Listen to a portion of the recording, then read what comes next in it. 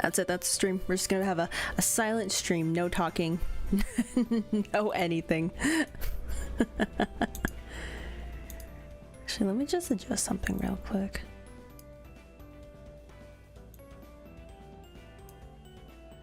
Yeah, Story says she's the only one technically apt at doing things.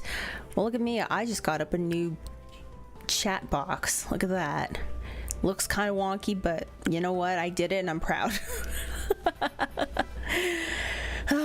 Well, hello everyone. Welcome. Thank you so much for joining today. We're playing more of this game because why the hell not? I am strangely enjoying myself. And yes, the title rather not just implies, but you know, outright states this is the last day. This is the last day of me here for the year.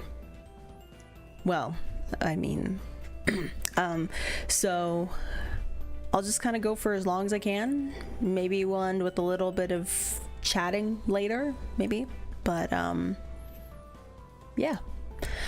Until then, we'll just keep playing this game. I mean, we've gotten to some juicy bits, like oh my gosh. There was a lot of drama in that last stream. There was a lot of drama, so I'm excited.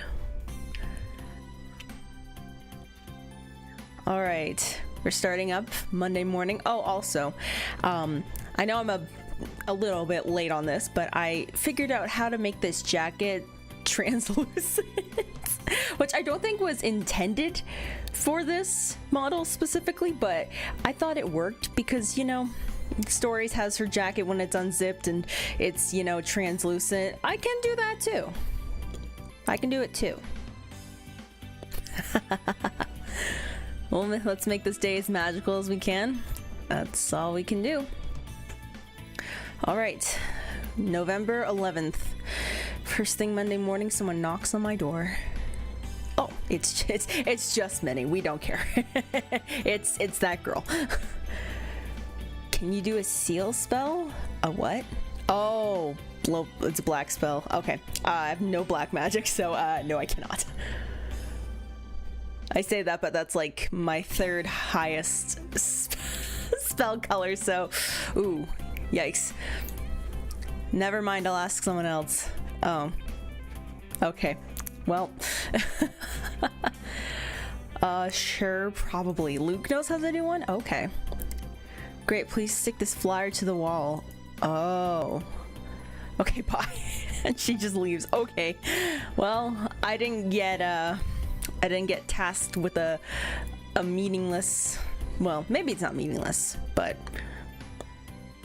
I don't have to do it, so I'm cool with that. It looks attractive. Is that a good thing? Billman Jones? I'm slightly worried. Translucent, so fancy of words. It's just a word.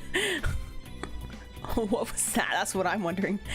Student council business, I guess. What's on the paper? We look at it together. It's an announcement of a special assembly for freshmen on Thursday. All normal classes will be suspended that day. Oh. How come we all have to go? Is it another ritual? I don't know any more than you do. He shifts his shoulder selflessly and then starts attempting to attach the wall of the paper. Imagine if he doesn't actually know how to do a seal spell.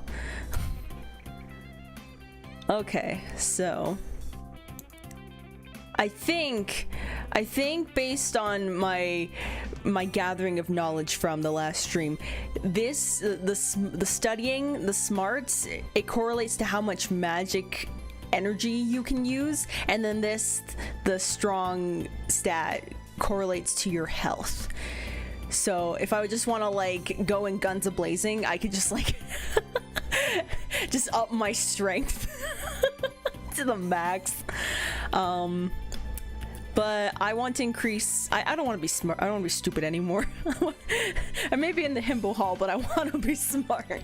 Okay. And so some black magic because I feel bad that I didn't know any. And then, yeah, just some more studying. So yeah, Parker's team mini. Billman has no team. Who was Team William last time? Someone was Team William, I think. Well, just gonna like drop my phone casually. What is with this game and these failures? I don't appreciate that. Can you stop? I'm just trying to do my best. Okay. Female voice is calling out to me, saying my name. Oh, it's Ellen. Oh.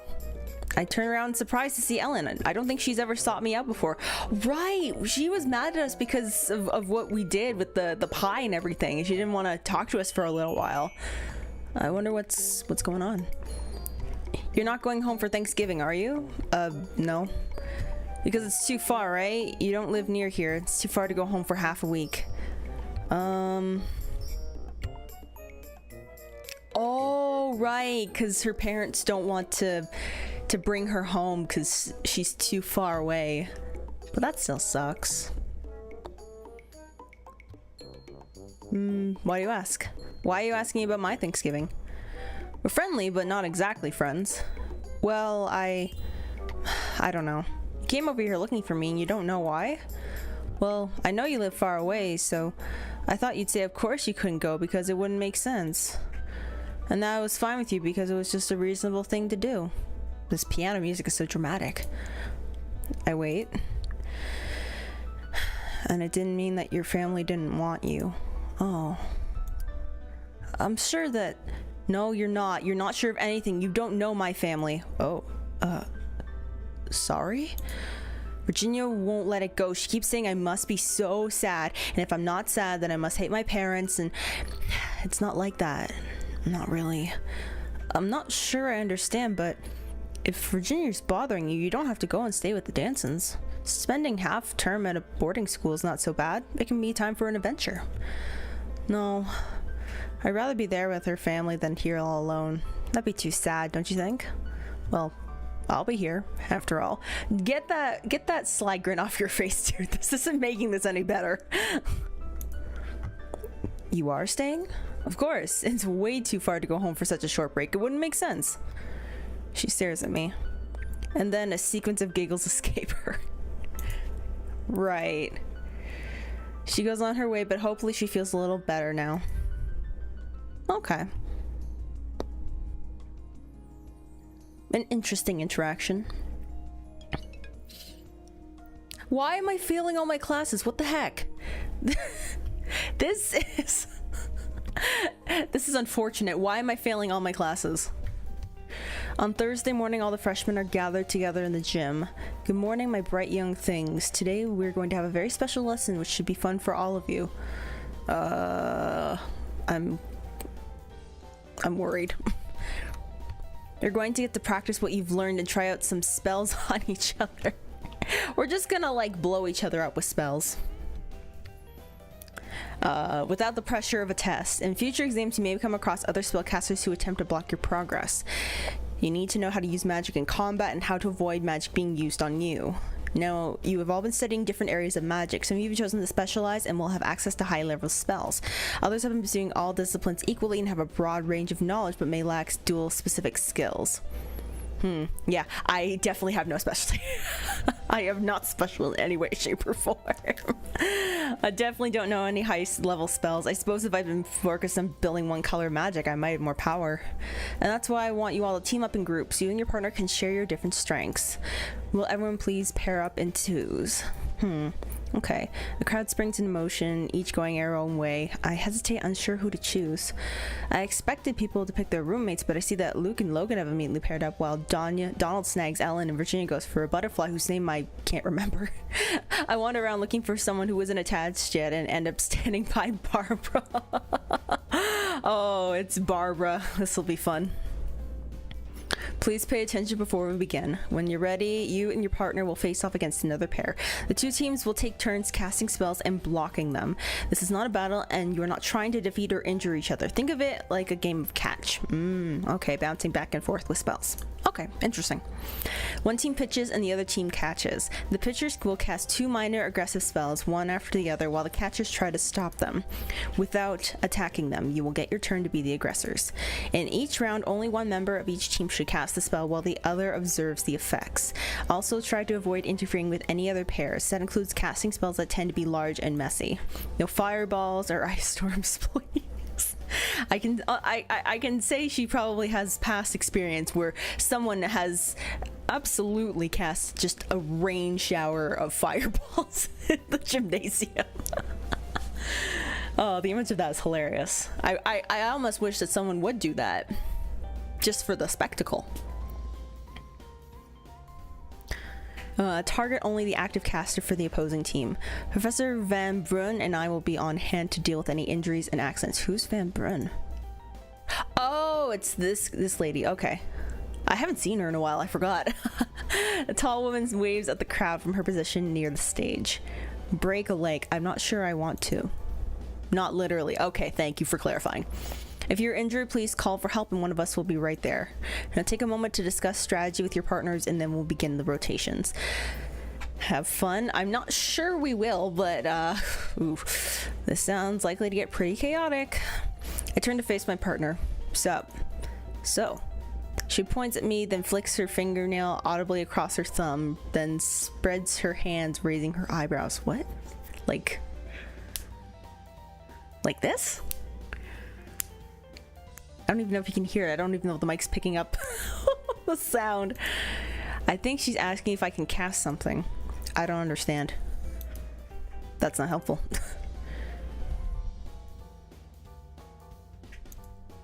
I'm not exactly what spells she has in mind, but I think we better go over what spells we each know.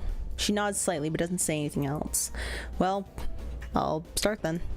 I give her a quick rundown of the spells I know how to cast, even the ones that don't seem relevant to a duel. Then I wait. Push, slow, bind. At least she said something. Alright, when it's our turn to defend.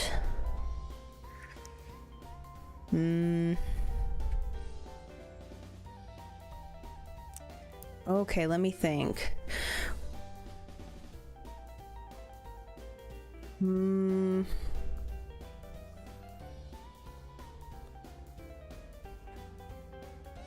What spell will be good to counter without attacking?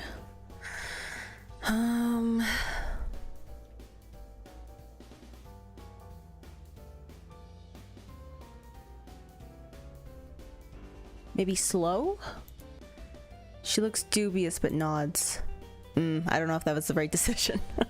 Professor Potsdam walks around the room, checking to see who's ready to continue and directing pairs to their first opponents. Barbara and I are set to challenge Luke and Logan. Ah, the twins. Casters, take your mark. Barbara steps into position in front of me as Luke comes forward to face her. Pitchers, when you hear the chime, cast your first spell and let the catcher try to block it. Hold your second spell until the second chime sounds. Spells ready. I focus my attention on Luke and the chime sounds. Barbara's spell and Luke's go off at the same time. His leaves a black mark on her robes. Hers doesn't do anything visible. When the second chime sounds, he marks her again. I win. Ah, shoot. He turns towards his brother and only then does her spell effect become visible. His movements are slowed. He walks like his feet are being pulled down into a swamp. Darn. Well, the spell is slowing his movement. It obviously didn't stop him from casting, so it's not much use in a wizarding duel. Darn, but that's still funny. At last, it's my team's turn to go on the attack. Barbara takes a position opposite Logan. She gets quite a wicked grin when she manages to zap him in the ribs. Ow. After we finish our set against the twins, we rotate to a new set of opponents and try out some different spells and techniques. We're having a fairly good time until...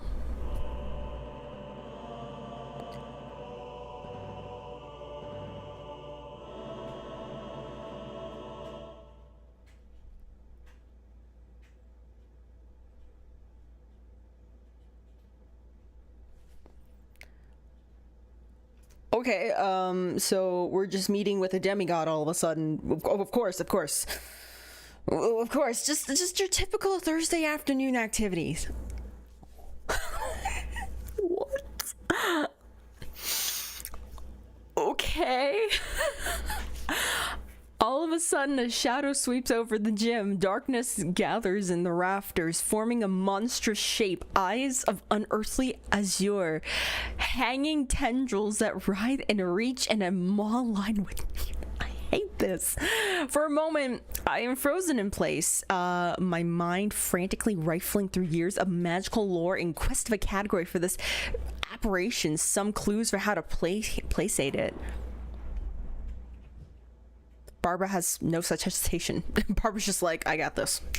As the rest of us blink and stare and scream at the beast above, she instantly snaps off a bolt of red magic which streaks directly towards its grotesque head and passes harmlessly through, scorching the ceiling tiles beyond.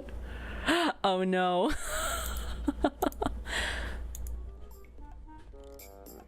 Oh, it's an illusion. The monster, the illusion, ripples and folds in upon itself, disappearing. POV, you're the cheese in my fridge at 3 a.m. With a whole room filled with novice spellcasters, it might be difficult to determine who is responsible, except that Donald cracks up laughing. Oh, come on, Donald. Donald? Yes, ma'am. While your Tetranarch was very impressive, I do believe you were told to cast spells only at your opponent. Technically, I didn't cast it at anybody. Openly flouting the rules is a bad example for the other students, don't you think? And as for you, Barbara, violent reflexes are not a virtue. I am certain you meant well, but in the end, your spell caused more damage than Donald's. I suppose someone will have to clean the scorch marks off the ceiling, but that must be a fairly common occurrence in magical school. Oh, do I defend Barbara or stay quiet? I mean, on one hand, she did kind of step up. But on the other hand, she could have used a different spell. I don't know. I guess I'll just stay quiet. Professor Potsdam is only stating facts. There's no need for me to get involved. You meant well and there's no punishment, but do try to consider the consequences of your actions in the future. There we go. Perhaps you should have been in Horse Hall after all.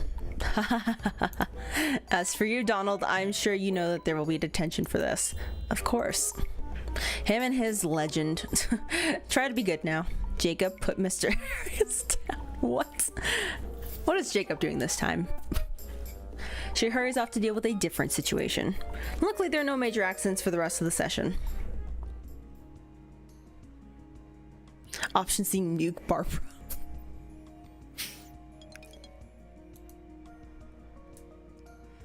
Alright, it is a weekend time. And I have $50 to my name. Along with this week's allowance comes a neatly folded sheet of paper with a silver star sticker attached to the outside. Perhaps make it clear that this isn't trash.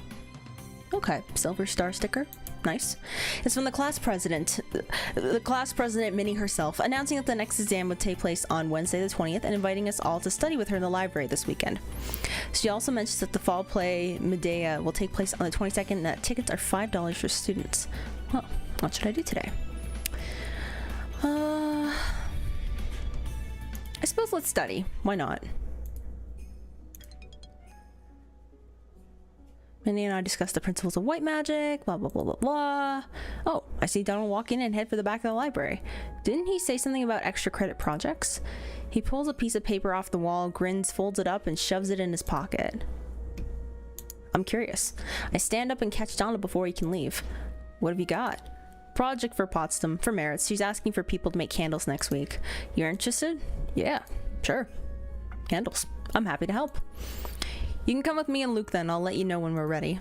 He nods at me and leaves the library. Okay.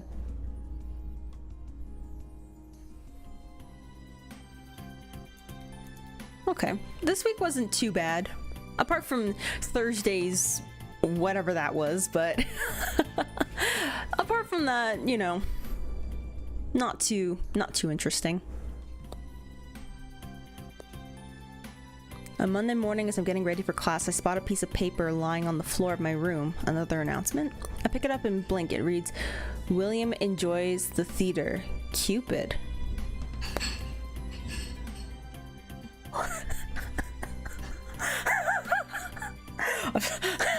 I'm sorry. I'm sorry. Wait, what? Cupid, first of all, how did you get my address? Second of all, what are you trying at? Who sent this? It doesn't seem like William's style to make a suggestion like this, especially not as Cupid. Is that someone's little joke? Do I want to go to the school play with William? Oh, is this like an opportunity for a date? Oh, okay. Interesting. Very interesting.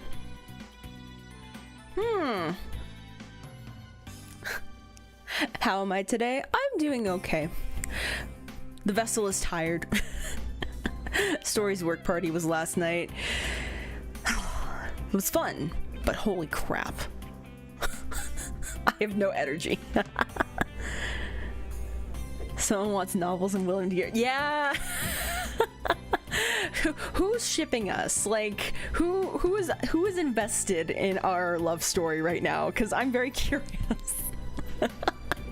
Who else knows? Or is this like Damien trying to play a prank on us or something?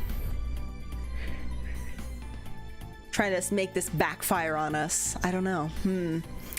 I could invite someone else, so it's the first option, obviously, invite William. The second option, I can invite someone else, so that could be like Ellen or Minnie or even Barbara, or I don't know if there's anyone else I could invite, honestly. I can go by myself, or I could just like not go at all. Maybe I'll just like skip out on it and just do something else. I don't know.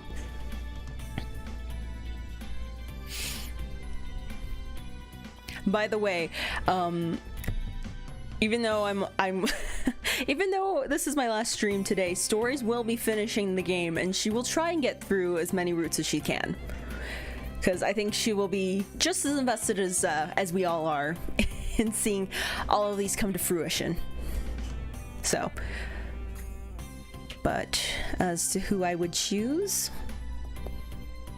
you know what? Let's try things with William. Let's see what happens. I'll go down the hall and knock on his door. Novels, is everything all right? Sure, fine. Listen, are you going to the play on Friday? I usually do. Great. I was looking for someone to sit with, if that's all right with you. Sure. Well, that was simple. Whoever wrote that note was absolutely correct. Huh, that was great.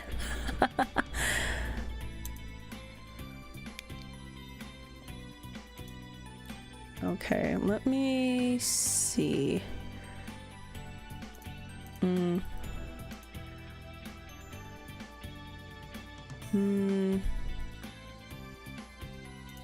Yeah, maybe I'll sleep before the exam just so I don't have any stress. Well, actually, yeah.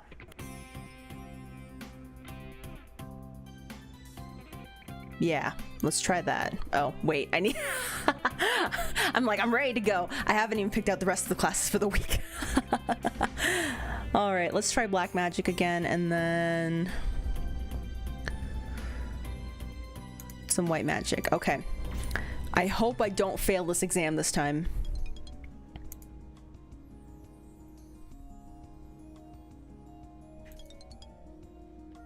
Oh, nice. I have no stress now.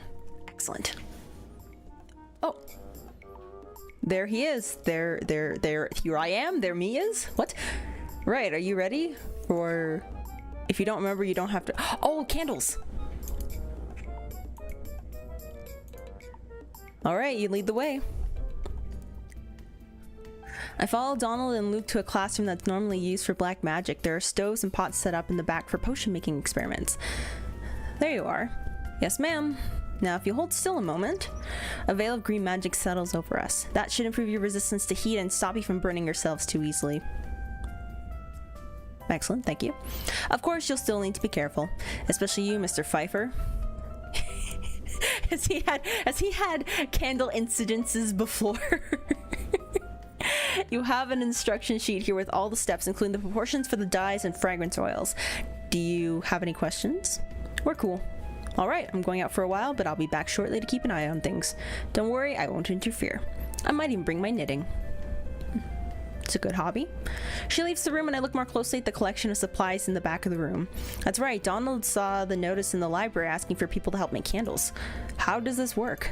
Set up the wick, melt the wax, pour it in, then cool it down. Easy. I've never made candles before, but I feel it'd be interesting. I feel it's like on the same level as like making soap. Like, obviously, you know, they are different materials, but the applications of how they're made kind of feel the same. Like, you melt it, you can add colors, add fragrances, mold it into shapes, and then, ta-da, you have your finished product.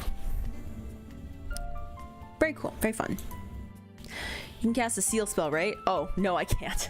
I have low black magic. Right, you run the wax, Luke can do the wicks. Sure. Okay, the wax is set up in a double boiler. I maybe would have learned a seal spell if I didn't fail my black magic class. God damn. Okay, the wax is set up in a double boiler. That means there's a pot full of water and another inside that's with the wax. Yes, double boiler. A bain-marie if you're using it for like cooking and stuff. Yes, I'm a fan of Dan and Phil. What of it? Make sure the water doesn't all boil off and keep an eye on the temperature, so if the wax gets too hot it explodes. Which must be why pots have enhanced our heat resistance. Okay, interesting.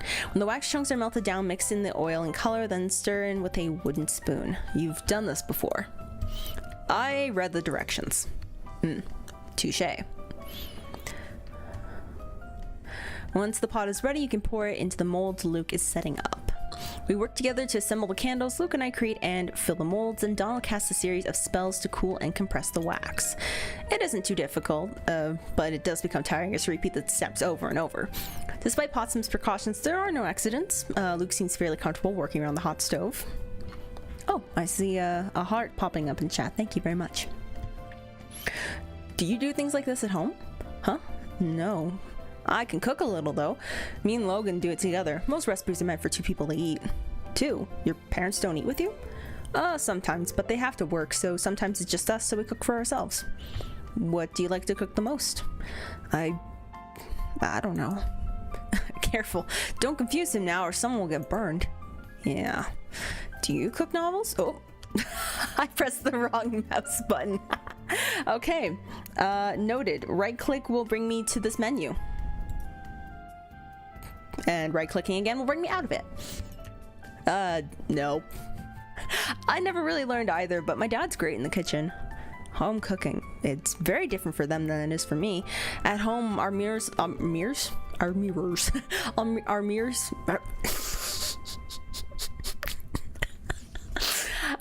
meals were always served to us. Our meals and our mirrors. God damn it. But if I talk about that, I would sound spoiled or stuck up, as they say on television. And so I keep quiet as we finish our batch of candles. Wonderful work, ducklings. Quack, quack. Yay, I've gone back up to my 15 merit points. With the 10 merit points I lost from the exam. Yes, maybe the visual novel engine. Yay, I didn't fail this one, but I didn't learn a new spell though. Am I ready? I don't know. I find myself standing in a stone corridor. The exit from this dungeon has been hidden. Choose your path carefully. Be cautious. All is not as it seems. Okay. Interesting.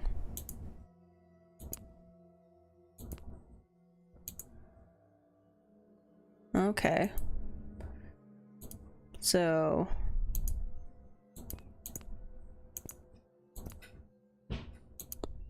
and then there's just another abyss of sorts. However, Remember my training in the dungeons.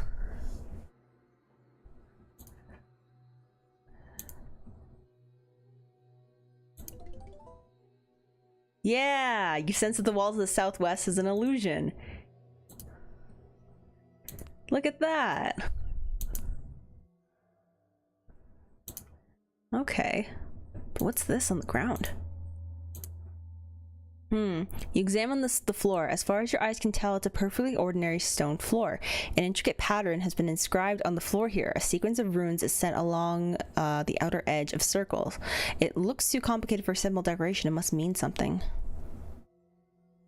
I'll leave it alone for now. Okay, no other spirits.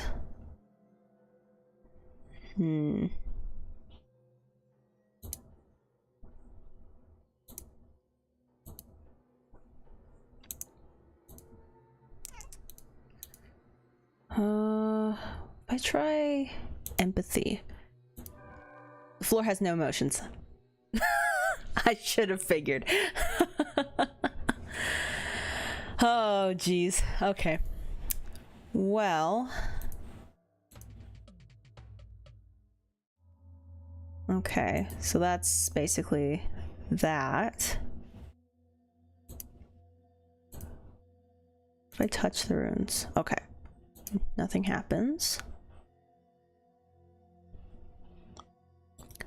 Maybe I should save again, just in case. I'm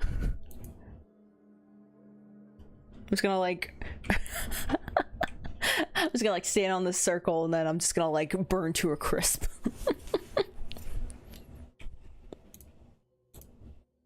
Alright, let's stay on the circle. Nothing happens.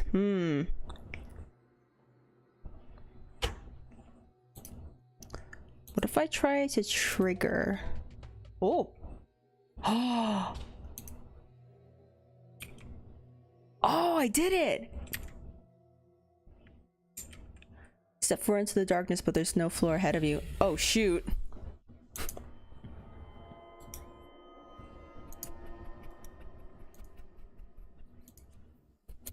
This is why we saved.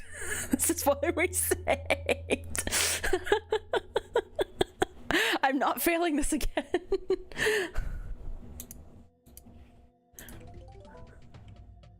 Okay.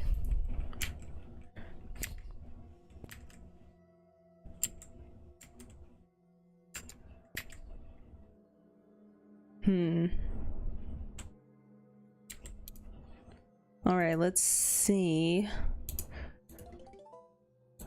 Okay, nothing down here.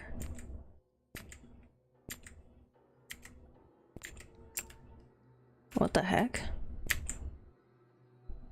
What does that read? Hopscotch. Okay. Interesting. What the heck is this? Stone is smooth and very, very hard.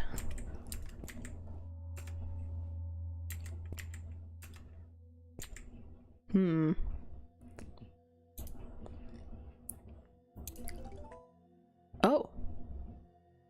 You cast light, the darkness is dispelled. Interesting.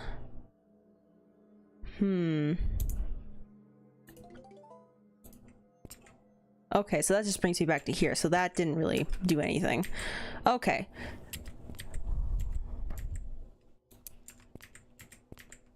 I feel like this wall has something to do with something. The stone of this wall has been magically strengthened. Oh. Weird. Okay. Huh.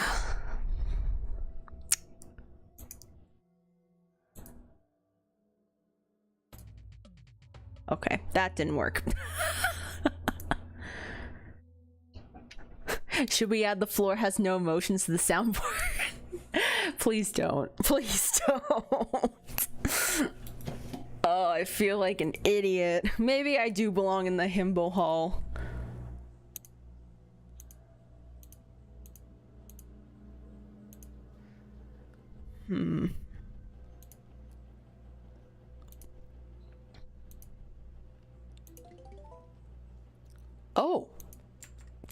the wall up there's an illusion. Yes! Yes! I did it! Thank God. Oh, yay! I actually made it this time. Oh, I've made my way up to the surface, blinking a bit at the sunlight. Congratulations, Novels. For succeeding in your quest, you receive 5 merit points. Excellent. I hope you... Oh, achievement shortcut. Oh, did I got a shortcut achievement? Oh, interesting. I hope you enjoy putting your skills into practice. Now, if you'll excuse me, I have another student to look after. Well, that's done. Huh. I'm on my way back to my room when I hear commotion in the halls. Stomping, shouting. Oh, Ellen. Professor Grabner, sir. Ellen is yelling at Grabner? I better go see what's going on. I eased forward, joining a growing cluster of students who were staring at the confrontation. Your testing procedure is unbalanced and unfair. Oh. Ellen's calling him out. Take it up with the headmistress. I have no time for this. No, you listen to me. It's important. Would you be willing to accept attention in exchange for my listening to your little diatribe? Yes. I see. Carry on. You tell us that we're supposed to be creative, but you discourage creative solutions. You tell us we're supposed to think our way out of challenges, but you don't teach us to think. All we've learned since we've been here is spells. No history, no literature, no social guidance. You don't tell us what is and isn't accepted behavior, and then you punish us anyway. You tell us to experiment, but you don't tell us how to do it safely, and you don't give us tools to measure our progress. And you make fun of science for doing what you can't. It's wrong. Have you quite finished? Yes. Very well. I will see you on Sunday for your detention, Miss Middleton. He pivots neatly in place, his cape sweeping out behind him, making onlookers flinch, and walks away. I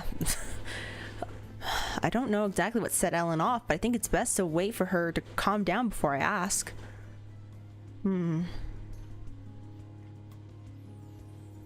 Interesting. I wonder what happened. Okay, actually, I succeeded in my black magic class. But can I learn a new spell, please? I don't even know a seal spell. After class lets out on Thursday, I track down Ellen in the school library. Novels? That's me. Hi, I want to know what she was arguing about with Grabner, but how should I bring it up?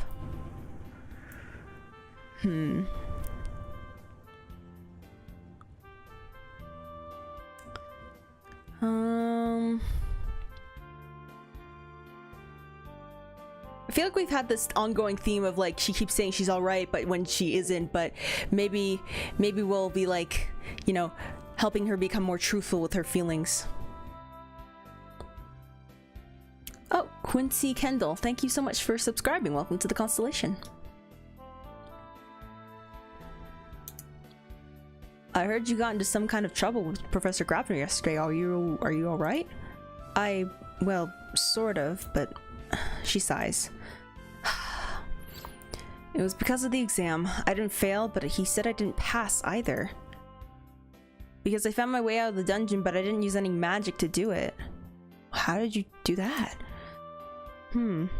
They told us when we went in, things aren't what they seem, so I knew there would be illusions. But the walls all felt solid, so I realized they must be affecting the mind as well as the eye.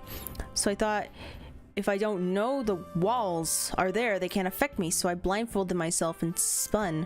And then I fell over, but that was okay because I needed to crawl to be sure that I didn't fall into any invisible pits. You crawled through the whole dungeon blind? Oh no, I had to take the blindfold off to use the teleportation circle. There weren't any instructions, so I had to test all the rune combinations in sequence. How is that even possible? I just used a trigger spell. I didn't even know there was a sequence. So I found the exit, but I didn't cast any spells, so he said it didn't count, he wouldn't give me any merits. What? But... Huh. If they'd said I had used a spell, I would have. It's not fair. It seems obvious to me that the exams were designed to be solved using magic. Spells and how to use them have been the focus of our education. Perhaps she sees things differently because she's a wild seed. What will you do now? What they tell me to. Until I think of something better. I can't believe Grabner gave me detention just for speaking my mind. I can't believe you agreed to it. Oh, I guess I did. It was still really mean. He's an awful man. He'll probably invent something humiliating to do for me. He's not so bad, really. How do you know? I'm a good judge of character. Right. Alan's like, I'm not convinced. I'll talk to you later. We're slowly becoming friends with Alan. Slowly but surely. Bonjour. Bonjour, mes chéris. Today I wanted to talk a bit more about otherworld creatures in general. Because our worlds are connected, they can cross over just as easily as we can if they have the power. Even those without magic sometimes catch a glimpse of strange creatures in the woods, visitors from other realms. But in this world, they are not native, and that makes them vulnerable. They are weakened and bound by their very natures. Excuse me, just as we are when we travel the other world. Every spirit in this world must follow certain rules in order to maintain their existence. Not the same set of rules for all spirits, though. That would be too simple. Arcane obligations vary depending on the type of creature and the method it's used to reach our world. A witch casting the spell to summon a creature has the opportunity to affect those rules herself. And that is why one should never accept the invitations of spirits in the other world. If they open the gate, then they set the rules, and it's probably a trap. Interesting. If you understand the rules that a creature is bound to, you can easily defeat it. Most of you will have heard vampires being repelled by crosses. That won't be true for all vampires, but for some it is an easy weakness to make use of. In later years you will study many types of otherworld creatures to learn this sort of lore. Lore dump. Excellent. Now to continue with your lessons in white magic. Oh, when am I going to learn a new spell? In the evening, I meet William outside the auditorium. There are a lot of people here, not just students, but ordinary Americans who must have driven out here to see the play. These Americans are here for some good old student theater. As usual, they don't notice our capes and robes. The dim light may help, but I'm sure a bit of magic is at work here.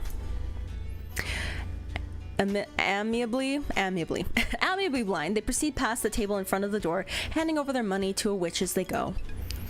Oh, I'm sad. I've spent $5 on a ticket. Honestly, that's not even bad. That's not even bad for like even a school play. That's not even bad at all. Yo yourself. I pay for my ticket and go inside. Oh, folding chairs have been set up in rows across the floor, facing the stage. Beyond the curtains, a vast illusion creates the impression of distant lands, marble steps, and crumbling ruins. With magic, of course, it would have been possible to create a perfect image of Corinth as it now stands, hundreds of years after the Romans destroyed and rebuilt it. However, the ancient Greeks staged their plays as openly as possible, with only painted backdrops to set the scene. Too much detail would distract from the aesthetic. That's fair. Besides, if the stage looked like a true portal back to a city whose temples I've actually visited, I think it might make me a bit homesick. Aw. The audience settles and quiets, and the show begins.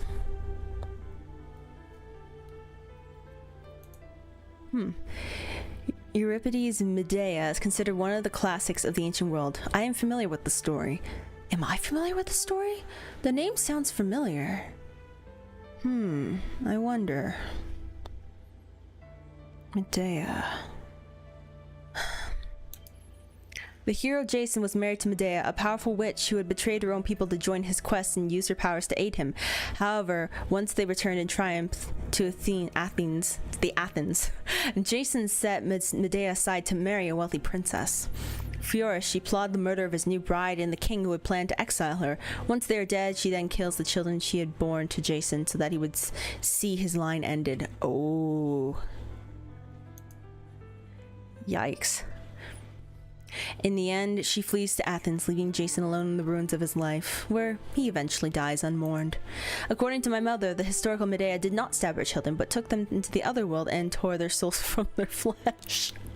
Yeah, I don't know if that's any better. Reanimating their bodies with spirits to curse the father that abandoned them. Whoa, okay. Yikes. Whoa. Oh, that's fun. Instant blood. This performance keeps to the tradition of knives and surprising amount of blood. The unprepared audience shrieks along with the victims. Fun. We head out back in the hall. You didn't look very surprised by any of that. Did you know the play? Yes, but that was the first time I've seen it performed in English. Huh. Were you ever involved with the theater back home? Local community or school productions? Oh no, I'm home taught. And we didn't mix that much with the lower, the non-magical. Oh, that's more common in Europe, isn't it? Being sequestered young if you're a born wizard. I suppose. I haven't studied it. It's controversial here. There's a push to ensure everyone understands the local culture well enough to blend in. If we know what looks normal in Bondar, it's easy for us to avoid attention, avoid accidental exposure. But too much integration raises the risk of intentional exposure. Sorry, politics. Just silly old politics. Didn't mean to bore you. An honest political perspective from someone who isn't trying to impress my family could be valuable. But I suppose it's normal to think that politics is boring. And so, to avoid attention, I only shrug, then change the subject. I'm not looking for intentional exposure either, but not being a wizard. What about you? In the theater, I mean, did you act? Oh, back in junior high, yes. Were you any good at it? Actually, in 8th grade, I was the leading male. I could see that. But the competition wasn't that high. It seems like the mysterious note I received was correct about William's interests.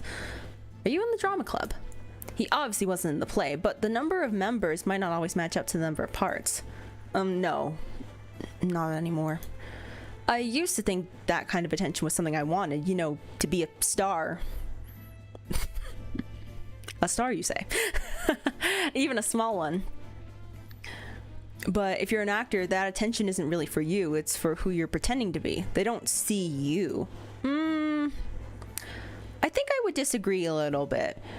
I mean, for sure, the character is quite important to what you're portraying in whatever media that you're, you know, acting for, whether it be like an on-screen movie, a voice acting position, heck, even a VTuber. But you yourself are what makes that character come to life. Even if someone else takes over that role, they'll have their own interpretation and impression of that character, and their interpretation and impression will be vastly different to yours. I think it's a little bit of both, because obviously, you know, people are very much in love with like the characters that they see on screens, but if the person behind that character changed, it wouldn't feel the same. We've seen it time and time again, you know, voice actors change, and they appreciate what the new voice actors can do, and, you know, you appreciate what they bring to the table, but it's never going to replace what the original actor's done. Or something like that. That's just my opinion, though. Which isn't a bad thing, of course. I like actors, I like plays, but what I was looking for wasn't there. I'm a wolf, not a falcon. But he was a falcon before he crossed paths with Damien. Is he being more true to himself now, or did that bad experience make him afraid of his own desires? But there's nothing I can say about being true to yourself, not when I'm lying about myself every day.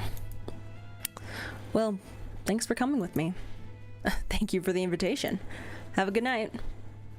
Good night, William.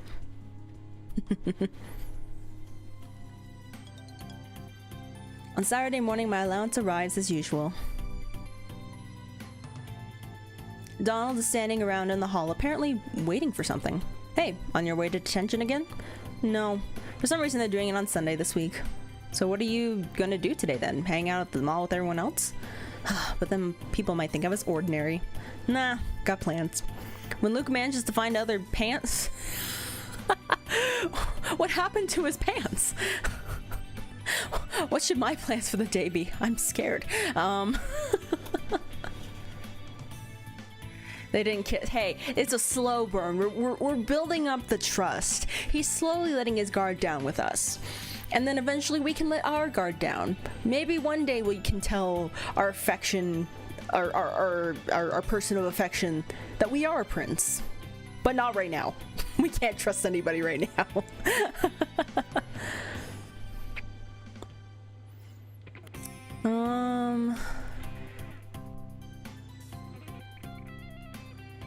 Do I want to study some more? Probably. Oh, Minnie's not here. Without Minnie and her study club, the ebb and flow of people in the room is different. Most students seat themselves at tables and stay there or pick up a book to check out and swiftly exit. My eyes unfocus slightly as I stare into space, thinking of home. That's odd. I see Angela at the front desk handing a book to Miss Darden to be checked out, but I didn't see her at the bookshelves looking at books. It's not a large library, it's just one room. Most of the bookshelves are no taller than my chest. There's nowhere for anyone to hide. And yet, I'm sure Angela wasn't there before. Even if I wasn't paying attention, I should have noticed her. She's a very noticeable person. But I really wasn't paying attention. It's not like Angela just appeared out of nowhere. I just simply didn't notice her earlier. Even if she had appeared out of thin air, that wouldn't be suspicious. She's a witch. She could teleport herself if she wanted to. Oh, I must be very bored to imagine a mystery here.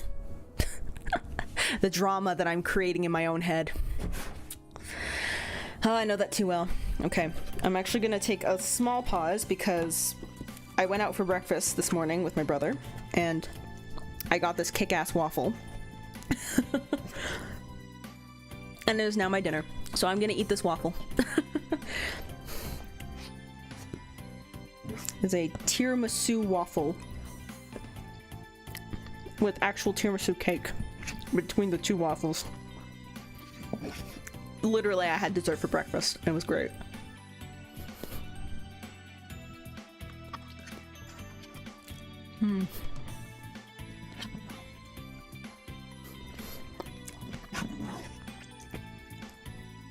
Yeah, it's probably better warm, but I'm not about to warm up whipped cream. That would be a recipe for disaster. Waffle break is acceptable. Good. I would still be doing it either way.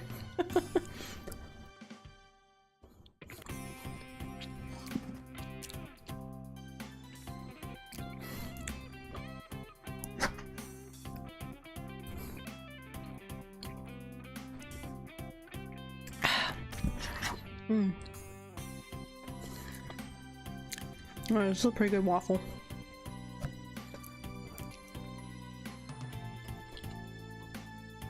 I do wish it was slightly crunchier, but apart from that, the flavor is really good. And the waffle itself isn't too sweet, so it really mixes well with the rest of the stuff that's on top. The whipped cream, the berries, the other stuff.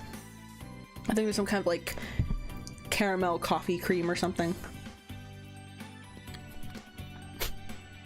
Do you like waffles? Yeah, we like waffles. Do you like pancakes? Yeah, we like pancakes. Do you like French toast? Yeah, we like French toast. Do, do, do, can't wait to get a mouthful. Waffles!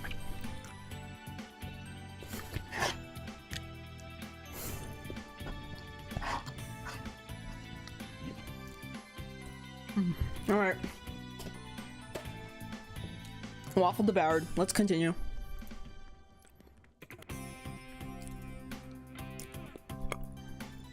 Let's see, what kind of spells? How many spells do I know of each? So 3 red spells, 4 blue, 3, okay, so 3 of everything except for blue. So I've got 4 blue spells. Okay, interesting.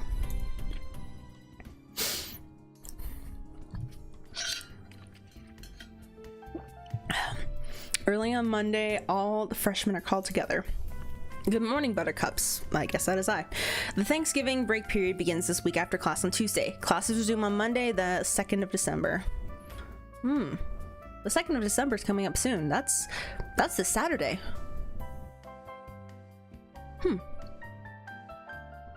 Interesting. That dies here. Thank you. Do not add the waffle song by Novels of Novas onto your soundboard. You do not want that, trust me. If you are staying through the break, the library will be open and meals will be served at the regular times.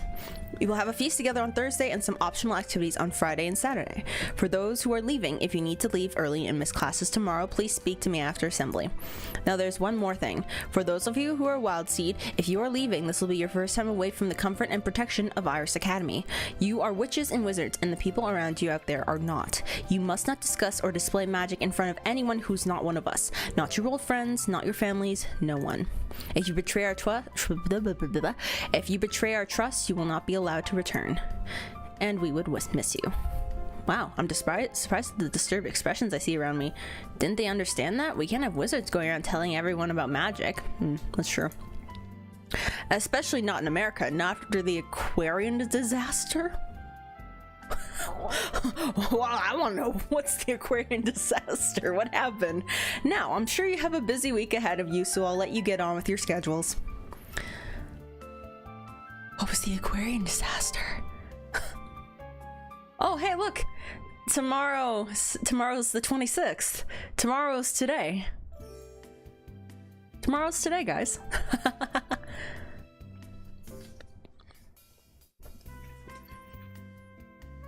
I guess... Let's see if I can increase my blue magic. It seems to be my best magic so far, so might as well try and up my blue magic then. Okay, excellent. Nice. Yes! Learning another spell. Today you'll be learning the spell of darkness, which allows you to remove all visibility from a small area. Oh, magical darkness is not simply the absence of light, is the antithesis. Darkness is absolute. That sounds terrifying. Creatures who rely on visuals find complete darkness highly disorienting. This includes most wizards.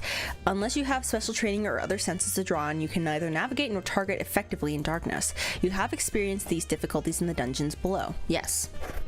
In that alternate universe where I fell down a pit of darkness. But that doesn't count because it doesn't exist anymore. Thanksgiving in November, pathetic. Yeah, Thanksgiving in November, I wouldn't know about that. The same disadvantages will affect other creatures. Your opponents may lose the ability to attack you. A spell of light will banish the darkness from the area, but that is not your only tool. With true sight, you can bypass the darkness and see things as they are, while others may not, but only for a moment. What helps may also hinder. Use your tools wisely. Oh, interesting. Oh, hello, welcome. Thank you so much for joining. If I might have your attention, please. Take hold of each other's hands and close your eyes. Okay. Wait, I can't read if I close my eyes. We give thanks to the parents who created us and the friends who help us grow. To the earth which nurtures us and the other worlds which inspire us. For what we have been given and for what we have to give. For those who have taken us in when we were in need. For forgiveness and for the hope of renewal. May our tributes bring joy and may no one go unanswered in this Thanksgiving season. So may it be. We echo her final words and then our hands slip away from each other as we look back into the light. Have a very happy holiday. I'm the atrocity birth from the Aquarian disaster. I should have known. As she dismisses us, a hubbub rises. Students eager to share their holiday plans or just to get out of here and meet up with their families again. It doesn't affect me. I'll be on campus all week. Just finished an exam, non-magical school. Ah, yes. It is non-magical school exam time. But that just means the holidays are coming up. So that's exciting. Yeah, Stories is excited to go over holiday plans with you guys. I think that's what her first stream's going to be when she gets back. She's kind of going to go over what's going to happen in December. As you know, birthday coming up, Christmas, maybe some other stuff. So, yeah, it's kind of a catch-up, as far as I know. She might plan something else, but we'll see. We'll see. I head back towards my room to get out of the way of the stampede. Novels? That is me. Oh, it's William. He looks sad. Hey, I turned to see William waving at me. I just heard you're staying here for the break. Are you alright with that? I already told your sister. I don't need to come home with you. I'll be fine. Well, I mean, no, I was kidding. Am I wearing eyeshadow? No, these are my eyelids. These are just my eyelids. Can we play Doki Doki next time? We do have it downloaded. Not sure. We don't take, well, I suppose Stories doesn't really take green requests, but she is open to looking into things. So, it's not a hard no, but it's not a hard yes either. Well, that's good since we got a full house already with last minute addition. You mean Ellen? And Pastel. Oh, Pastel. The pink fairy girl? Definitely a good thing that I turned down Virginia's offer. No, I just wanted to be sure you didn't feel abandoned. I'd offer you to bring back some turkey, but I'm not sure you would appreciate it. No, we don't eat many birds where I come from. We do not eat the avian poultry or others. Mostly beef. I'm sure they have turkey at the feast on Thursday if you want to try it. The white meat is popular, but I've always preferred the dark. Yeah, I'm more of a white meat person as well, but you know, dark meat is also pretty good too. He hesitates, apparently unsure of what to say.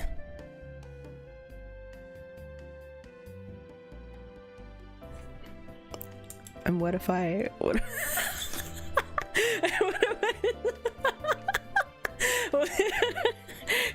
if I just go like, well, I'll miss you. Oh god, could you imagine?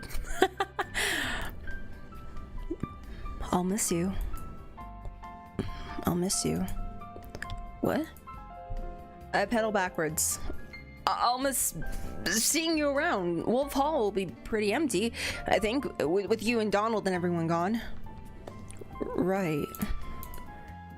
And I'll be in a house full of girls. So you'll be missing Wolf Hall. Don't let V hear you say that. Anyway, I should be going. Take care. He heads off to join his family. I don't think I've ever seen, like, we haven't seen the main character blush yet, right? Right? Someone is knocking on my door. Why is someone knocking on my door? Isn't almost everyone supposed to have gone home? Well, I better have a look. Oh.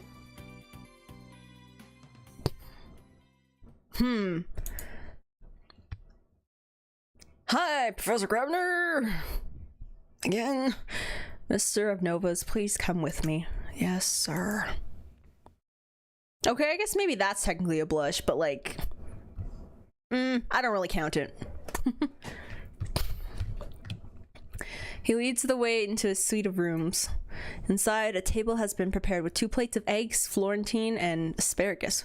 Wow, that's so random. What? Tea or fruit juice? What the? You brought me here for breakfast? I've never had asparagus for breakfast. I've also never had eggs for breakfast because I don't like eggs, but I digress. You object? I mean, no. Free food, I guess, but... Then eat. It would be ungracious to refuse and take a seat. Grabner seems, if not exactly amiable, at least a bit more relaxed than usual. Having no classes to teach must take the pressure off him a bit. How are your studies progressing? Why don't you tell me? You're the teacher, evaluate me. Yeah, how have I been doing? Very well. You have at this point accomplished most of the tasks set before you. You are a student in good standing. Excellent. Me with my 20 merits. I have 20 merits now. If they would come back down, there we go. I just got here and you don't like eggs. Ooh, yeah, no, I don't. Sorry. I know it's a cardinal sin, but I just can't stand. I can't stand the flavor. I can't stand the texture. The smell, ugh, but it's mostly a texture thing. Yeah. Oh, no worries, it's okay.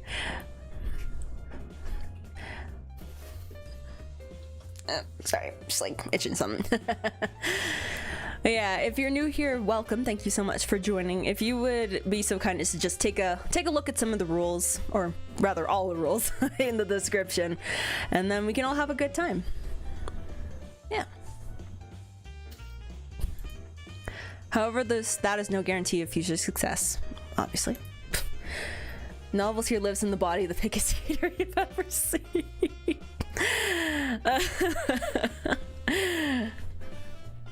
I'm gonna take a picture of that, and I'm gonna leave it on the phone so Stories sees it as soon as she comes back, and she's gonna be like, "What the fuck?" I suppose I asked for that. And yourself, pray tell me, what is your expert opinion of this establishment? It's disappointing. I like it here. I've met a lot of new people and had a lot of fun. Things are going well.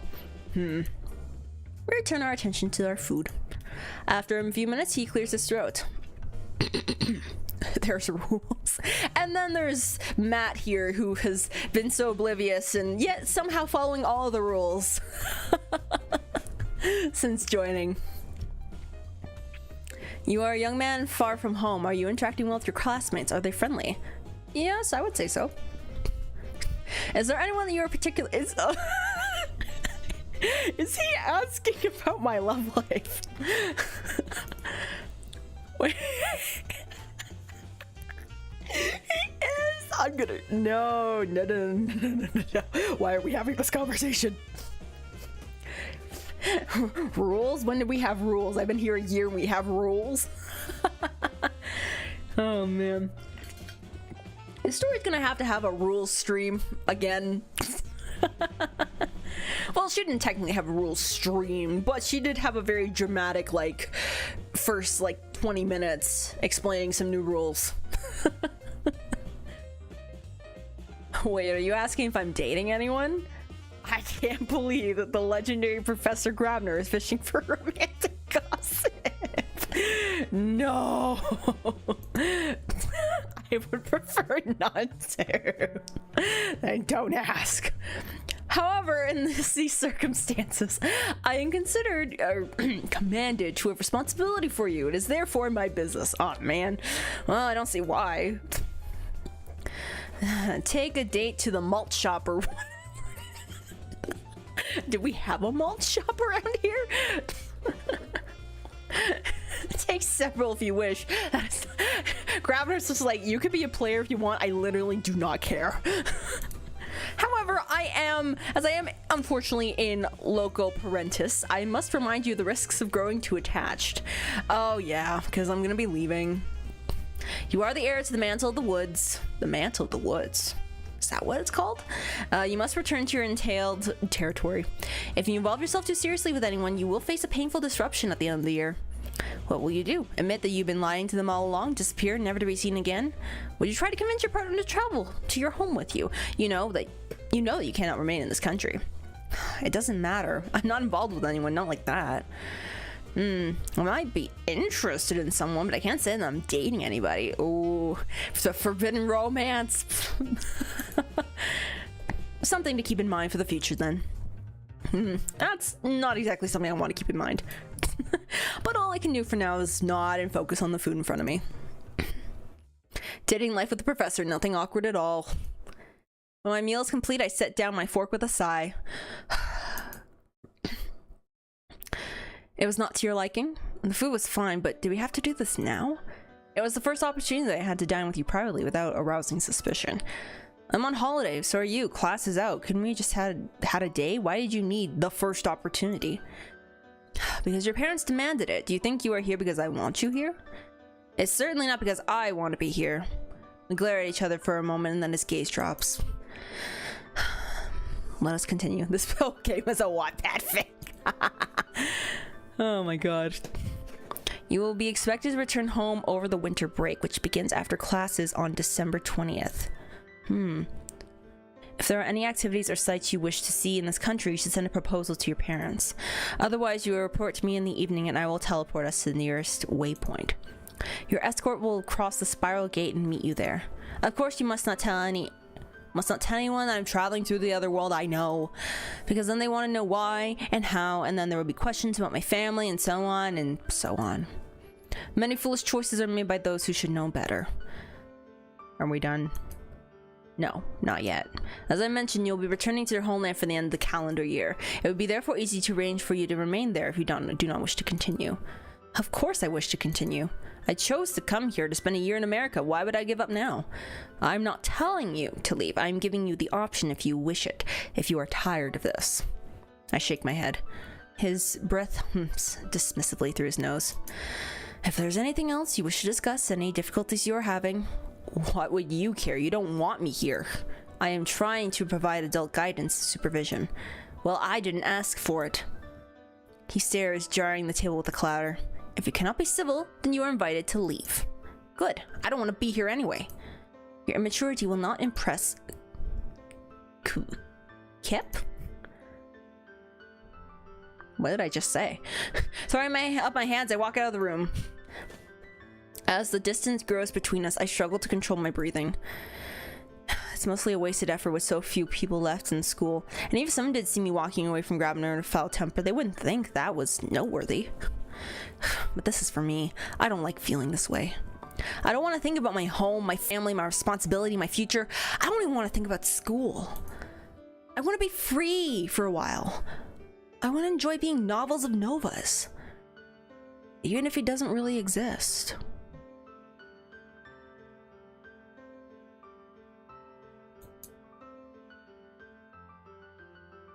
I've just been a figment of your imagination this whole time, guys. I'm sorry to break it to you like this.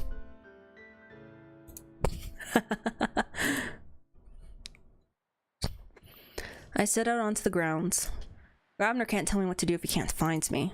If he can't find me. The wind is brisk, but it's not quite freezing. My robes are enough to keep me warm for now. But the wind is wrong. Even the sound of it is wrong. The wind doesn't sound like my wind. The trees don't move like my trees. Everything is foreign. Isn't that what I want? What do I want? Why can't I be happy? Why won't they let me be happy? Why won't I let myself be happy? Why am I here? Instinctively, I reach out.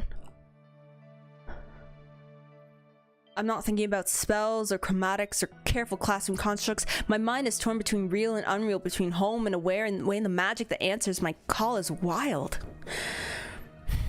I can feel it surrounding me, but it's not mine. It's not controlled, not safe. Not here. These are not my woods. I shove the power away from me, back out where it belongs. Huh? The sudden conviction that someone is watching me is so intense. I spin in place, expecting to find Potsdam standing there, smiling oh so mysteriously. But there's nothing there. I invoke spirit sense just to be sure and get a faint sense of something over my head. Barbara?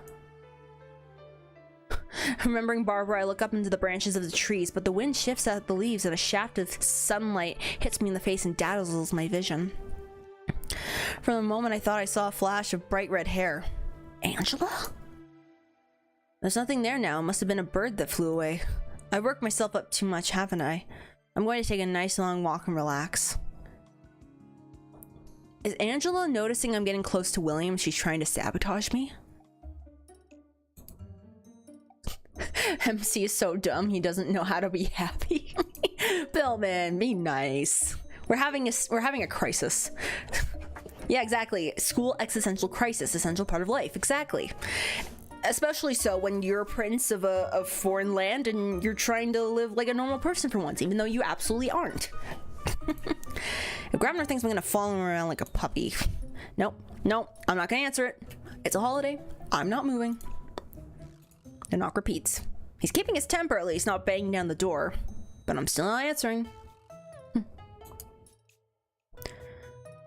Novels, dear, wakey wakey. Oh, is it Potsdam? What? Yes, Professor Potsdam. Good morning, Gobbler. What? I know you're keen to learn about American tradition, so you better get up and get over to the gym for the parade. We're having a parade? Oh no, we're only watching. Everyone does. The kitchens won't be serving meals until the feast this afternoon, but there will be some snacks on hand. Now you better get a move on if you don't want to miss the beginning. I suppose this is how it works. On Thanksgiving Day in America, the businesses of New York City hold the world's largest parade. Oh, this is cute. There are marching bands, cheerleaders, actors, singers, enormous balloons, huge decorated floats. It goes on for hours. Families line the city streets and hotel balconies to get a look, but most of the country watches the television broadcast from home. Here at Iris Academy, we can go a step better. A complex illusion transforms the gym stage into an enormous picture window without looking out into the streets of New York, as if we were right there among the crowd. Cool. It's only an image, not a portal. They can't hear us, and any popcorn thrown at the view remains in the gym. That means everyone feels free to scream approval when the high-kick dancers wearing suit jackets and stockings do their routine. There aren't many of us here, but it seems that Potsdam has rounded up most or all of the remaining students in the name of tradition. Any stragglers will probably show themselves at the feast. Blaze is the first person I see here that I actually know, so I end up sitting with her and listen to her jokes along with the official commentary. After the parade in the early afternoon, the feast is served.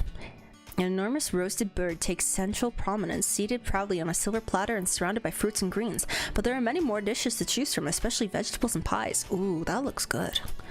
To make it easier to accommodate the group, the food is set up on one table like a buffet. We all circle around it and make our selections before moving to another table to sit. Everyone is present, even Grabner, although he won't meet my eyes. At the last minute, when I've already taken my seat, Damien slips into the room and heads for the food. I didn't even know he was still at school. Now, while we're here, let's all share something we're thankful for. I am thankful for the warmth of your company and the peace of this academy. Isabella? Oh, that's her name. Isabella Van Vroon.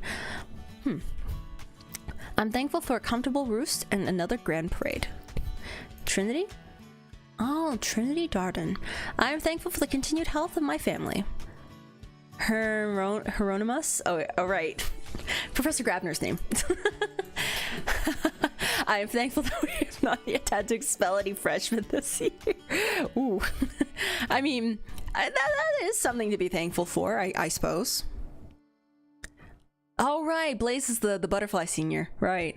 I'm thankful for rabbits. Yep, rabbits are cool. Focus moves around the table. A South Asian man in Toad Hall robes turns up his classically beautiful nose and refuses to speak, but Possum seems to expect that and moves on. Then everyone looks at me. I am thankful for new opportunities. The chance to see a different part of the world and learn about all of your customs. A few more harmless statements, and then at the end of the table is Damien. I am thankful for innocence and beauty. I don't like that when it comes out of your mouth. Wasn't that lovely, everyone? Now eat up, enjoy. Later today we'll have some traditional games available in the gym.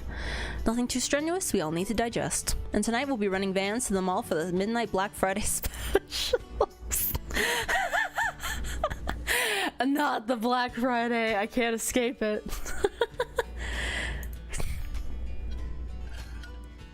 Only Americans who make shopping at midnight a holiday tradition. I think I'll pass.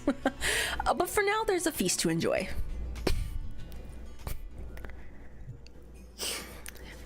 After overindulging at the feast, I'm walking slowly through the hallway when I hear someone clear his throat behind me. Mr. of Novas. Oh, Professor Grabner. I would like to speak with you. You have a moment. This is a request. You are on free time. You may say no. So he wants to apologize to me, does he? Okay, I'll bite. All right. I follow him into a room. So, yesterday, I spoke harshly. It was not my intent to drive you away.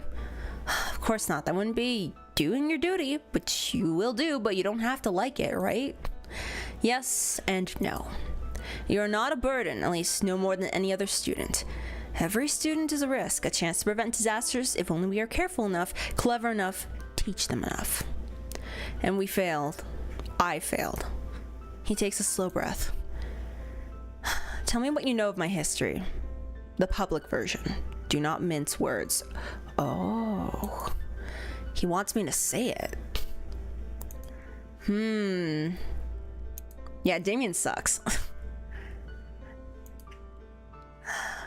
The rumors say that you murdered a wild seed in England when you were a student? What? But I know that's not what happened. It wasn't. So someone did die.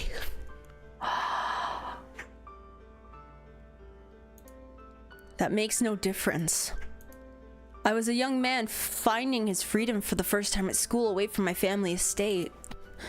Like me. I did not trust my elders. There were too many lies, too many dismissals. When I was inconvenient, I was pushed aside. Because I was alienated, because I thought I knew better, I chose not to believe anything I had not seen for myself. And therefore, I defied everything, every warning, and brought a wild seed girl with me into the other world.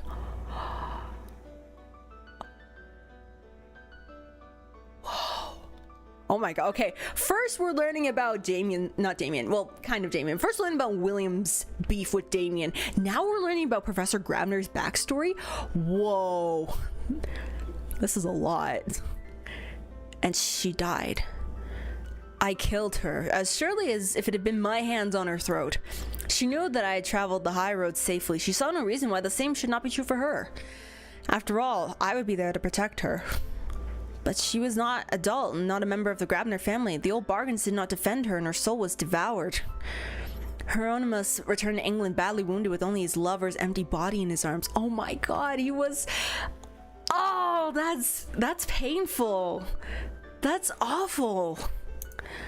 It was a terrible scandal, not least because of the risk of someone investigating how he survived. The noble families joined forces to cover up the incident and explain the girl's disappearance. Hieronymus was ordered to keep silent. In anger, he left England, never to return. His exit fueled rumors that he had killed the girl in some kind of romantic quarrel, which muddied the truth even further. It has been a long time since I have spoken of this. I do not like to remember. My duty to you stirs up old memories. That is not your fault. It is mine. It has always been mine. It is easier when no one knows. When you are here, I can't forget. I don't think he's ever forgotten, not for a single day, even if he doesn't speak her name. You know my story, and I am the only person here who knows yours. Your company makes me uncomfortable, but I would rather you came to me if you needed support. You don't need to do that. There's nothing wrong. Everything in my life is just being a teenager. The love and the loss that we feel when we are young may be the deepest and forever mark on our fates. Forgive me, I must sound like a melancholy old man. He's not even that old. Well, adult, yes, but not what I would call middle-aged. How old is he? I felt foolish for snapping at him yesterday, but I don't know what to say to him now. He's not my father, but he is my teacher, and we're not exactly friends. You don't need to hear all this. Speak to me if you have need. Don't do anything stupid. Well, I'll try. Right. Happy Thanksgiving. I can't help but laugh a little. Wow. Okay. That was a lot. That was a lot. Finally, I can sleep in with no one bothering me. Thank God. I've lost all my stress. No stress today. Old ass dude, but not yet middle age. Eventually, tiring of spending all day in my room, I decided to go out for a walk. On an ordinary Saturday, I could go to the mall, but with most of the students gone, the vans aren't running. I'm not sure about the dungeons, but they're probably locked up for safety reasons. Before the holidays started, Potsdam made a point saying that the library would still be open. Maybe I should go there. No one seems to be around, except for the librarian, who looks up from her book as I enter. Afternoon, Mr. of Novus. Yourself? I don't know much about Miss Darden, except for the Thanksgiving meal. I've never seen her out of the library, and inside the library, never seen appropriate to start a conversation with her. Besides, she's a teacher. Well, actually, she isn't. At least she's not a professor. She could be a junior instructor, but she seems older and more experienced than Professor Van Brun. Still, looks can be deceiving. Something on your mind, sugar?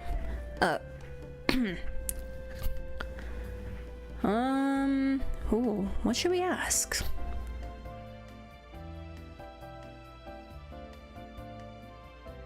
Maybe... let's ask her if she teaches. I know you said you're not a professor here, but I was wondering if you ever did teach classes. Never a class like you're thinking of. No, that just would not suit. But I have advised a research project from time to time. Are you asking for a reason? Well, I was only curious. You're wondering why I don't take the title? Yes. I'm not one of those pentachromatic witches. Not my system. Wouldn't make sense. From what Professor Grabner told me, she might be from the root. That's a little strange to me. I would expect the school librarian to be very much part of the system. She settles back in her chair with her book. You let me know if you need anything else now. I suppose it's up to me to amuse myself for now. Interesting.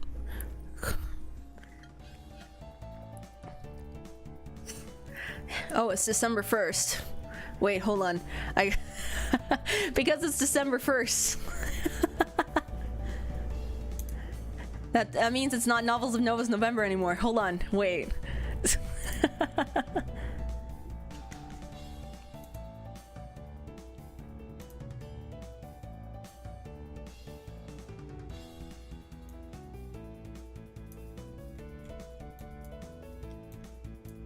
God damn it, Novels, did you do this again? What the heck? Hi guys. What just happened? What just happened? Wait, why are you guys saying no? Hey, come on. Rude. But seriously, why did novels bring me out here? What? I'm... Oh, what bullshittery is he up to now? Novels come back. Wow, okay, fine. You guys rude? Okay. Sheesh, if you guys don't want me here, you can just say so. Bye. Well, let's get back here. Little shit.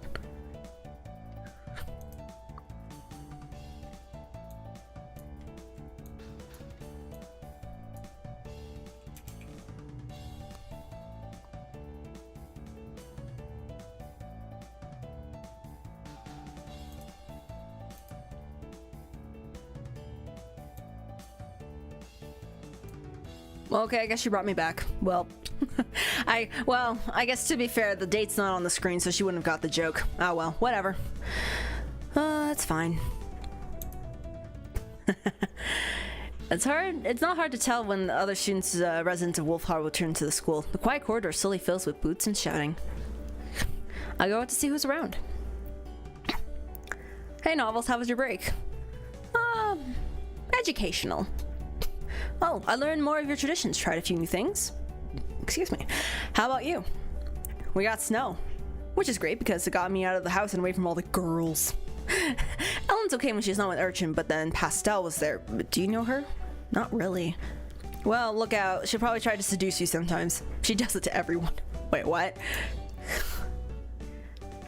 William was her first target, obviously, but he just sort of laughed and treated her like a kid, which she hates. I suppose he acts like that with a lot of people, keeping his distance.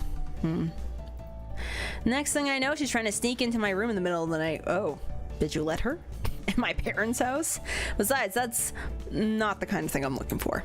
I want a girlfriend who likes me, not one who will take anybody around me. That's around. So after that, I kept my door locked.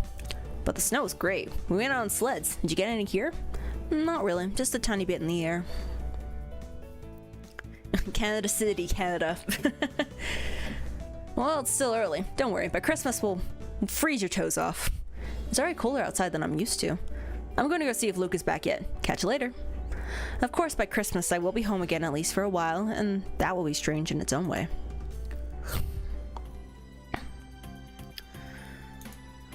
Alright. I've got some money saved up. I'm wondering, maybe I should go back to the mall and see if I can get any accessories.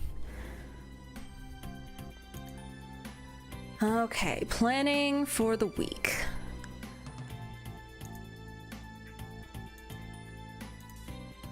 I'm gonna try and up some more of my other spells. And let's up my strength as well.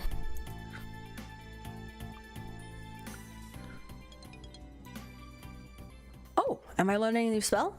Professor Possum walks around the room, her position marked by the jingling of her bells. Now imagine if you will, that you found a lovely piece of jewelry in a hidden hoard. Or for those of you who would never steal, that someone has gifted it to you. Is it actually stealing to take treasure from a dungeon? Philosophical question. Before you put on your lovely new acquisition, how can you tell if it's safe? After all, a cursed ring might snap shut and bite your finger clean off. Oh. The wise witch always checks for charms. Determining the exact nature of an enchantment laid upon an object requires focus and experience. As freshmen, for the most part of you will only be able to tell if an object is enchanted, but not how. An enchanted object might be cursed to explode when touched, or blessed to grant protection when carried. Or it might do nothing at all and simply be a container to hold excess magic. But if you detect that the floor in a particular location is charmed, it's probably a trap. Now, can you tell which planks I have set traps on while I've been walking around the room? Try not to get caught. It takes several minutes of paranoia and a lot of hopping to get out of the classroom safely. Oh, okay. I've learned a new spell, Detect Charm. Interesting. I run into Ellen in the halls. Oh, hi Ellen. Hi Novels, did you have a nice break? That was okay. Bought some guys all together to watch the big parade. Oh, I used to do that.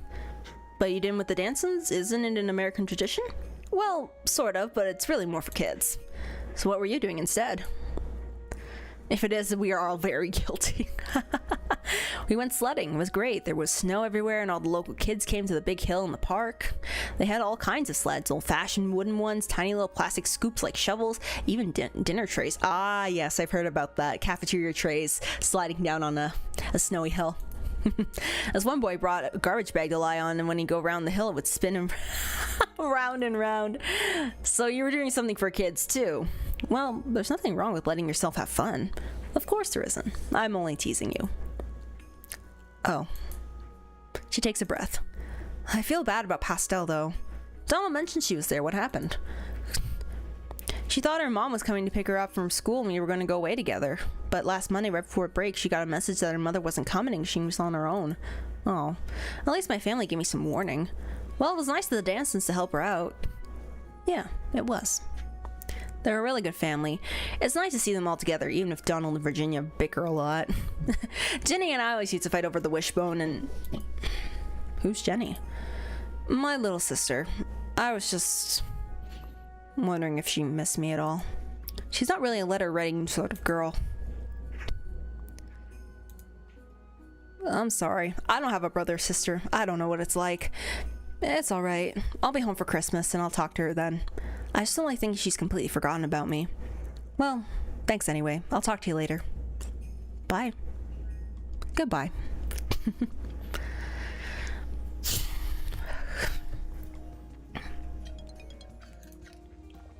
Fire. Am I learning about fire? The control of fire and the failure to control fire is the blessing and downfall of civilization. Very true, very true. The element of fire is swift and unpredictable. It can and will turn you on. It will turn on you in an instant. Never relax your guard. Say words in the right order. Otherwise, it might come out wrong. Today, we'll be summoning the smallest possible amount of fire, a single spark. He points his hand at the thick wooden block set up on top of a desk. A glimmer of red drifts from his fingertip to the wooden surface and disappears, leaving only a tiny black mark. A spark will sting your flesh, but the damage done is too small to serve as anything more than a warning. So it's not really an attack spell. It wouldn't do much against the monster. However, if that spark were to strike a different target... This time he points at a glass bowl containing some scraps of paper. The spark falls from his fingers, and the bowl is suddenly engulfed in a burst of yellow-orange flame. Before I can blink, the fire and the paper in the bowl have vanished, burnt up into flash. Even this spark can create a fire, which will then grow far beyond its original constraints. Always consider your environment. While there are circumstances in which you might be able to use the spell offensively, it is primarily a tool. You need only one spark to light a candle or a campfire. Far more useful in your life than any combat. Cool. Yo, being lit ablaze always gets me fired up. Tonight's meal came with a very American side dish, an enormous mound of long, thin-cut fries. Nice. Luke calls them shoestring, but I don't want to think about eating my shoes. Now you gotta make the sauce properly. What?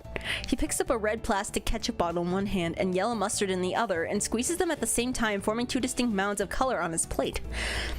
Then he grabs a pair of fries and begins vigorously swirling the sauces together until they turn... Is this a thing that people do?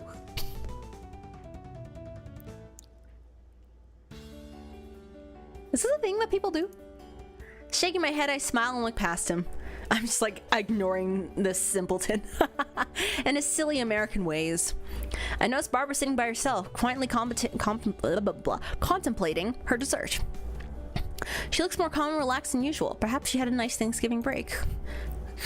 She sets the sealed plastic cup of pudding in front of her, and then stabs down through the foil lid with her knife.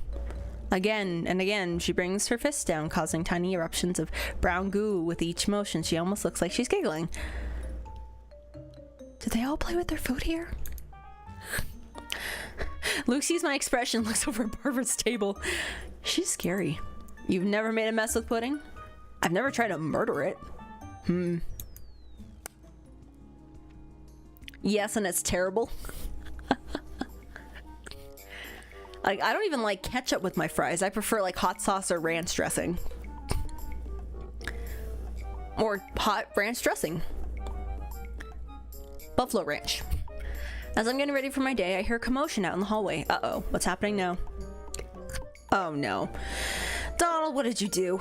When I open the door, I am greeted with an awful smell, like someone has wrapped a dead fish in a bunch of dirty socks and left it in the sun.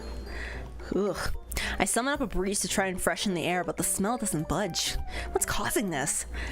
Down the hall, I see the usual suspects pulling open a window. Donald?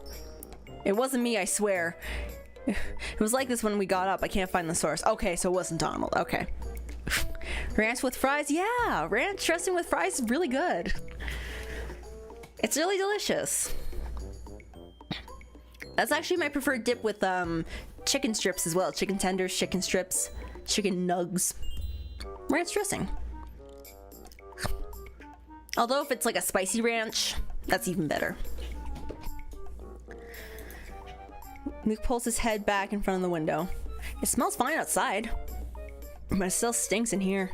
At least it's not poison gas like the exam, I think. No, it's just a prank. Oh, it's William. We look over to William, surprised. I'll deal with it. Whoa, what'd he do? He waves a hand and the smell suddenly disappears. There's a stink spell? Can you teach me? No. Aw. If it's a prank spell, who was the target? Me. Seeing my expression, he hands me a piece of paper. I found this slipped under my door. It's labeled in fat black letters, Stinker. But why? I don't know. It doesn't matter. He shrugs and goes back into his room. Is he okay? Donald shrugs. I don't know anything you don't know.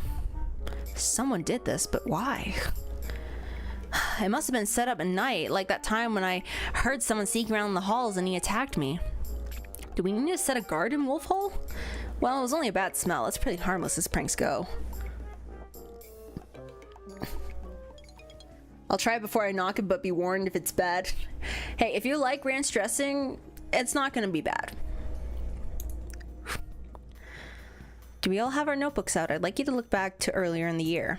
If you recall when we studied the spell of triggering, I warned you of possible risk. Do you remember? Yes. Pastel? Ah, this is Pastel. I haven't seen her up until now. Ah, if there's a trap, then triggering it could be dangerous. I'm glad you were paying attention. The trigger spell only sets off charms that are very close to the caster. If you are close enough to the trigger a fire trap, you will most likely singe your eyebrows. Now, if you've been studying your blue magic, you should be familiar with magic that alters location. Yes. When we combine this blue magic aspect with the trigger spell, we have evocation at a distance. The televoke spell will trigger charms in a chosen known location while you stand at a safe distance. Of course, if you are far enough away to avoid negative effects, you may also miss out on positive ones. Still, better to test safely first. Oh, so this combines both blue and black magic. That's cool. Huh. I do not like ranch dressing. I shall pass. That's fair. That's fair.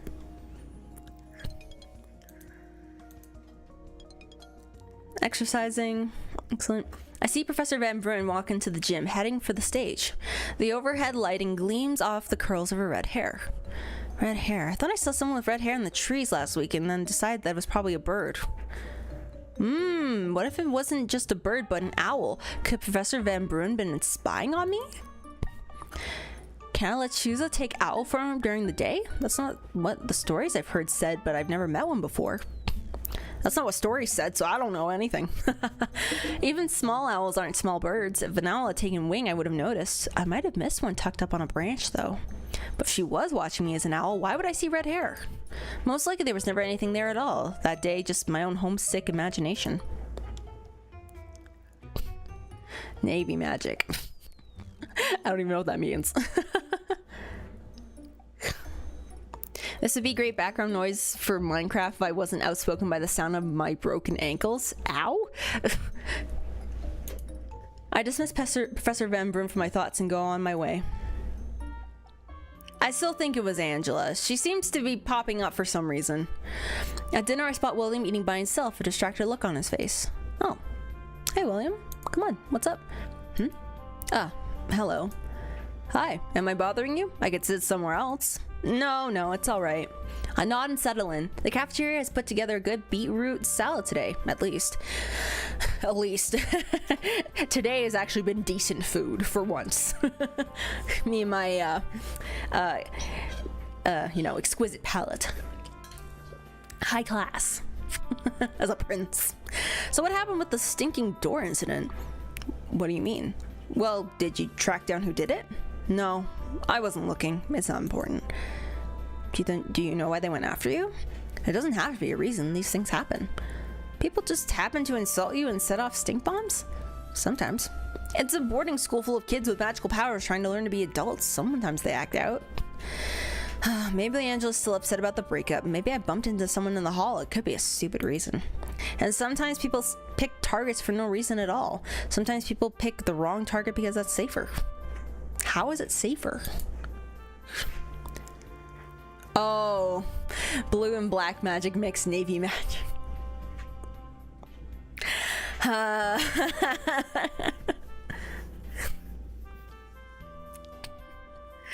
If it's not my enemy, then we can't even guess who might have been. No motive, no suspect. It's not worth being upset over. No one was hurt, just someone being childish. It looked like he was more bothered about it at the time, but I suppose he decided to be mature about it. You know, you're not that much older than the people you call kids. I know. I didn't expect that reaction. Sorry, it's just... Well, you know my freshman year didn't end that well. Because of Damien. Because of me. Because I lost my temper. I was angry about a lot of things, and for a while, all I wanted was to get even. To win. So, you play pranks on Damien? It's hard to imagine William behaving like Donald and Luke. No. But I had some pretty elaborate fantasies of horrible things I would have liked to see happen to him. And I was glad when he hurt other people because it meant that it wasn't just me and people would hate him and I'd look better. He shrugs. It was a bad time. I'm not perfect. I can't be objective when it comes to Damien, I know that. But I believe it's important to think more about how to help people and less about how to punish them. I don't think her vengeance made Medea any happier. The play that we went to go see. Right. That's very noble, but if someone's actually harassing you, is it wise to ignore it? One stink bomb is not harassment. Besides, it might have been Donald after all. If he's not worried, then I suppose I shouldn't be either.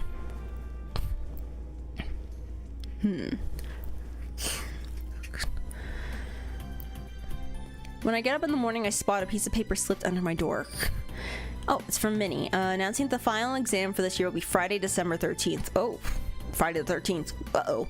And reminding everyone that there are study sessions in the library today. That's not fair. What? Huh? Oh, it's Luke. We can't have another test already. We just had one. Dude, calm down. That was like 2 weeks ago. Yeah, but we were on vacation. We didn't have time to learn anything. There was bound to be an exam sometime in December. Finals are supposed to be right before the Christmas break. In an ordinary school, but we're not ordinary.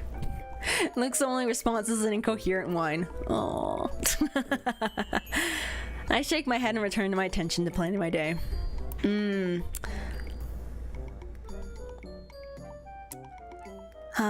It would be wise to study, but I did want to go to the mall. I'm gonna go to the mall. I don't care. Let's go to the magic shop. Oh yeah, I could get some fairy wings if I wanted to. How much is the fancy wand? $50. Oh, I could potentially buy it. Greatly focuses and extends mana, allowing the user to cast more spells. Yeah, this would give me an extra 25 on top of my 33, so I'd have...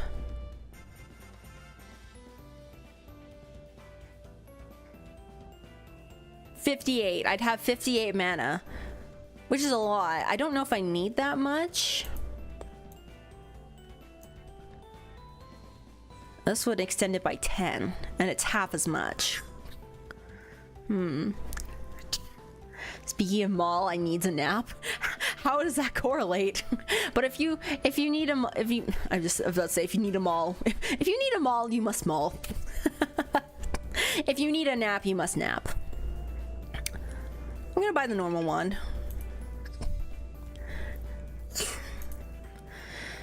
I can up my smarts more with some respectable spectacles.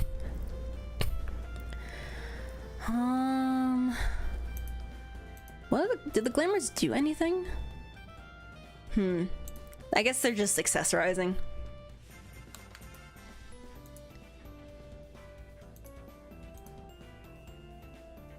Yeah, these are all just accessories.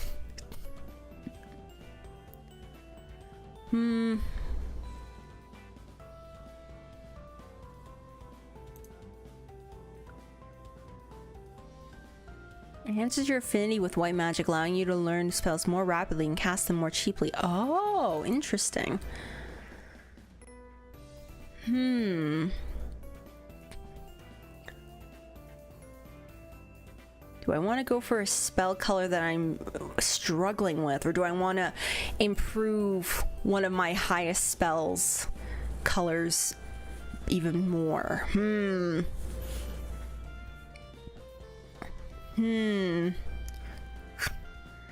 My favorite part of novel streams is when he says it's mall time and malls all over. It's mallin' time. I'm recovering from the flu. Oh no. Take care. Get lots of rest. Drink lots of water.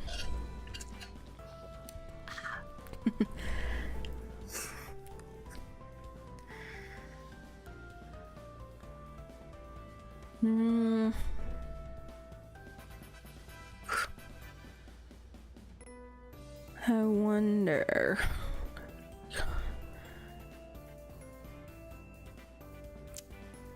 I think I'll leave it for now.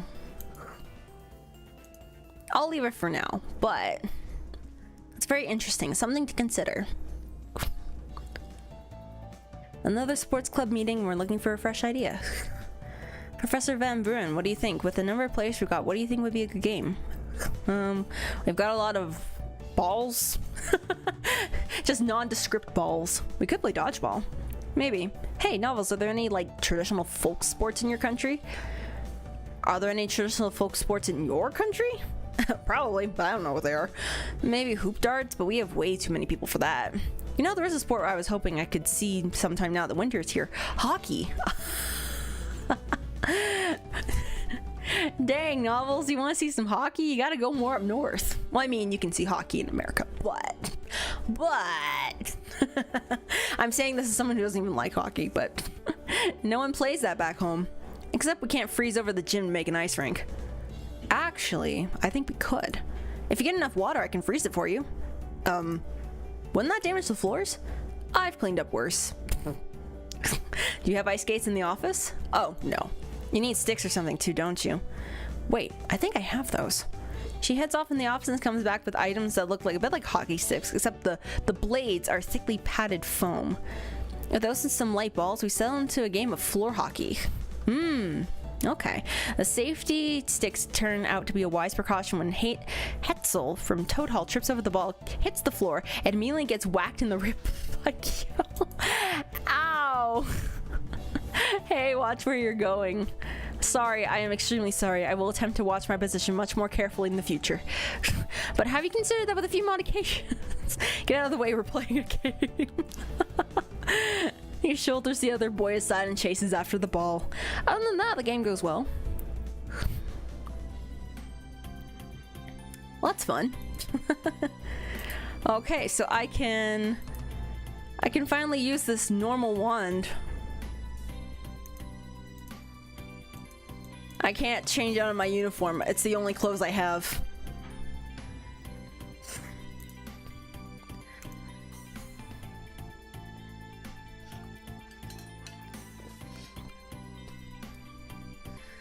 Okay, I'm gonna do a little stretch.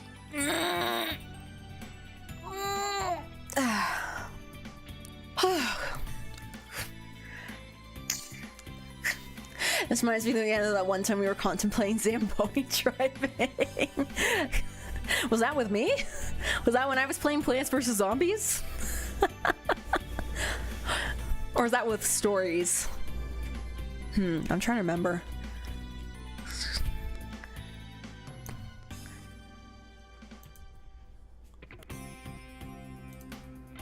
Floor hockey.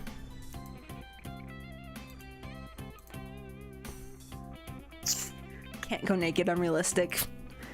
It's just not practical.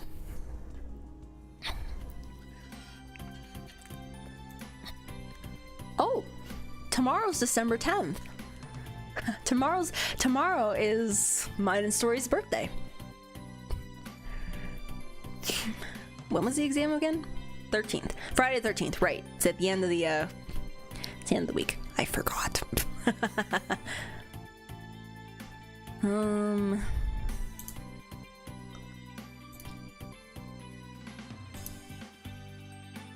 Yeah, now that I've got this wand, I don't have to work as much with studying as I did before.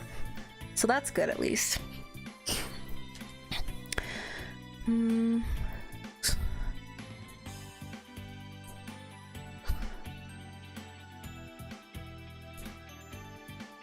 Yeah, let's try, let's try red magic class at the end.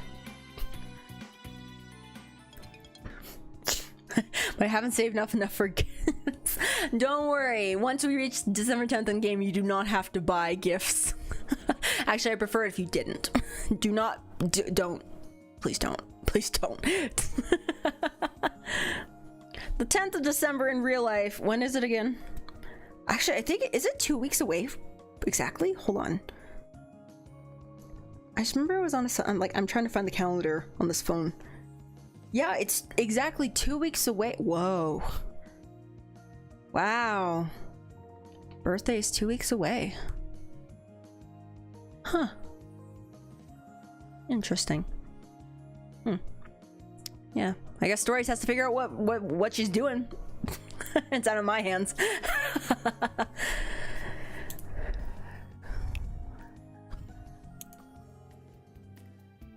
Oh, am I finally learning a new green spell? Excellent. Please, kits and cubs, take your seats. There are some things that we should talk about before your magical education progresses any further. Like what?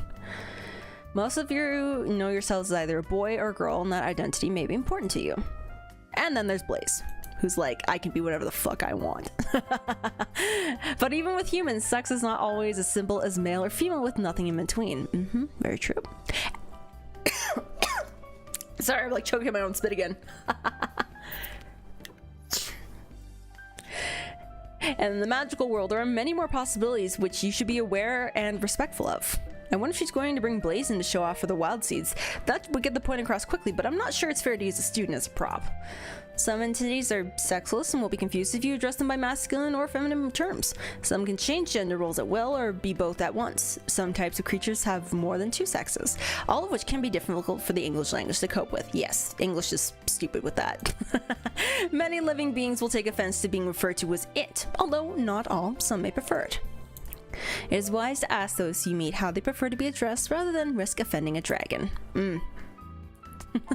At the mention of dragons, I see Suki Sato suddenly perk up and look around in confusion.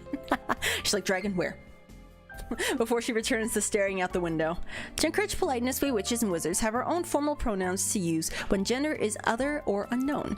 Repeat after me. Airs himself. Yes, I believe we learned that in the first stream of this game. I know all this already, so I tune out the rest of it. I'm like, okay, I got this. I don't need to listen anymore. I suppose it's important to be sure the wild seeds understand wizarding language, but I hope she gets back to the spell soon. Oh, I didn't learn a new spell. Darn. Oh, it is December 10th now. I hear a single tap against my door and wonder if someone's knocking. A moment later, several more knocks, rapid but quiet. An unusual combination. Oh, it's Luke. Hi, Luke. Yes? Are you busy? Why? I want your help. With what? I don't want to say. Okay, how are you going to ask me then? Is this about a prank? Will you come with me? I'll bite. Luke leads the way to a classroom now empty for the day. He closes the door, then looks at me. What's going on? I want you to watch me cast spells. Okay, why? Because sometimes they just don't work. It happens sometimes when we're in class. Grabner just demonstrates a spell. I tried and nothing. Maybe you haven't quite learned it yet, but it happens with spells I know really well too. I use breeze to air out the room sometimes when somebody farts. But sometimes it just fizzes out. Okay. Like, okay, too much information, but go on. But I tried again and then it works, and I wasn't doing anything different, I swear. I don't know, I'm not an expert. Maybe you should ask a professor. He thinks I'm just goofing off. He'd laugh at me. Well, probably not laugh, but whenever me and Logan practice together, it's fine. I never have problems. But in the tests, and there's an exam this week. No wonder he's worried. All right, go ahead, cast some spells. I'll watch. Thanks. I take a seat and watch as Luke runs through the simple spells in his repertoire, calling out each name before he casts it. Everything works just the way it should. Shouldn't you be happy? Your spells are fine. But they're not. You're probably losing your concentration sometimes, that's all. You just need more confidence.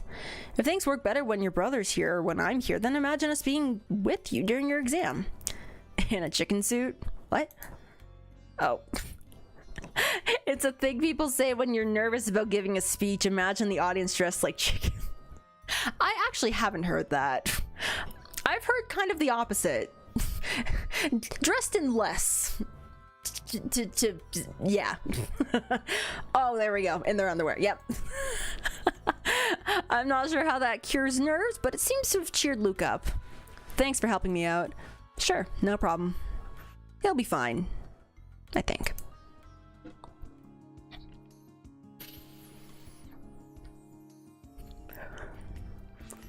First thing in the morning on Wednesday, we are called to an assembly in the gym. Good morning, my sprites. As you know, the winter solstice is fast approaching. At the end of next week, many of you will be leaving us for the Christmas holiday.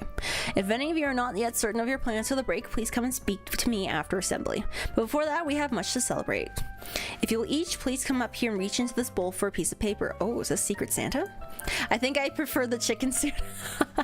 I agree. There's this one Wii Fit Plus game, and it's like you're dressed as a chicken and you're just kind of like doing basically like squats, but you're supposed to pretend you're flying, and then you have to like go through all these like targets, and you have to land in like specific parts to get like points and stuff. That's what I'm thinking of when he says a chicken suit.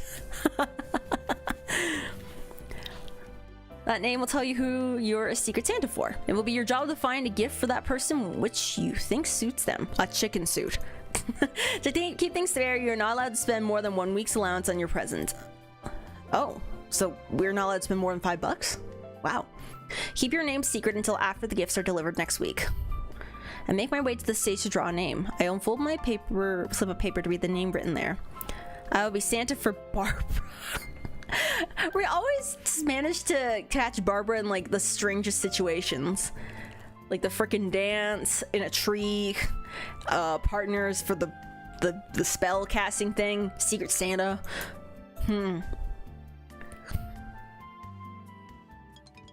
I suppose if you're after romancing Barbara, then that would be a good thing for you, but we are not at this point in time.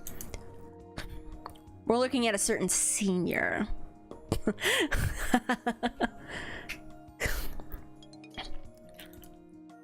Ugh, am I gonna learn a new spell yet? Oh, thank God. When Professor Grabner first stands up before the class, he blows out a sigh and then rubs his forehead. He's not looking forward to showing us the spell, is he? This lesson needs a little introduction. It is, after all, what many of you have been waiting for. Uh-oh. Today you will learn to attack. Oh, that's why he doesn't want to teach this. Direct, uncomplicated, aggressive, sharp, and almost entirely without other utility.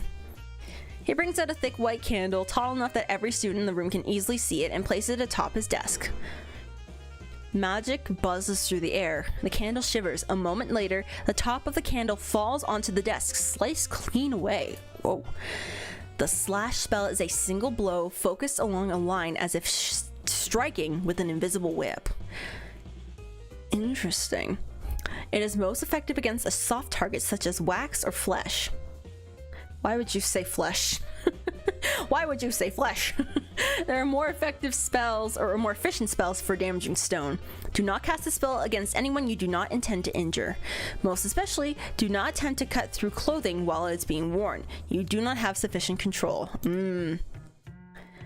There had to be a story behind that warning. Did someone try to play...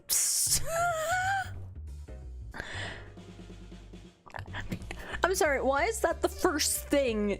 Why is that the first thing you thought of in this instance? You weren't thinking, oh, someone got trapped with, like, you know, some kind of like cloth or whatever, and then you like, or some rope, and they like tried to cut it open, and then like that could have caused some injury. Why strip poker? I still hate me. This main character, I hate him. I hate me. Deliberately injuring your classmates outside of controlled classroom exercises will be punished accordingly. I hope no one thought that learning attack spells meant we should be attacking each other all the time. I hope so. Nice. I actually learned an attack spell. It does take a lot of my my mana though, but yeah, a quarter of my mana basically, but yay, violence. Oh, I can change my equipment. Oh, interesting. So if I had more stuff, I could like change what I'm wearing or what I'm carrying. Oh, interesting. Okay, cool. All right then, here we go. The dungeon takes shape around me.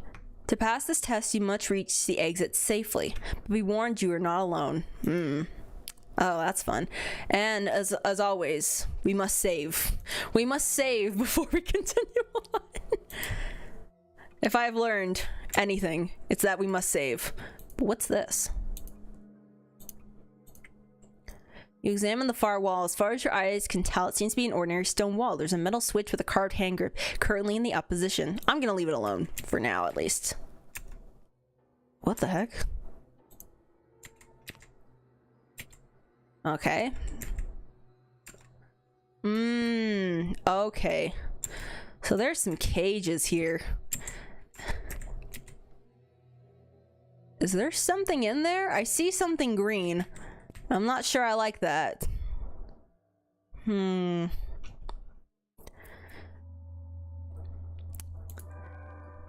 nearby spirits.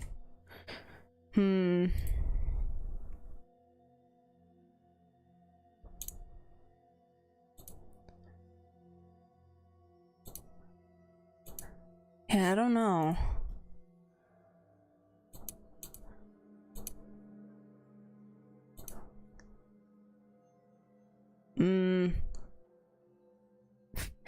Am I gonna diagnose the gate? It's like the gate has no health or whatever.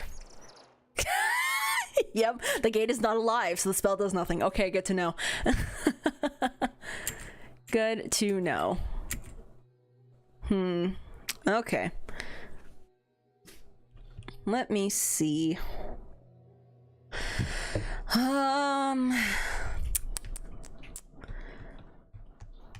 How do I go about checking anything?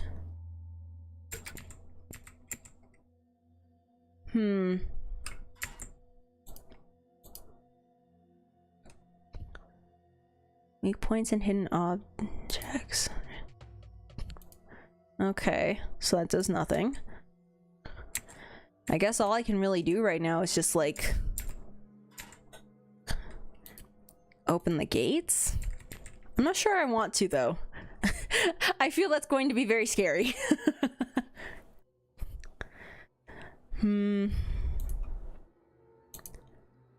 I examine myself as good looking as ever. Shut up. Shut up, me. I wait. Do. Okay. Let's... Okay, ordinary stone floor. I guess let's flip the switch.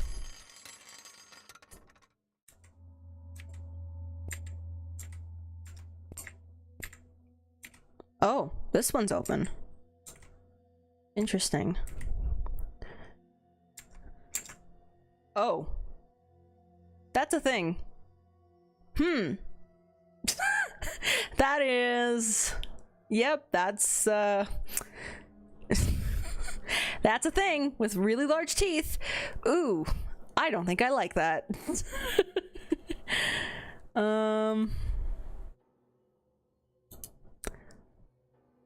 Let's see. Let's... Wait. No, I'm too far away, so...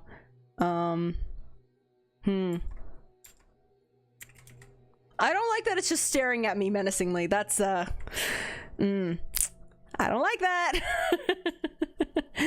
I feel like if I walk away, that's gonna start following me. But actually, I'm gonna examine the wall first. Beware the great rumpus cat. I'm assuming this is the rumpus cat. Go be friends with it. What if I like try to communicate with the cat? Hold on. I guess I have to move closer to it. I don't know if I want to.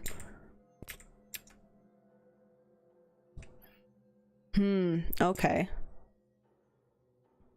The blade and beast is there. Interesting.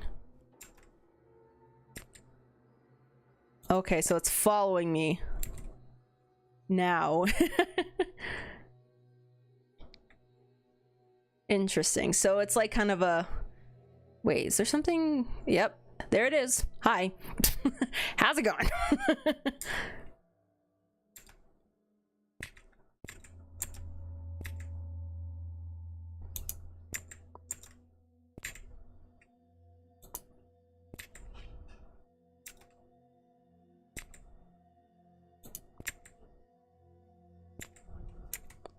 Okay, so there's just darkness on these sides here. So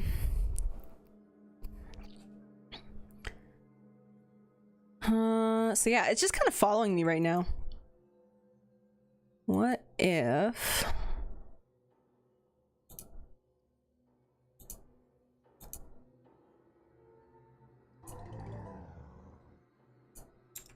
Oh, it is right beside me. Ooh, that's fun. Hi. Can I talk to you?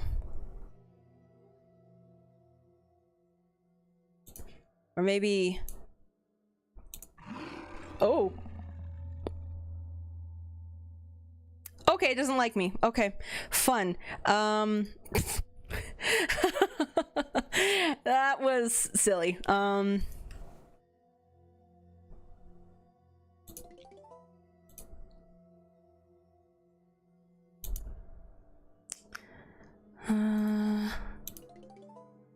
Oh, it's right there.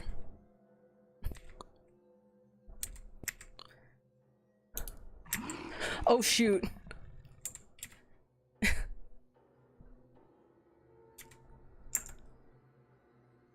Okay, I should heal myself.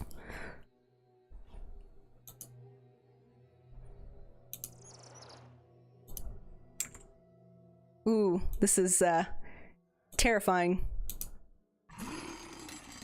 Ow.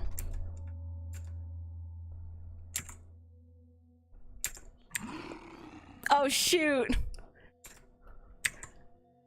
Yes, I made it though. Yes. Oh, that was horrifying. Oh, I made it with one health to spare. Oh, that was awful. I made it. Oh yes, I'm a pacifist. I didn't hurt the being. You can be hurt. I mean, I'm left with 1 health out of my 24, so yeah. Woo. Woo, okay. Vampire ball in the side, what? In the side pocket? He sinks, he scores. Hey Novels, we're talking about the exam. There was a sink? Oh, no, like pool. There wasn't a there was a pool either. Did he have a different test layout with water in it? So, the curse didn't get you? What curse? Friday the 13th. Oh. No, I told you, that's good luck for wizards. A superstition I have heard of. The 13th day of a month falls on a Friday. Americans are afraid of being attacked by... What? Ghostly hockey players? What is that? What? All you had to do was give it belly rubs. I don't think that would. Just another day at Himbo Hall, unfortunately. And we all did good, right? Right. Yeah, my boot's untied, so I've gotta sit down. Don't fall. He smiles as Luke scrambles off to their bedroom. God, the MC is so dumb. He's doing his best. He's doing his best in this foreign land. Oh, it looks grayer outside. The changing seasons. Oh, there's a move. Oh, I've never seen the Friday the 13th movie, but there is the game, and it's got like, you know, the goalie mask and like, okay, I see, I get it. I understand now. I understand. I woke up on Saturday morning when someone knocks on my door. Oh, it's Manuel. Hi, I haven't seen you since the elections. Hello. Oh, he gave me my money. Thanks. He hands me an envelope containing my allowance. I'm here as class treasurer today to tell you that all events in the mall today are canceled. Why's that? Well, it's snowing. Oh, that's why it looks so gray outside. It's snowing. Excellent. I look out the window at the fat, fluffy flakes falling. Do the malls close when it snows? The roads are too dangerous for the vans. It can't be that bad, can it? Driving always looks so easy. Oh, I couldn't be any more different from this main character. Does that mean the Secret Santa event is canceled too? I don't know yet. When I find out, I'll tell you. Thanks. He goes on to the next door. What should I do today? Oh, he was more outspoken. See, we could actually understand what he was saying. That's good. He didn't say anything about the dungeon, so I assume they're still open. We just had an exam though, so that's not urgent. I suppose I could take a day to relax. Let's relax today. Nice.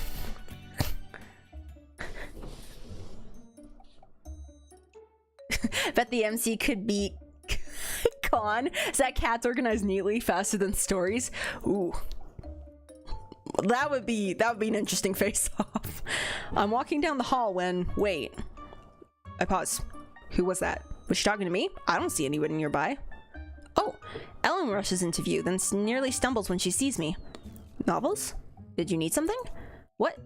No, did you see a snake come through here? You lost your pet snake? No, a girl from Snake Hall with red hair. Sorry, I didn't notice anyone. Who are you looking for? I don't know. Okay, why are you looking for someone you don't know? This is going to sound strange. She walked through the wall. I don't mean she made a passes with black magic. I mean, she walked right into it like it was an illusion. But it wasn't an illusion. I checked. Witches can't just walk through walls, right? Not normally. It is possible for some spirits to enter an ethereal state between the other world and our realm, existing in both and neither at the same time. For a student witch, though, that is a very different situation. Perhaps she was an illusion? She might have been a projection, not really there. Or, you said you didn't recognize her, so she's an upperclassman, right? Ellen nods. Maybe there are parts of the school hidden from freshmen, something that your spells couldn't see through. It would make sense, considering the way the practice dungeons work. Maybe. Sorry to bother you. It really wasn't important. It's fine. If you see something else strange, you can come and tell me. I'm curious. That I am. Okay. I'll see you later. She heads back to Horse Hall. Interesting.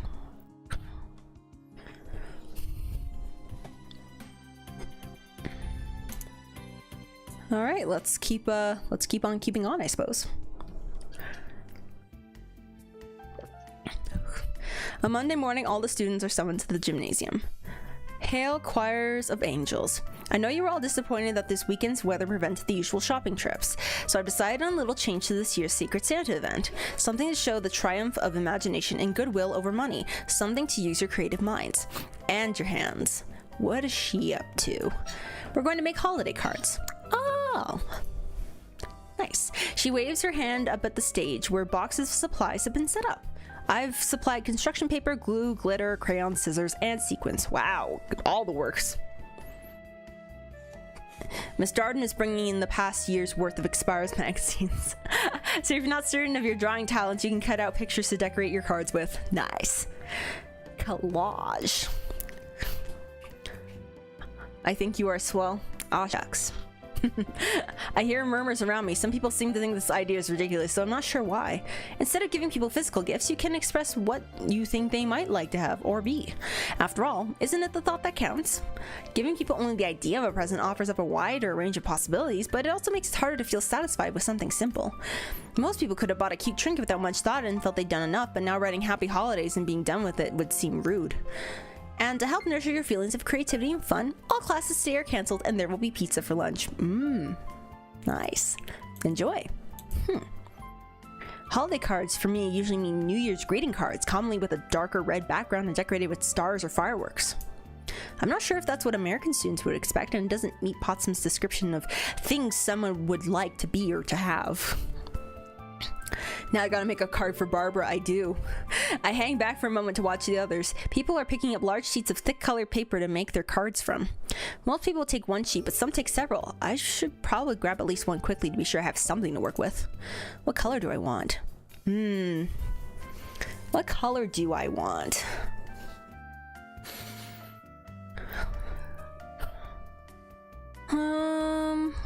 What color would Barbara like? Because, I mean, she's in Snake Hall. She has red coloring on the front of her hair. Think she'd like red? I'm gonna see if red, she might like red. It's a strong, warm color, brings good feelings. At least the subject of decorations. What sort of imagery would Barbara appreciate? I don't know her taste enough to guess anything about what she would like to have, to receive and own, but what would she like to be?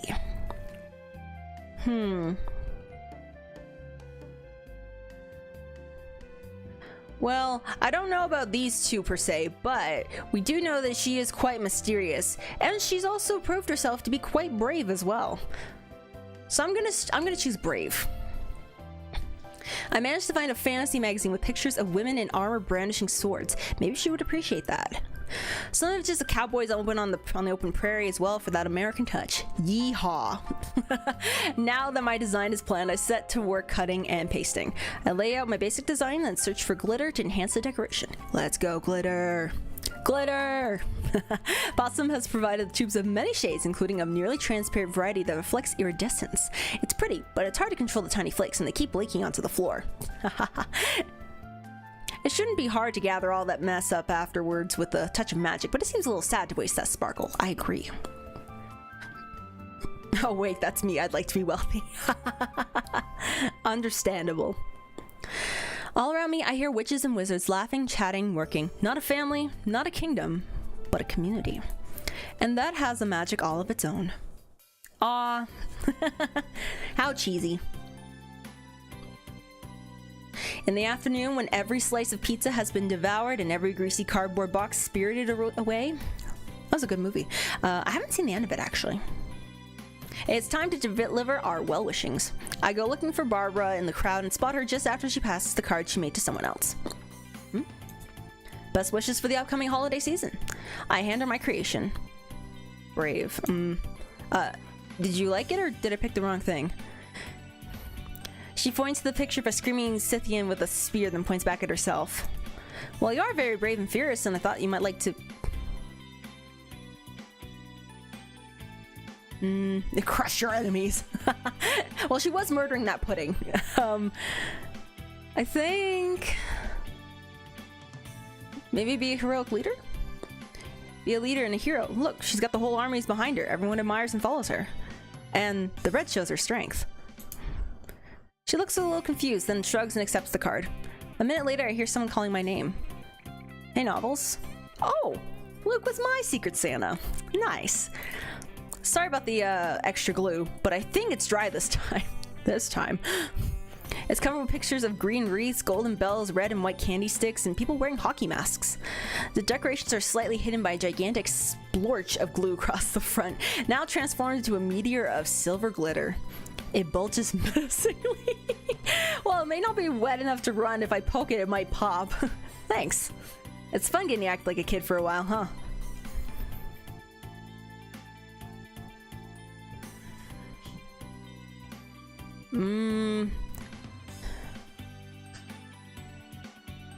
Like a kid how? What do you mean like a kid? Well, you know, collages, it's a kid thing.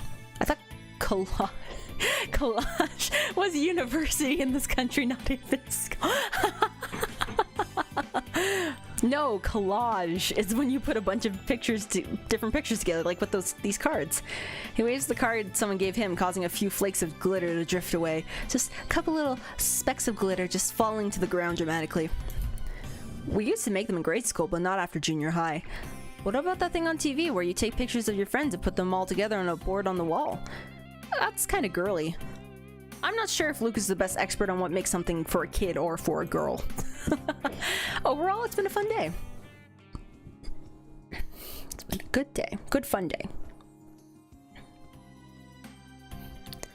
What should I do for the rest of the week? Okay, I'm gonna take a little quick break. So I'll be back in a few minutes. Take this time to stretch, maybe grab something to eat, something to drink. And yeah, I'll be right back.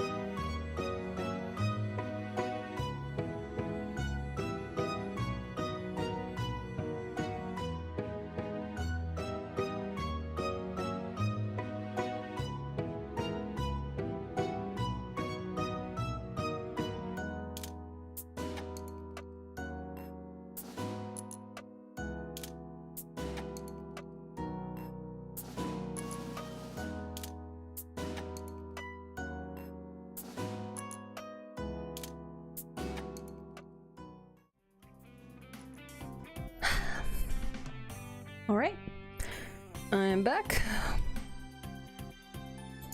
I'm just gonna move myself down a little bit. There we go. There we go. Okay. Back from break. Hope everyone had a nice little rest from the chaos of this game. So, yeah, let us plan out this week before the holidays begin. I might increase my strength. Based on that last exam, I'm not feeling super good about my health. And I'm gonna see if I can try and get my green and red magic up at all this week.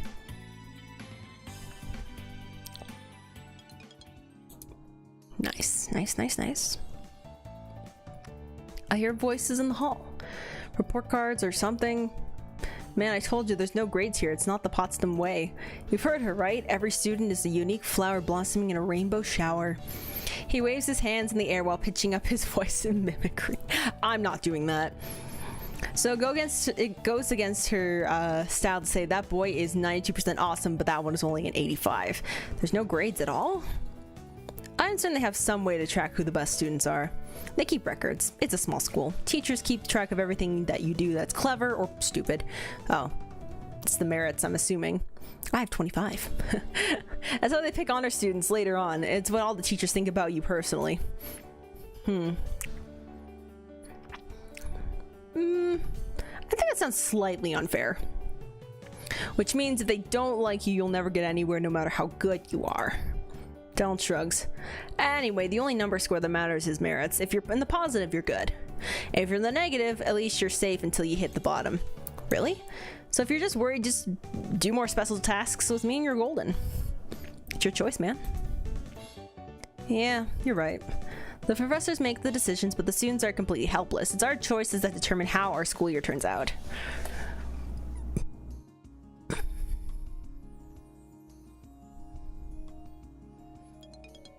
Thank God. Oh, my learning a new green spell. Thank you. Guess it merits to have you praise. Don't make me end this stream. Don't make me do it. Now my little jumping beans, are you all feeling energetic today? Actually, I feel great. Yeah, I have low stress and I'm feeling awesome. Well, whether you're ready or not, you will be in a moment. There's something strangely mischievous in the way she says that. Today, rather than use the magic of life to heal yourselves, you will learn to use how to improve yourself. Your own pattern will always be the easiest to adjust. After all, you know yourself best. However, tinkering with your own life energy is a dangerous prospect. Remember, changes should be subtle and gentle. By enhancing yourself, you can increase your strength and physical durability for a short period of time. This might allow you to push a heavy obstacle out of the way or survive an attack which would otherwise overpower you. Oh. But remember, the increase in health is only temporary, but your injuries you sustain are not. A wound which seems unimportant in your enhanced state might prove too much for your normal self. How might you handle that problem? Virginia raises her hand. Cast the enhancement spell again, then it won't wear off and you can be even stronger. Oh, why? Well, I suppose that is one way. But you might find more sustainable to heal yourself first. True. Boost strength. Focus the caster's life energy to temporary increase physical strength and health. Bonus health will be lost when the spell ends. Okay. Oh, so I could have used that to like move the boulder if I'd known this spell. Darn. Can I learn that spell too? I think I need some of that. I think we all could use some of that, to be perfectly honest.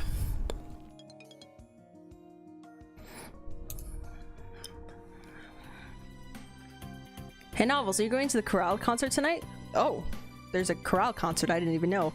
That's right, Don's in the chorale, he'll be performing tonight. Do you have to buy tickets? No, it's free. Yeah, I'll go. Sounds good. If you're going, I can go with you. Cool, meet me in Logo after dinner. Nice. Look, we're making plans. Oh, it sounds so festive. After dinner, I meet up with Luke and Logan and head to the gym for the chorale concert. We take our seats in the darkened gym. At first, everyone is chattering to each other about the upcoming holiday, but a flicker of firelight brings a hush to the crowd. Oh, that's so cute. I love these little drawings. The chorale members enter, bearing lit candles. They walk slowly, keeping beat to a silent rhythm, and make their way up to the stage. There they stand in rows, the girls on the left and the boys on the right, and begin to sing, their candles still burning. I don't know most of the songs, but they are drawn from different styles and traditions, so I hope that there's something for everyone. The concert ends and the audience applauds. Afterwards, a table of refreshments is revealed. Spicy holiday punch, ooh, that sounds good. Cheese and olives, and sugar cookies cut into different shapes. Some of the professors appear to be in attendance. Overall, it is a pleasant evening.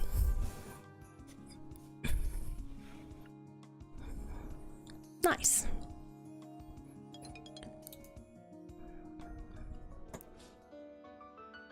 At the close of classes on Friday, all the students are called together for a final assembly. The semester is ended.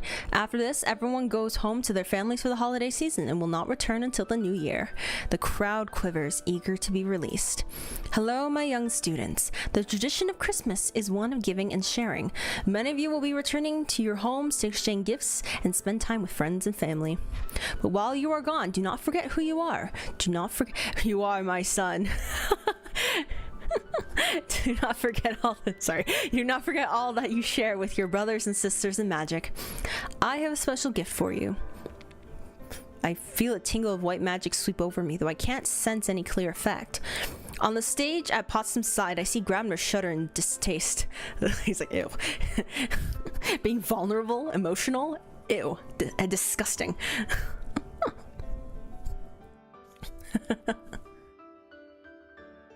Think of those you care about. Think of a person who matters to you. If the person you choose is thinking of you as well, you'll feel that connection, that affection being shared. What an odd spell, and somewhat unsettling to have an affection-revealing spell cast without my consent. I suppose if you choose not to think of anyone, it will do nothing, and therefore by selecting someone you are agreeing to participate, but what exactly will it share? If it tightens bonds that already exist, it could strengthen loyalty, but only between students, only between members of the school touched by the spell. Any outside relationship then might then feel less important. I'll leave you to your thoughts. My thoughts are not clear. Who should I think about? Who might I share some sort of connection with? Oh, I can choose Luke? Interesting. Okay, so I've had a lot of interactions with Ellen, Barbara, William, Luke. No Minnie, unfortunately. Yeah, no wonder Crabber said ew. Disgusting love. Ugh. I mean, to be fair, he has a tragic past, losing his lover, so you know what? I'll leave. I'll give him the benefit of the doubt. He's probably just going through a rough time. You know what? It's fine. Okay, I'm actually gonna save it here, just in case, because I feel like this is an important decision. I mean, obviously, from what we're doing right now, we're gonna pick William, but I'm intrigued to see what happens if we, like, is Luke actually someone we can date, or is it just like a friendship thing? I wonder. That's an L for the mini. Well, to be fair, I haven't really interacted with her that much apart from like studying. So, I apologize. Let's think about William. My thoughts fall on William, my senior, my assigned guide, Wolf Hall's ready-made role model. Oh, excuse me. B. Harmon, thank you so much for the super chat. TY.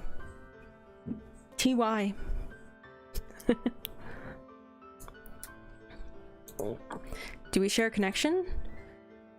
I wait, uncertain. I think William and I are friendly, but there's so many other people in his life. His family, his friends, his former romances, his classmates, his old student council associates. There's so much I don't know. Out of all that, do I really have a chance?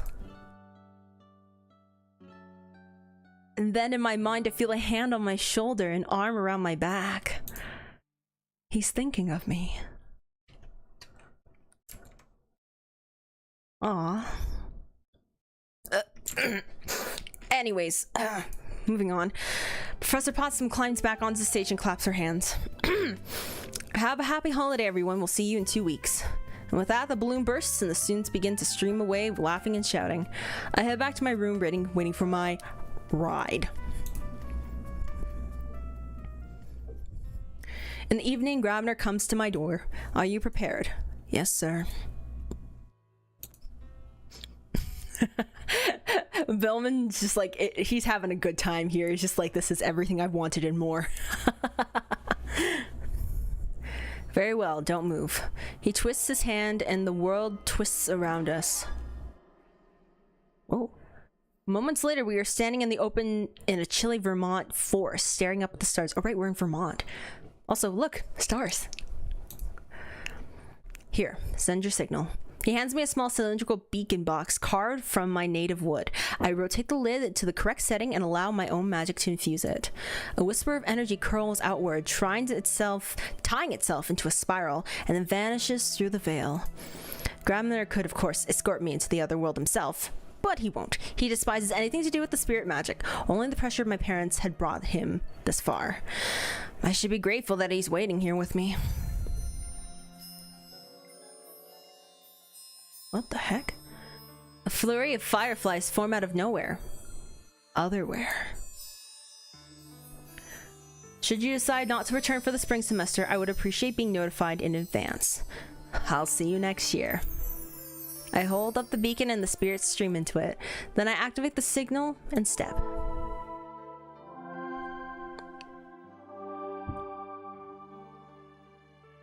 Whoa. Elsewhere. Here at an established waypoint, the landscape is not so different from the forest I left behind, except that the air is warmer, more spring than winter. Distances in the other world are not straightforward. Wandering with no destination in mind could quickly lead you to a forest of bones, but I have a guide. Spirits flow and a path opens up before me. I'm going home.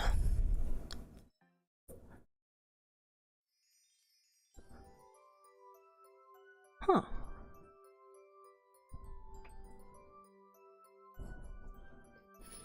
Wow, we just zoomed through winter break.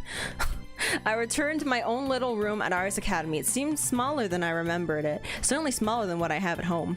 Still, this is my room, my adventure that I've chosen to pursue. And there are people here that I care about. From the noise outside, I can guess that my hallmates must be back as well.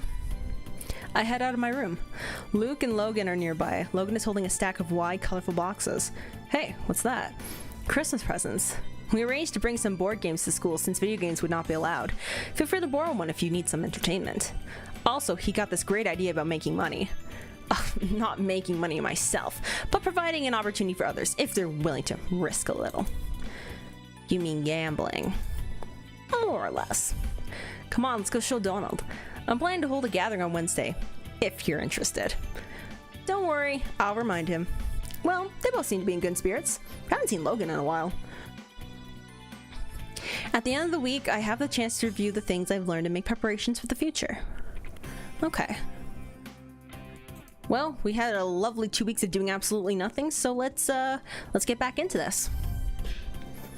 Now that school is starting again, what classes should I take? Let's see. I do need to increase my strength. What's my I have no stress. I was on break for 2 weeks. I have no stress. Just gonna swindle some folk. Not me, I'm too scheming for that. Let's try some more white magic. We haven't really done a lot of white magic stuff, so.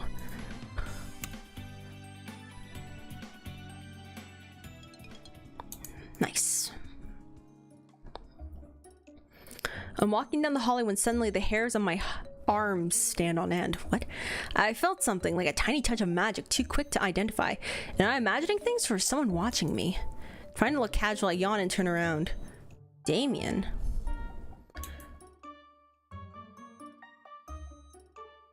Oh, I don't like that. I don't like that at all. He meets my gaze for a moment, then turns and walks away. What was that about? Does he know? Is he thinking I have my eye on William? Is he trying to kind of orchestrate something and then have it blow up in both our faces?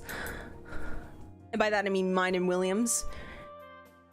Someone knocks on my door. Oh, speaking of him. Hey, thought I'd better check up on you. Make sure you got back from the wilds of Europe. I can't help it, I snort. He just grins. Did you really think I might not come back? Not really, but remember, you're the only exchange student we've ever had. You're one of a kind. So you might have decided you had enough of us. Not just yet. He knows you stole the pie. Oh no. No. Karma's coming back for me. How was your Christmas vacation? Oh, pretty good. We all went out to see the new King of the Rings. The King of the Rings movie as a family, and V and Donald even managed to not to fight. You like those movies? Dramas and comedies set in the low world teach me things about the world outside I hadn't seen. Horror and sci-fi create temporary nightmares, but fantasy written by people who don't know any better is often confusing or sad. Oh, they're alright, but it was the biggest release of the season. Everyone was going. Donald and Virginia haven't been out of school that long, and their friends back home wanted to chat about it. I was more interested in this film about a guy who passed himself off as a pilot and a doctor and all sorts of things. A grifter who doesn't even need white magic. What's a grifter? Oh, well, in English it means someone who makes money through small-scale tricks and lies, a con artist. They prey on people who are stupid or naive, usually. They have to be quick enough to outsmart their targets. But for wizards, there are some people who choose to live in the non-magical world but don't want to follow its rules. They take whatever they want, whenever they want, wherever they want, and they fiddle people's minds to cover their tracks. Your council allows that? Well, they're not exactly exposing the magical world, are they? American wizards promote the principles of individual freedom. We try to restrict adults as little as possible. So if they're not killing anyone or putting the rest of us at risk, there's no room for enforcement. Ugh, but it's tacky. It's in poor taste. People without magic have no defenses. So calling a wizard a grifter, it's not a friendly word. What happens in your country if someone takes advantage of the non-magical? I don't really know. I simply wouldn't have expected a wizard to stoop so low, but of course, if it's so easy, someone must. You stole the pie, he's gonna steal William's straight up runaway slug over his shoulder. Honestly, I could see that and I'd have to run after him and be like, hey, let him go. Would I choose to punish a magical swindler if he were brought before me? What penalty would I impose? Anything else interesting happen on your holiday? This is getting a little too philosophical for me. I need to change it to a different topic. V filled her suitcase with candy and cookies to bring back. I may have to ward her room against ants. How about you? How was your trip? It was good. My parents set up a little tree with American ornaments for me, and we watched the fireworks. Nice to be home? Yes. A little strange, too. Never been away from them for so long. It felt weird at first seeing them again. Yeah, that happens to everyone. It gets easier, though. And then, soon enough, we'll be out on our own. Anyway, I wanted to check in on you, make sure you made it back and that you were ready to get back to work. Also, because you thought of me before we went on holiday. I got that. You know that I was thinking of you, and I know you were thinking of me. So, like, what are we even doing right now? Dungeons may be a little more dangerous and complicated in the second semester, but I'm sure you can handle it. I'm ready. Okay, we'll see you around. He waves and departs. Adieu, William.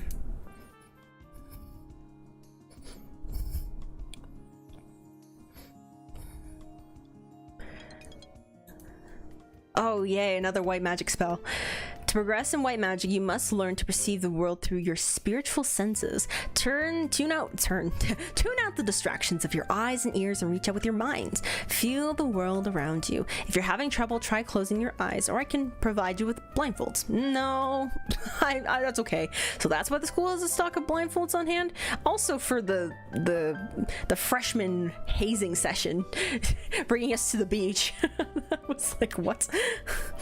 Let your mind carry you, sense the room as it is, and then let your consciousness expand outward. I calm my thoughts and try to visualize the school in my head. Classrooms and hallways slowly take shape. Through awareness, you can get a general sense of a location without physically exploring it. Oh, interesting. If you were ever to awaken in a strange place, lost and disoriented, awareness will give you clues to your environment. Or if we were to suddenly find ourselves inside a dungeon. While awareness is useful in detecting a general layout and might even locate hidden rooms or exits, it is incomplete. Without other spells or senses, you may have no idea what dangers lie in the spaces that you will find. Oh, okay. Further spells in white or blue magic will help you identify hazards at a distance. Interesting. I'm relaxing in my room when someone knocks on my door. Hello? Who is it? Is it Luke again? Yeah, it's Luke. I knew it. You ready for bingo? Oh, that's what he was talking about. Bingo. The game, it's $5 to enter. Ah, this is the game for money idea that Logan had. I've never played bingo before, so I don't know what happened, but I might learn something, but only if I'm willing to lose money. It all comes down to a gamble. Hi, I have $35. Sure, I'll play the game. Sounds like fun. Didn't I just say that? Come on, let's go find the others. Luke leads the way to Falcon Hall. His twin brother is waiting for us there, leaning casually against the wall. So, have you come to play my game? That seems to be an idea. Is there anything in particular that you're interested in using the money for? I hadn't put a lot of thought into it. I'd just like to have more money. Before I can say anything else, more students arrive. Hey, this is Hetzel. He wants to play. I recognize Julius Hetzel from the sports club. Ah, yes, the guy that fell over and got whacked in the ribs. Well, I don't want to play exactly. I want to win, or at least I want to receive the prize. You see, I have this idea about pairing mana capacity between differently carved gemstones, so... What? Tell me about it. It doesn't take much encouragement to get him going. I can't follow much of the conversation. He's talking far too fast. Something about focal resonance and intelligent augmentation. A cracked penny? What? I'm not sure, but I think he's saying his last project exploded. So, are we gonna play? Not everyone's here yet. How many players does this game need? Over the next few minutes, more students arrive. Jacob is there, and Mikey, and a girl from Snake Hall with dark curly hair, and a butterfly who blushes when I meet her eyes. With all these people, do we need to go somewhere else to play? But Logan brings out a large box from his room and sets it on the floor. He pulls off the lid and hands it to his brother. All right, everyone pay up, $5 a card. Okay, people begin handing over money to Luke, who collects it in the open box and releases a large square card from Logan. I pay my fee of $5 and receive a card. It's a 5x5 grid of numbers with the letters bingo, B-I-N-G-O, and bingo was his name, at the top, and central square marked free space. The rest of Logan's box is filled with a pile of flat cardboard circles and a strange plastic device that rattles when he picks it up. 100% mechanical and campus legal. I checked. Everyone takes a handful of covers. You'll need them. Students begin assembling piles of little cardboard pieces. It seems that everyone else already knows what they're doing. How is this game played? He recovers quickly. Well, the mixer contains all the numbers on the plastic discs, and when I turn it, they'll rattle around till one comes out randomly. When I call out the number that was selected, if it's on your card, you cover that square. This is how you play bingo, guys. $5 for a bingo card, I know. Every card has a different pattern of numbers. 5 in a row, horizontal, vertical, or diagonal is a bingo. The first person to say bingo and have a valid set of 5 wins the jackpot. It really is just random chance then. I remember playing bingo in school. That was fun. Or is that memory? Is that Stories memories? Well, either way, I have memories of bingo in some capacity, and it was fun. I think we played for mostly like sour candies. Sour keys specifically. Sour keys are great. I sit down and set up my card, covering the free square in the center as I see the others do. Logan rotates the top hat of his plastic device and makes a clattering sound as it turns, and then a black pellet slides out of a hole and into his hand. He holds it up. G45. The letter tells you which column to look under. That's convenient. He calls number after number, and we assemble little collections of circles, trying to release the elusive 5 in a row. But in the end, it's someone else who yells bingo and collects the winnings. The rest of us are left with nothing but the cards in our hands.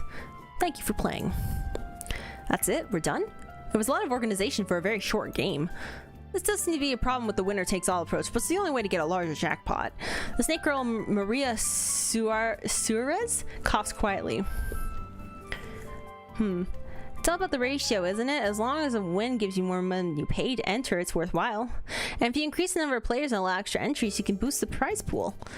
Yeah, something different next time, I think. With that cue, the other students stand and drift back to their afternoon activities. Well, that was interesting. A bingo place opened up near me recently. I lost $10. Ooh, ouch. Oh, more green magic. Nice.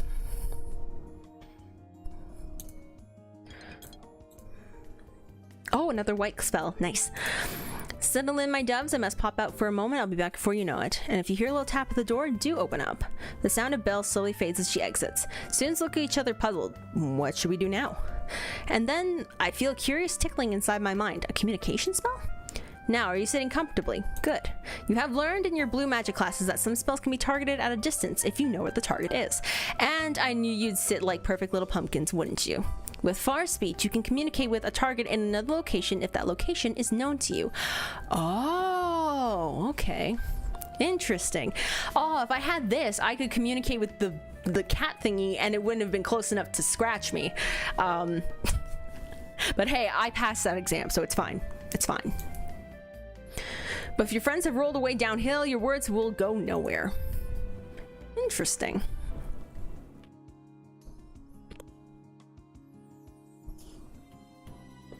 Is gambling not against the rules in that school? I mean, maybe just playing bingo is fine. Maybe they don't know that we're giving our allowance money as betting money. I don't know. Speaking of which, I've gotten back I've earned back the money that I spent in my bingo affairs. Okay, let's go study. Oh, Minnie's here. She's assisting students in the library, but seems a little distracted. Minnie tries to help me with my white magic, but she keeps losing her train of thought. Oh. She okay? Oh, we're right! Midnight Poets! Midnight Poets! Midnight Poets! I forgot about this! This evening is the first meeting of the Midnight Poets for the new semester. In contrast to the chill outside, tonight's theme is summer, and members are quoting verses that remind them of sunlight and relaxation. Someone's managed to bring in a jug of lemonade and pepper cups for us to share with the admonitions not to leave any litter inside the greenhouse. Ooh, nice lemonade. Karina stands up to recite her verse. How beautiful is the rain after the dust and heat in the broad and fiery street. In the narrow lane, how beautiful is the rain. Even better if it storms. Who are you? Rye? Rye Lewis, a junior from Toad Hall, leaps to his feet. He brandishes a wand tipped with a gold lightning bolt, in which a long plastic cord loops out from behind him and disappears under his cape like a tail. What? It can't be an electrical cord. Perhaps he drops his wand a lot, and so he's attached to himself to keep him from losing it? Without waiting for a cue, he begins to speak. The wind began to rock the grass with friends tuned and low. He flung a menace at the earth, a menace at the sky. He speaks with dramatic excitement, gesticulating, as if to call down the storm upon us. The wagons quickened on the streets, the thunder hurried slow, the lightning showed a yellow beak, and then a livid claw. Yes, that's very nice. Corin is not having it. Something calmer next, perhaps? Rye sits down, still grinning, and a spark sizzles off the end of his wand. Tyrannus takes his turn, though he mumbles his way through his lines. In the winter, I get up at night and dress by yellow candlelight. In summer, quite the other way. I have to go to bed by day. It's a cute verse, though he doesn't much appreciate the smiles he receives. Aw, he was blushing. It's like, hold on, I can do that face too.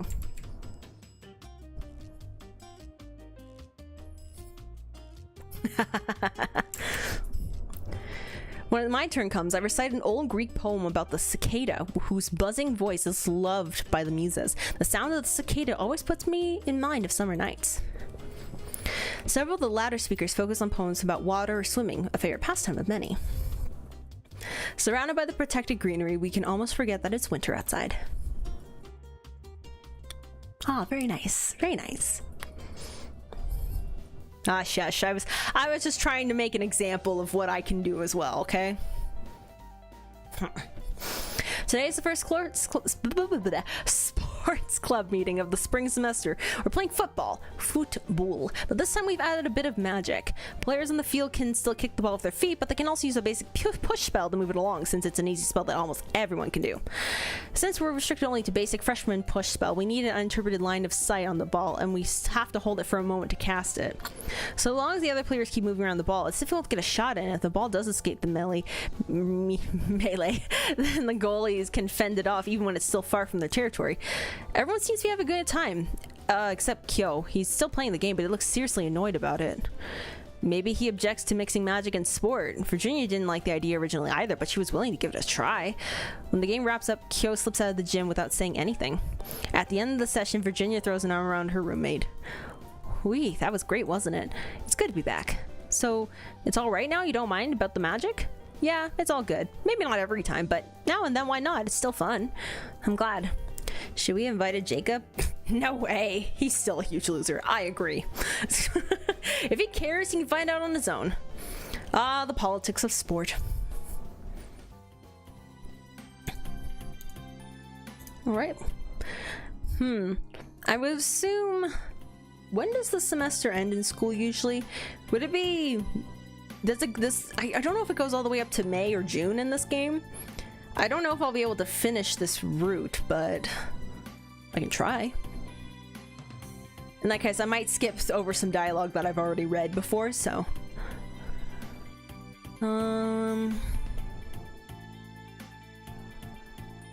Okay, let's try upping some black and white magic. Because now, somehow, my green magic has gotten above these two. And somehow red is my most powerful magic. Wow.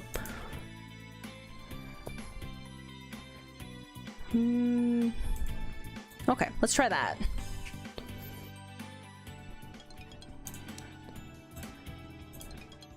Okay. Oh, in the afternoon, I catch sight of some distinctly inhuman silhouettes in the distance. Oh, it's Damien and Pastel. Interesting. Her delicate wings quiver in an unseen breeze as she displays herself for his attention. Her hand reaches out to touch his Whoa! He catches her hand in mid-motion and pushes it away. I can't hear what they're saying to each other, but I know a rejection when I see one. Bad luck. Probably. Wow. Okay.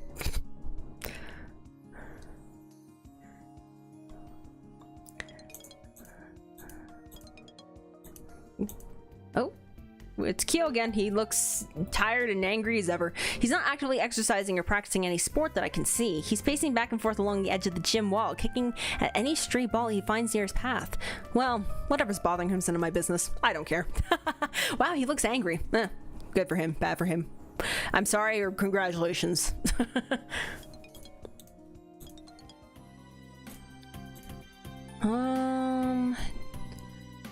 Do I want to try going to the mall?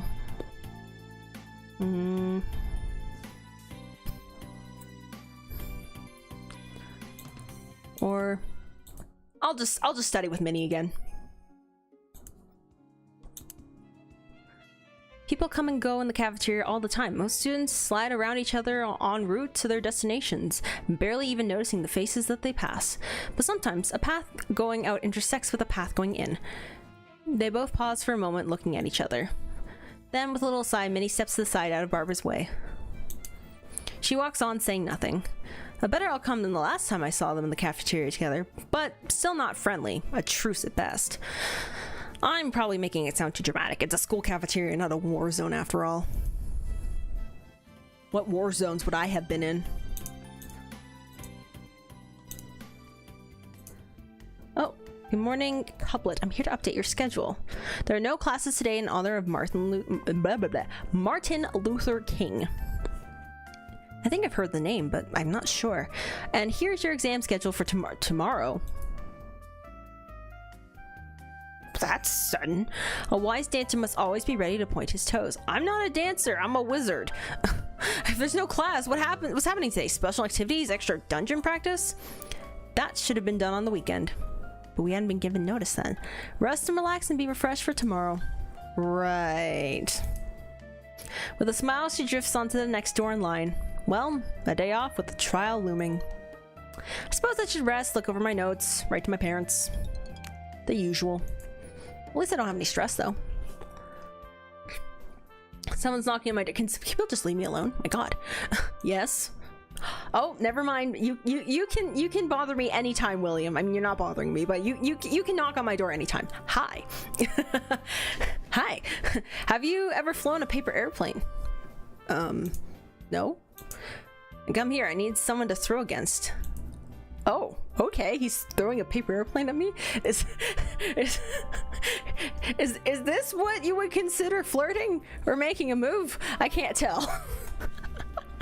We seat ourselves against the wall at one end of the corridor. William has created several folded boxy paper bird things. Beak in front and tail in back. We take turns throwing them into the air and seeing how far down the hall we can reach. Then with a breeze spell, he sends them skittering back along the floor to us. You rode in an airplane to get to the US, didn't you? Yeah. Some lies are necessary. I've never been in one. Cars and buses, of course, and a train for a school trip to DC. It's probably much the same. You sit, then you wait. Some of my old classmates would fly away every summer to go somewhere warm with a beach. Florida, Hawaii. My parents didn't like to travel. They'd rather let the world come to them. Their house is open to magical travelers, a way station for otherworld journeyers. It's why they're so well connected. Oh, he knows how to flirt. Hey, do you want to fly paper airplanes? Marry me.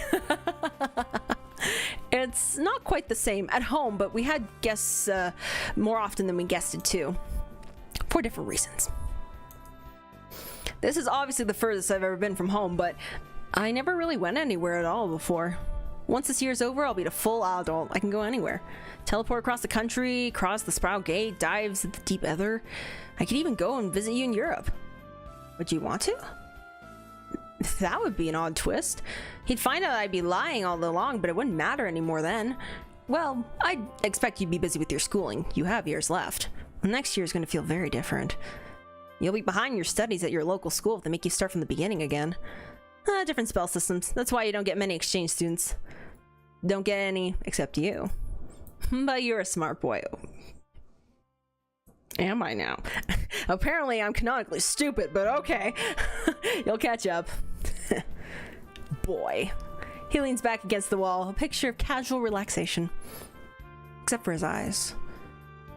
I graduate at the end of this year, in just a few months. Yeah, you said that. The future's wide open. I could do anything. Do you know what you want to do once you're out of school and an adult? I think my parents have some ideas on that front. My parents are very supportive. They want me to follow my destiny and do whatever makes me happy.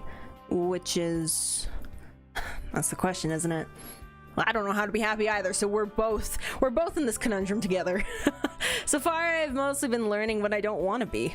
Like, a leader. I've had enough of that. I don't want to be an idol or a model or an actor. I don't want to be someone who uses people. He picks up one of the paper airplanes. Do you know how to fold these? Nope. I don't know how to fold these either. Stories definitely doesn't.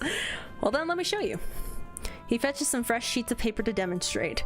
Is this when he's gonna be like, I'm gonna try and fold it, and then he's gonna come around, he's like, no, you gotta fold it like this, and he's gonna like guide my hands, and he's just gonna like that?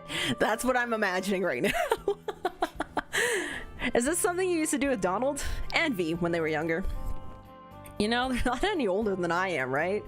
Sure, but they already have they're already fully trained paper plane pilots. You have to earn your wings. Isn't the pilot the one who flies the plane? I already did that part.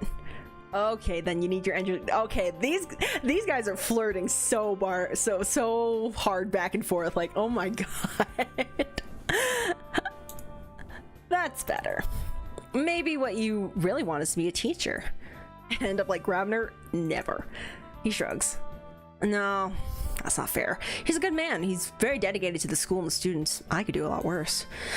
At the same time, I'm not sure he's known a happy day in 20 years. It's not my place to judge a professor, but as a life, it's lacking something. How much do you know about Professor Grabner's history? You better not pry into that. Whatever rumors you heard, they're probably wrong. But he wouldn't appreciate you asking. I don't need to pry. I know very well what happened to drive him here. I was trying to find out if William knew, so that I could guess what would be safe to talk about. Do I want to press the issue or drop the subject? Ooh. You know what? I'm a nosy little bitch. I'll do it. Oh, I'm not asking him. I'm asking you. Don't be patronizing. What? I asked you a question. You basically answered, don't worry your pretty little head about it. I thought I was being responsible by protecting me from the burden of knowing things, by not spreading unfounded gossip that might hurt your relationship with the professor. That's almost what I'm trying to do. I want to find out what you know so I don't say anything worse. You won't affect my opinion of him. I've already made up my mind. Well, all right. He takes a slow breath and lets it out. The rumors I've heard goes that when he was just out of school, he killed his best friend in a dueling accident. Huh. As far as I know, it's just a story. It would explain a few things, though. That's actually nicer than the versions I heard. I heard it was a murder. That rumor certainly does exist, even if I know it's not quite true. You went to class with a man you thought was a murderer? No, I went to class with a big scary teacher that people make up stories about. Not our stories, but you know. I don't believe everything I hear. Right. Like you said though, Gravener's not a happy person. Whatever happened to him in the past, it left scars. So if you want to avoid ending up like that, try not to get anyone killed. Right. You know, you're more mature than you look. You just haven't been looking right. Guys, okay, tone down the flirting. I know this is on the path that we're on right now, but goddamn, like, whoa. That starts a it's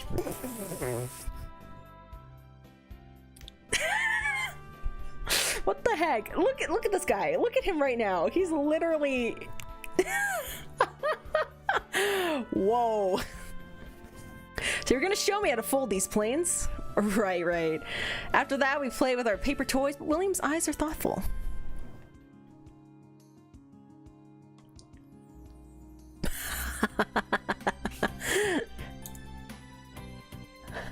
Wow.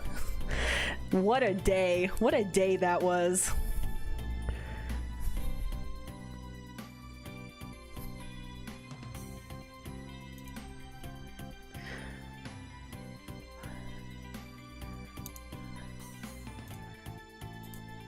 All right. The ship is definitely sailing. Maybe he will follow me back to Europe. Who knows? Today, my little explorers, we learned one of the most important spells in any dungeon delver's arsenal. Finally! Aren't you excited? Students blink back at her in silent confusion. Can't you guess? It's a favorite tool of curious minds and fingers eager to get in where they haven't been invited. It's the spell of opening. What? With black magic, you can coax an object to open and unlock itself in accordance with its design. A door is designed to open. A table is generally not, unless the table contains a secret compartment. Simple locks, rusty hinges, hidden drawers, these can be opened easily. There are, of course, more complex locks designed to be resilient to resist general spells, but you will not be encountering those yet. Be careful, if someone wishes to keep secrets, they may set traps which are triggered when the item is opened. The spell of opening will not protect you from the consequences. Ah, cool. We spend the rest of the class experimenting with magically sealed wooden boxes, a few of which turn out to be just solid blocks of wood. Huh. Cool.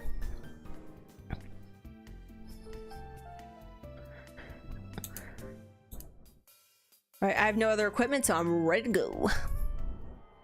I guess having those charms would be pretty helpful. So you could change them out before the exams. But I guess you wouldn't know which spells you'd need to use. But I guess if you had a specialty, then you could just enhance that specialty. Or something. I find myself in a corridor facing a carved stone arch with a dead end wall behind it. There's no sign of a staircase. In order to leave this dungeon, you must step through the portal. Only the medallion will activate the portal. Think before you act. If the portal is ahead of me, it might not be active. So where is the medallion? Okay, so I have to find this medallion.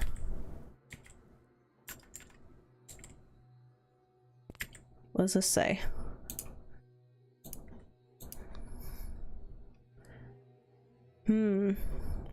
As far as your eyes can tell, it seems to be an ordinary stone wall. The cold spot is the gateway to the future. Pauhi and her kin have witnessed all. What does that even mean? Okay, so that's... Oh, that's a dog of sorts. I don't like it. I don't like it. Ooh. I don't like it.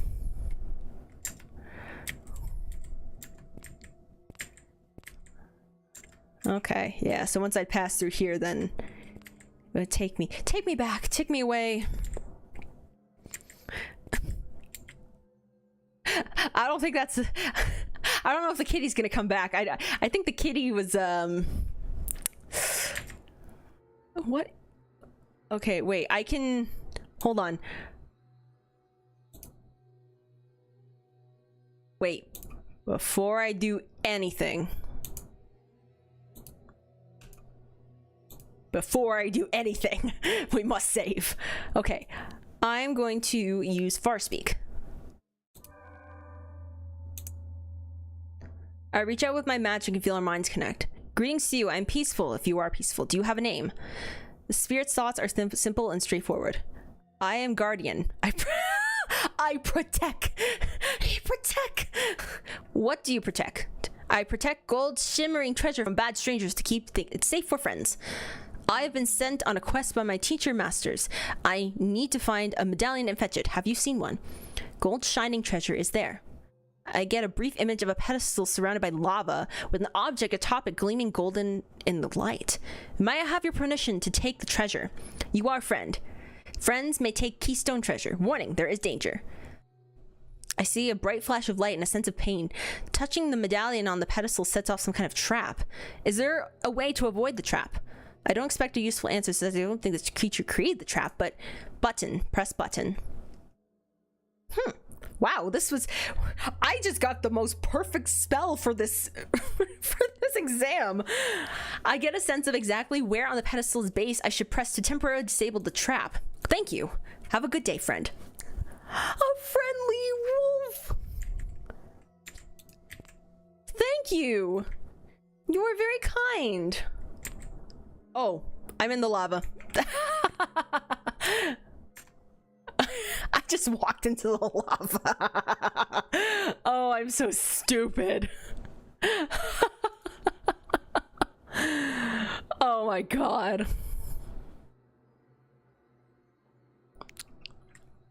Okay, so it's kind of far away.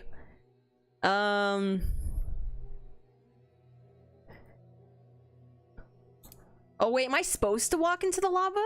Hold on. So I'm gonna heal me first.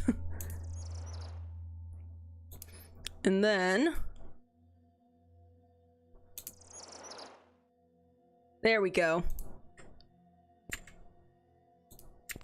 There we go. Okay, I was supposed to walk across the lava. Okay.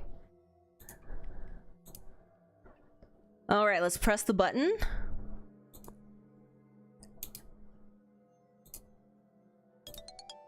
Nice. Ooh. Oh no!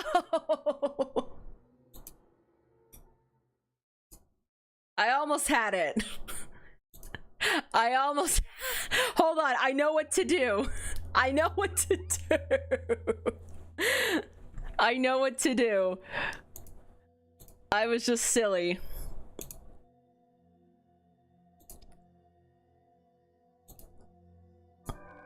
Okay, let's go through this one more time. I almost had it, guys. I almost had it. Okay.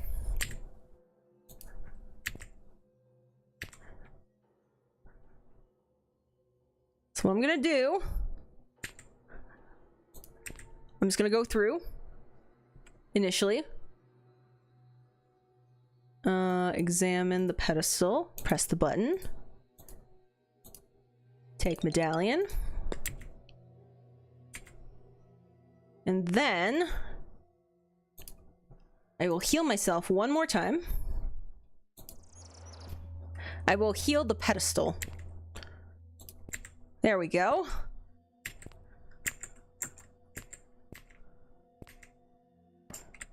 Oh wait, hold on. I have to put the...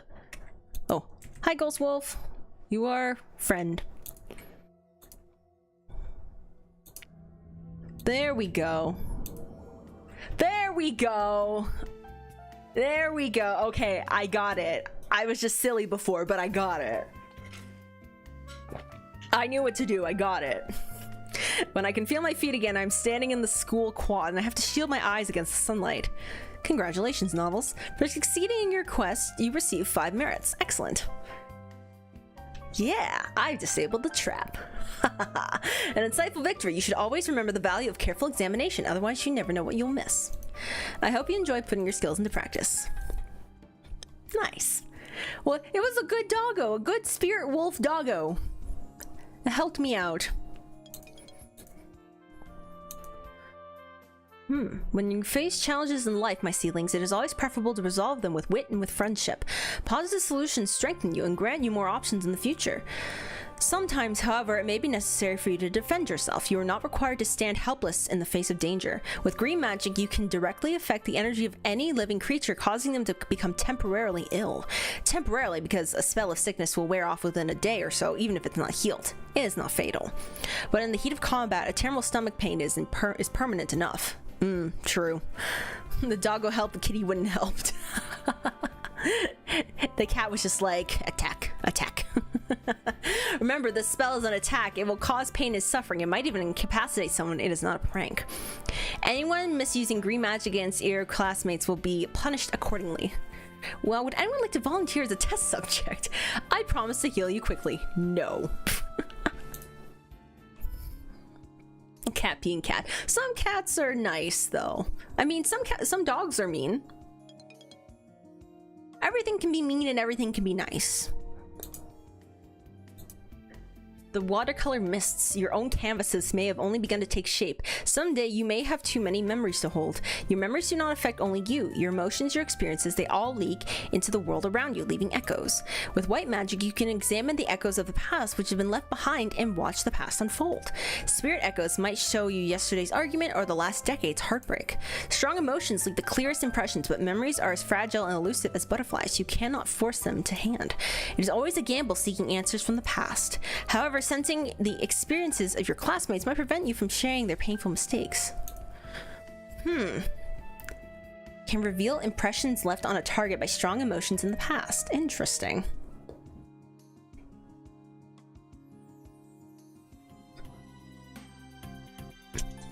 Oh, 9:30.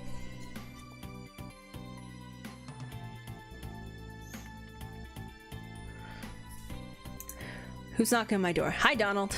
Good morning. You and my brother are friends, right? Yeah, friends and nothing more. I just thought you might want to know his birthday's next week. Friday, actually. Oh, am I supposed to do something? I don't know. It's your business. He doesn't tell me anything. But if you did want to buy a card or gift or something, then tomorrow will be your best chance. Oh, any suggestions? How should I know? He's your brother. Yeah, well, he talks to you more than he talks to me. I gotta get ready for class. See ya. He waves and leaves.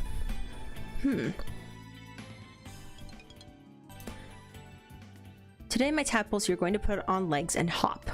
We're going to become frogs? Is she making a comment about Toad Hall?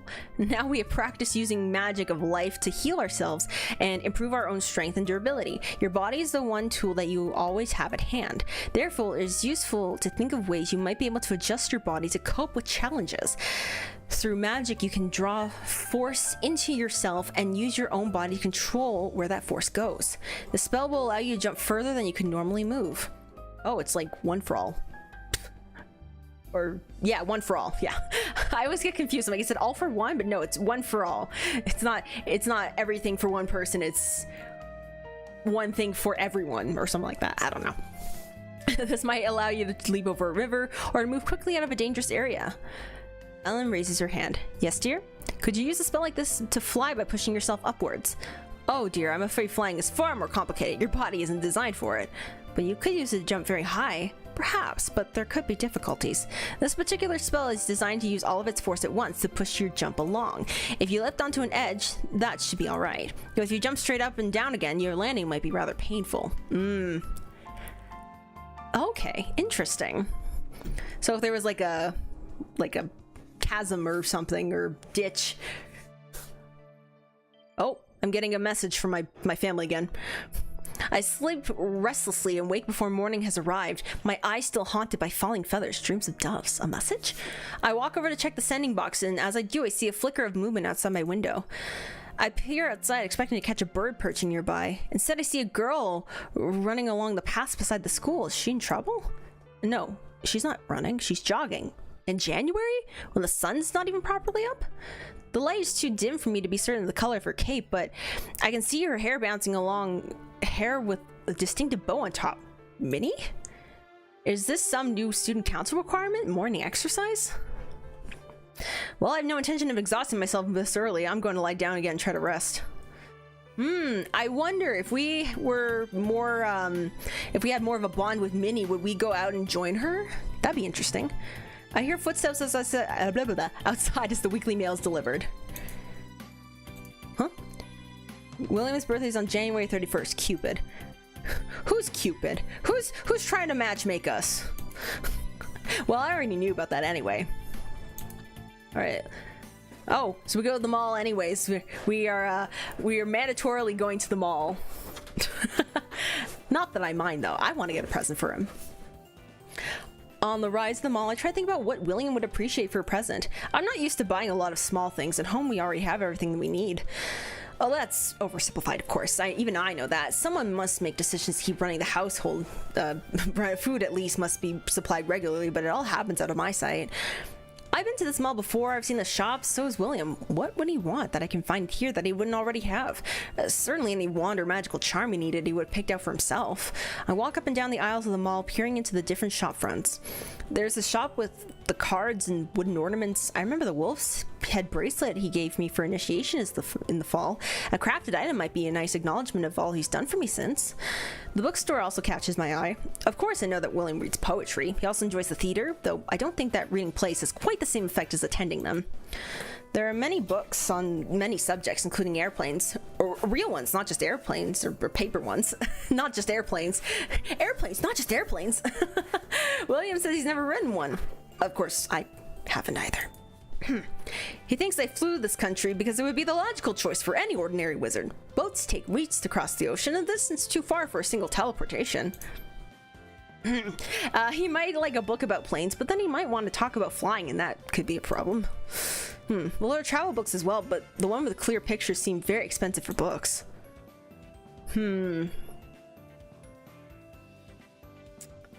Let's get an ornament. Yeah, a little wooden wolf. That's cute. I like that. My quest has been fulfilled. Now I can relax. I walk the length of the mall, not in any hurry, checking out the various shop displays and listening to the chatter of the locals as they wander by. Humans are humans wherever they go, but I can't escape the fact that these are not my people. The differences are interesting, but they leave me feeling a little lonely. Oh, hello, welcome. Thank you so much for joining. We are doing our best to get through the rest of the game, maybe in this one stream, but I cannot make any promises. There's a shop that is half stocked with little wooden carvings and ornaments and half with a seemingly endless variety of trading cards. What's the connection between them? They both come from trees? As I'm walking, I see a group of students arguing up ahead. Uh-oh. At least two of them are arguing. Ellen looks like she'd rather be anywhere else. Get out of our way and leave her alone. Damien, what are you doing here? Why, Damien, I haven't seen you so solicitous of a fresh worm since darling Musette. Poor little Musette. Who's Musette? Didn't he tell you? One of his little girlfriends last year until he got her expelled. I had nothing to do with that. Yes, and you were oh so sad, weren't you? For at least a whole day before picking up a new toy. Oh, what was his name? You have no right to go after Ellen just because you're jealous. Of her? Don't be ridiculous. I dumped you, remember? With the whole school. What? Whoa.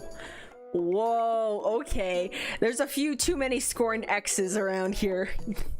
Damn. I can't believe it. After everything I did, Ellen went back to dating Damien? Maybe this chaos is what she really wants. It's too late for me to change now. I turn and walk the other way. Huh. Lost in my thoughts, I managed to pass a few hours at the mall just observing. Stress decreases by 3. Wow. Huh. Twist. What a twist of events. I'm heading back to my room after lunch when I hear a rather strange sound. At first it reminds me of the complaint of the startled cow, but a moment later I recognize it as low-pitched human voice singing. Oh. I go up to the window and look outside. A dark-haired figure in wolf hall robes is down on one knee on the path beside one of the flower beds. Is that Kyo? The singer gestures dramatically, directing his words at a group of girls standing nearby. I can't tell if he's singing to one of them in particular or trying to impress the whole lot. Well, whatever's happening has nothing to do with me. What I want to see what's happening. That sounds hilarious. I mean, touching, but hilarious. Good Lord, Damien, how many exes does he have? I mean, at this point, I wouldn't be surprised if like half the school was his ex. Well, unless they're expelled, in which case, not that much of a ratio, but you know. Oh boy. Okay, so I've got all of my magics up at least in the 20s, so that's good.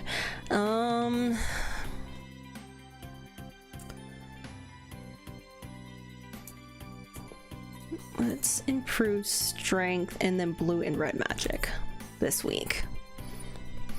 I guess Ellen likes bad boys, I guess. Hey, you like bad boys? Because I'm bad at everything. Professor Grabner stands in front of the class and does not look pleased. Oh, he's going to teach us another spell he doesn't want to teach us. Today's lesson is not a game. Any carelessness, any tittering, a word, and I will see you in detention. Or else I will use you as an extortion. Whoa, okay. There might not be enough left for you to bother with detention then. Charming, but no one dares to laugh. Thank you for the hearts in chat. Was that from what I just said? Very well then, let's proceed. The blast spell is exactly that, a small focused explosion intended to deal damage to a single target. I say focused rather than contained because it is not contained. Enough energy pushed into a blast would destroy the entire area and the caster along with it. Even at the power levels you are capable of casting, there may be uncontrolled consequences. Observe. We're observing, like, right here. Oh, and then the shards strike an invisible wall and drop harmlessly to the floor. My skills are not so limited as yours. Is it necessary for him to show off so much in front of his students? Well, I suppose it makes the safety lessons memorable. That's true. A blast spell can damage even stonework, but consider the risks before you blow the dungeons apart around you. Oh wow, that's a lot of mana. That's half of my mana. I guess that's why you get like the fancy wand. Yikes. Oops. Just about to like knock over the mic. Oh, another blue spell. Nice. Change is infinite. All that you see, all that you know can be changed. That is the power of blue magic. One of its most practical uses is to change a location. I do not mean altering the nature of a location. I refer to altering the location of a target. You would call this teleportation, to move things or people from one place to another. Imagine that a catawump? Is that like one of the things that we faced? I can't remember what that was called. The saber-tooth thingy. Has left in front of you from the darkness, its fangs bared. Imagine a tree following your direction. Simply teleport them away and the threat is gone. You are safe. Of course, a living creature may decide to return under its own power, making the solution only temporary. Also, should you face a pack of wolves, teleporting them one at a time may be too slow to save you. You must also have a destination in mind in order to perform this relocation. You must banish your target to a known location and one with room to receive the arrival, or your spell may rebound. Moving yourself is a slightly more complicated matter and one we will be covering in a later class. Interesting. Okay. So we can teleport other, and then eventually I'll be able to teleport myself. Interesting. Alright, good night, thoughts. Take care. Have a great rest of your evening.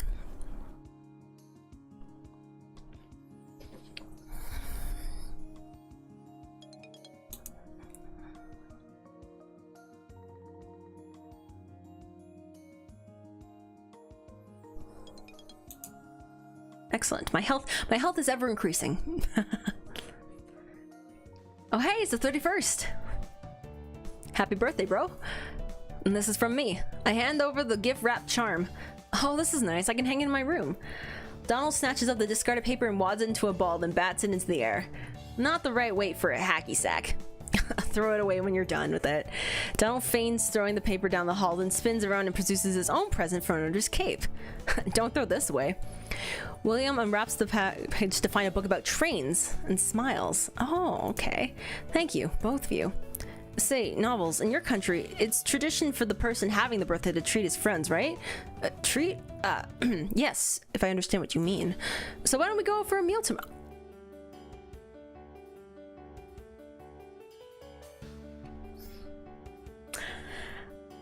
Guys, I think William just asked me out on a date.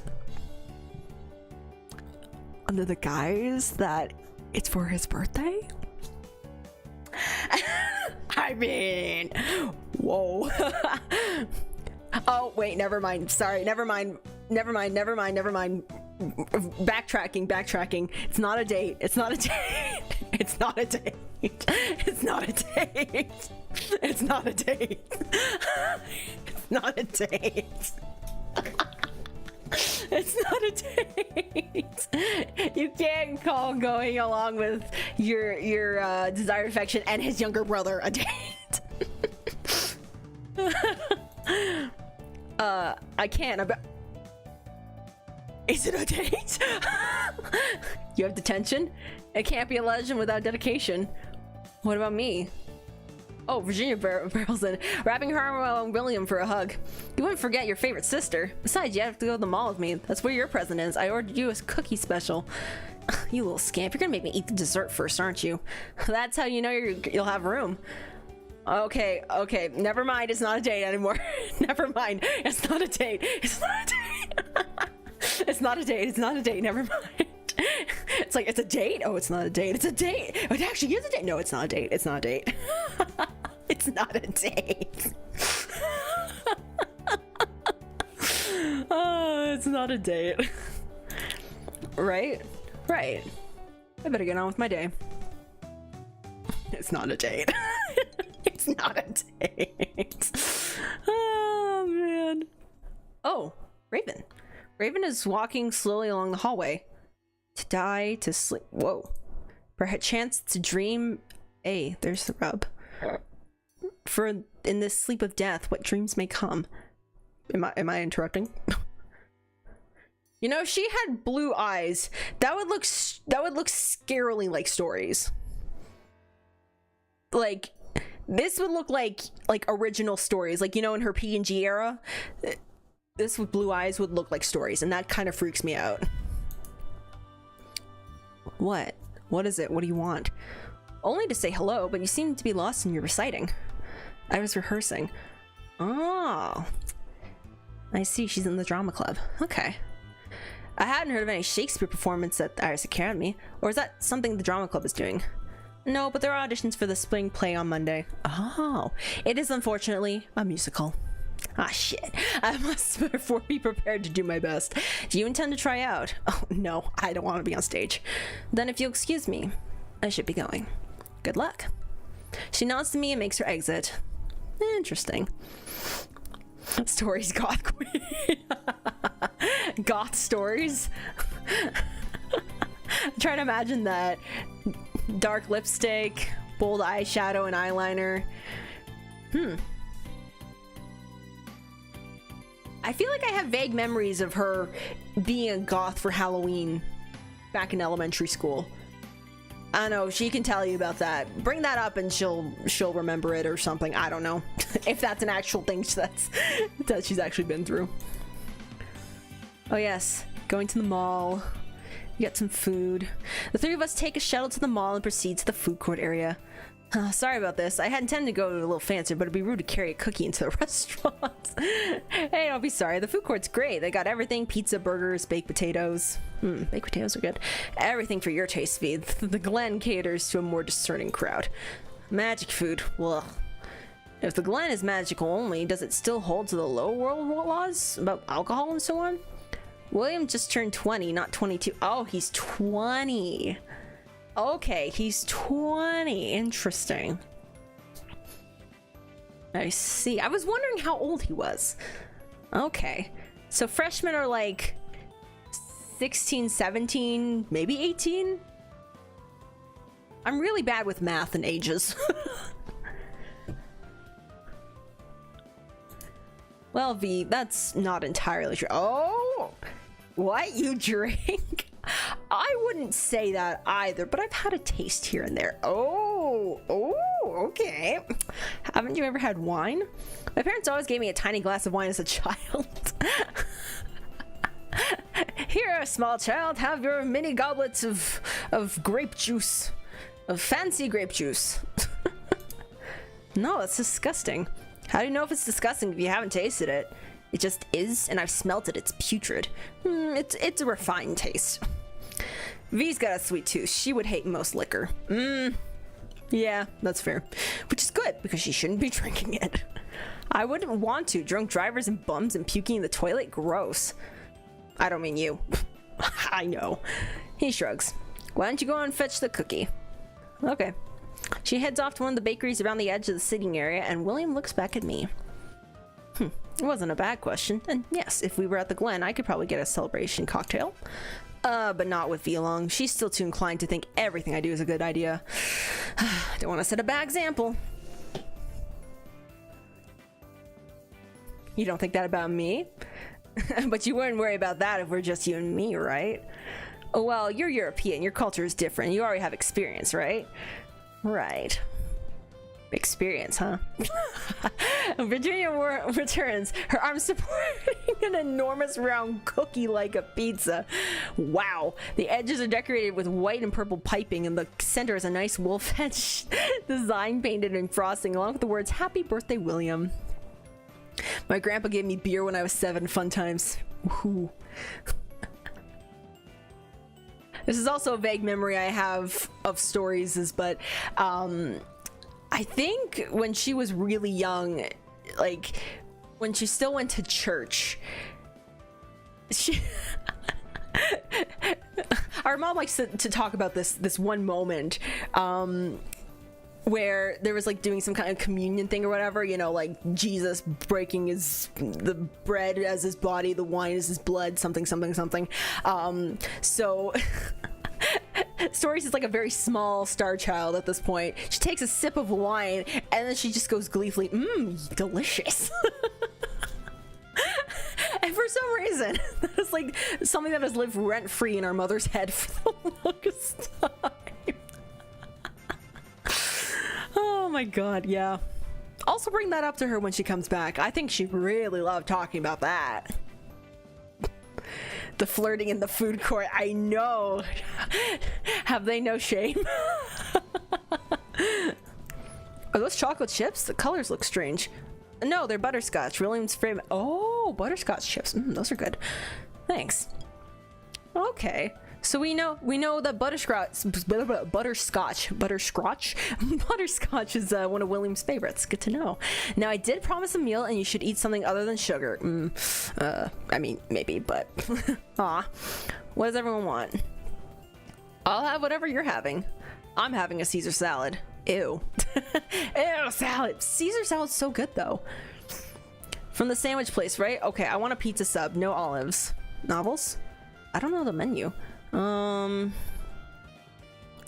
let you pick. I don't know. Whatever you think I should have. Okay. So. Why are you asking? What's with you and my brother? Why are you hanging out with him? Well, he's my friend. He's my friend and my hallmate. Why shouldn't I hang out with him? So, she's getting into the nitty-gritty. She's gotten right to the point. So you like him, but do you like him? I'm just warning you, William doesn't date. If you think that, there's a lot you don't know about. William has dated at least 2 people at Irish Academy that I know of. I know about Angela. She broke his heart. He was a wreck. I don't know what he saw in her in the first place. She's such a bitch. Anyway, after that, he swore off romance completely. Just because he was upset, that doesn't mean he'll never date again. Well, he shouldn't. Romance is dumb and it makes people dumber. Anyway, I don't care what you and William do as long as I don't have to watch. So if you're gonna make eyes at him, don't do it in front of me. I mean, well, she knows. She knows.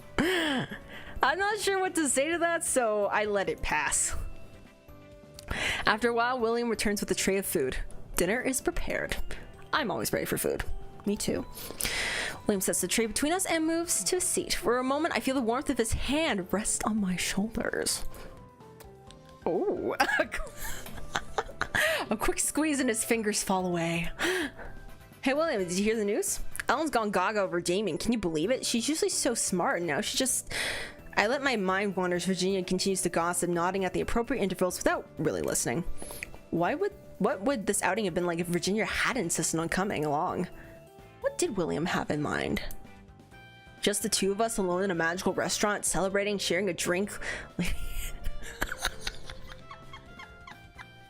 Whoa! We're getting a little too far into our fantasy right now. No, he did invite Donald. We wouldn't have been alone. On the other hand, he must have known Donald would turn him down. I remember him patting my shoulder like you would pet a puppy. It could feel good to be...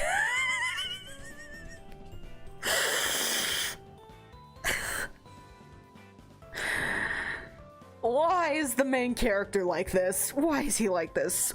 Why is he like this?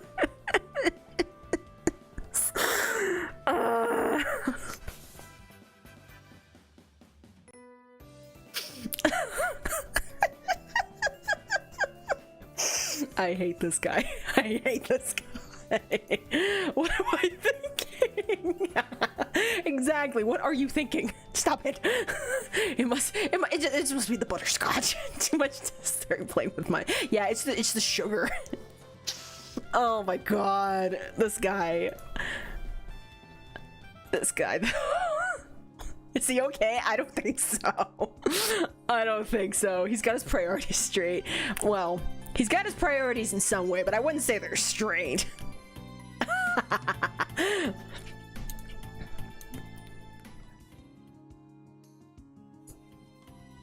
What should I do this week?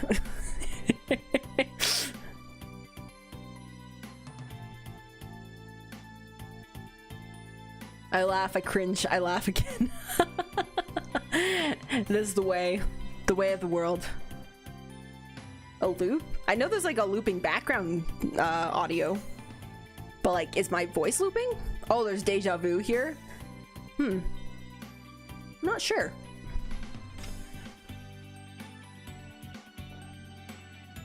If there is any issues with my audio, please do let me know.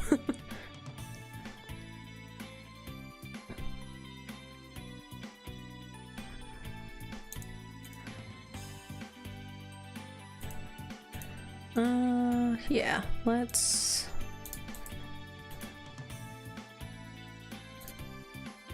do that.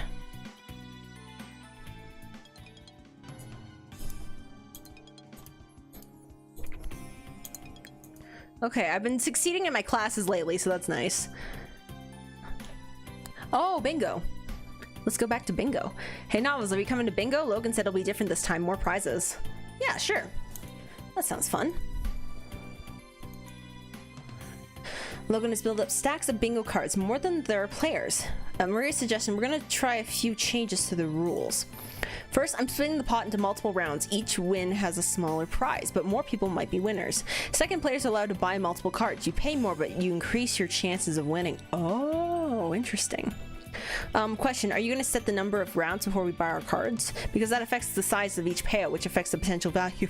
Wow, Maria's got like, she's got like the cogs spinning in her head. She knows what's happening. Audio's is good? Excellent. Affects the potential value of each card and the optimum buy strategy.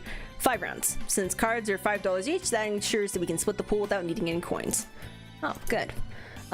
Also, can players only buy cards once? And can we change cards between rounds? And wait for everyone to be here. Once everyone has taken their seats, Logan set up the rules. Anyone can buy as many cards as they want before the first round, but after that, everyone has to stick with their choices. I watch the other players. Everyone appears to be taking only 1 or 2 cards. Maria hangs back, counting under her breath every time someone makes a purchase. How many cards do I want? Oh.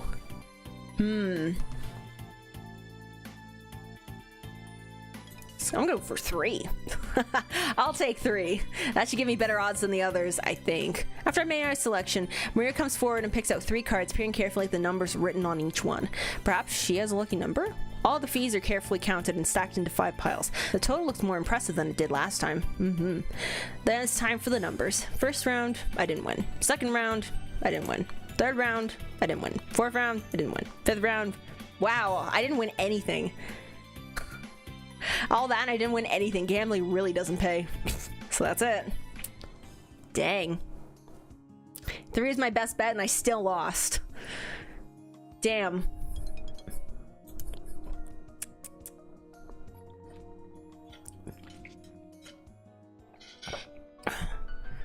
Who's knocking on my door? Is it a certain someone?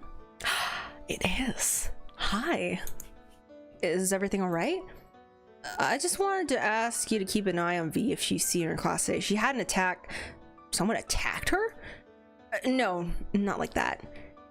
Can I come in? There's things V would rather not everyone hear about. Too late. What's up with Urchin? Donald, why don't you both come in? I step inside my room and wait for them to follow. William ducks his head slightly as he enters, as if expecting some trouble. So what's going on? I did just lose $15. I really didn't mean to make such a fuss over this. She won't appreciate it. So, well, Donald already knows this, but Virginia was born premature and she's got a few health problems because of it. Her lungs aren't as strong as they should be, so sometimes she takes winter cold badly. What do you mean I already know this? You knew she was a preemie. Preemie? A baby born too early, not fully developed. That's why she and Donald are less than a year apart. Oh, I was wondering about that. Because I'm like, they're not twins. They have different birthdays, but they're in the same year. Oh. Huh. Interesting. Okay, I didn't know that.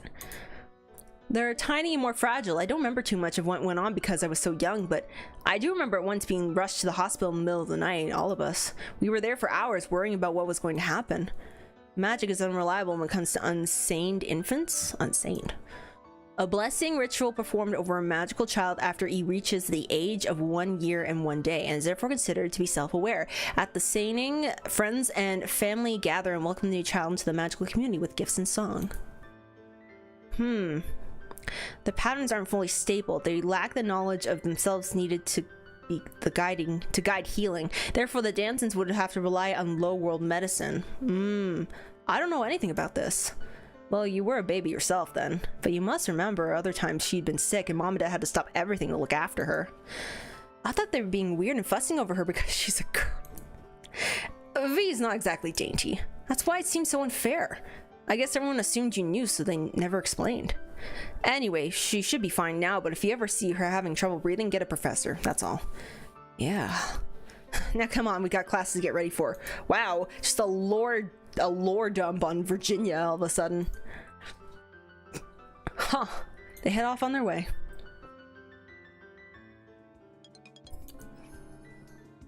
Dang.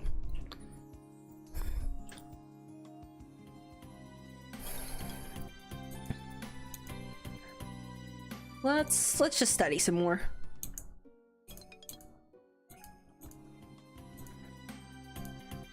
I'm gonna go back into the diary. I want to go... Oops, wait. I pressed the wrong button. Yes, I'm gonna read this. William took me and Virginia out for a meal since she was giving him a giant cookie as a birthday gift. Virginia seemed uncomfortable and uncertain about the prospect of my relationship with William, but in the end she wants her brother to be happy. The problem is, I'm not certain about my relationship with William either. I'm on my way to the bathroom when the door opens from the other side. Oh, good morning, Novels. Must have had a shower recently since his hair's still damp. Sorry, I'm running a little behind this morning. Are you ready for Valentine's Day? I don't know. The arrangements should be this afternoon. Arrangements? The student council set up booths where you can pay to have cards and gifts sent to your friends or sweethearts. To let someone know you're thinking of them. Did he mean that to sound flirtatious? Whoa. Whoa. Whoa. Whoa. Whoa. Whoa. Whoa. Whoa. Hold up. Wait a minute. Whoa. Whoa. Anyways, I'm late. I gotta move. Enjoy the day. Interesting. Okay. I'm gonna take another quick break, so I will be right back. So, again, grab some water, grab a quick snack, stand up, straighten your back, stop clenching your jaw. I'll be right back.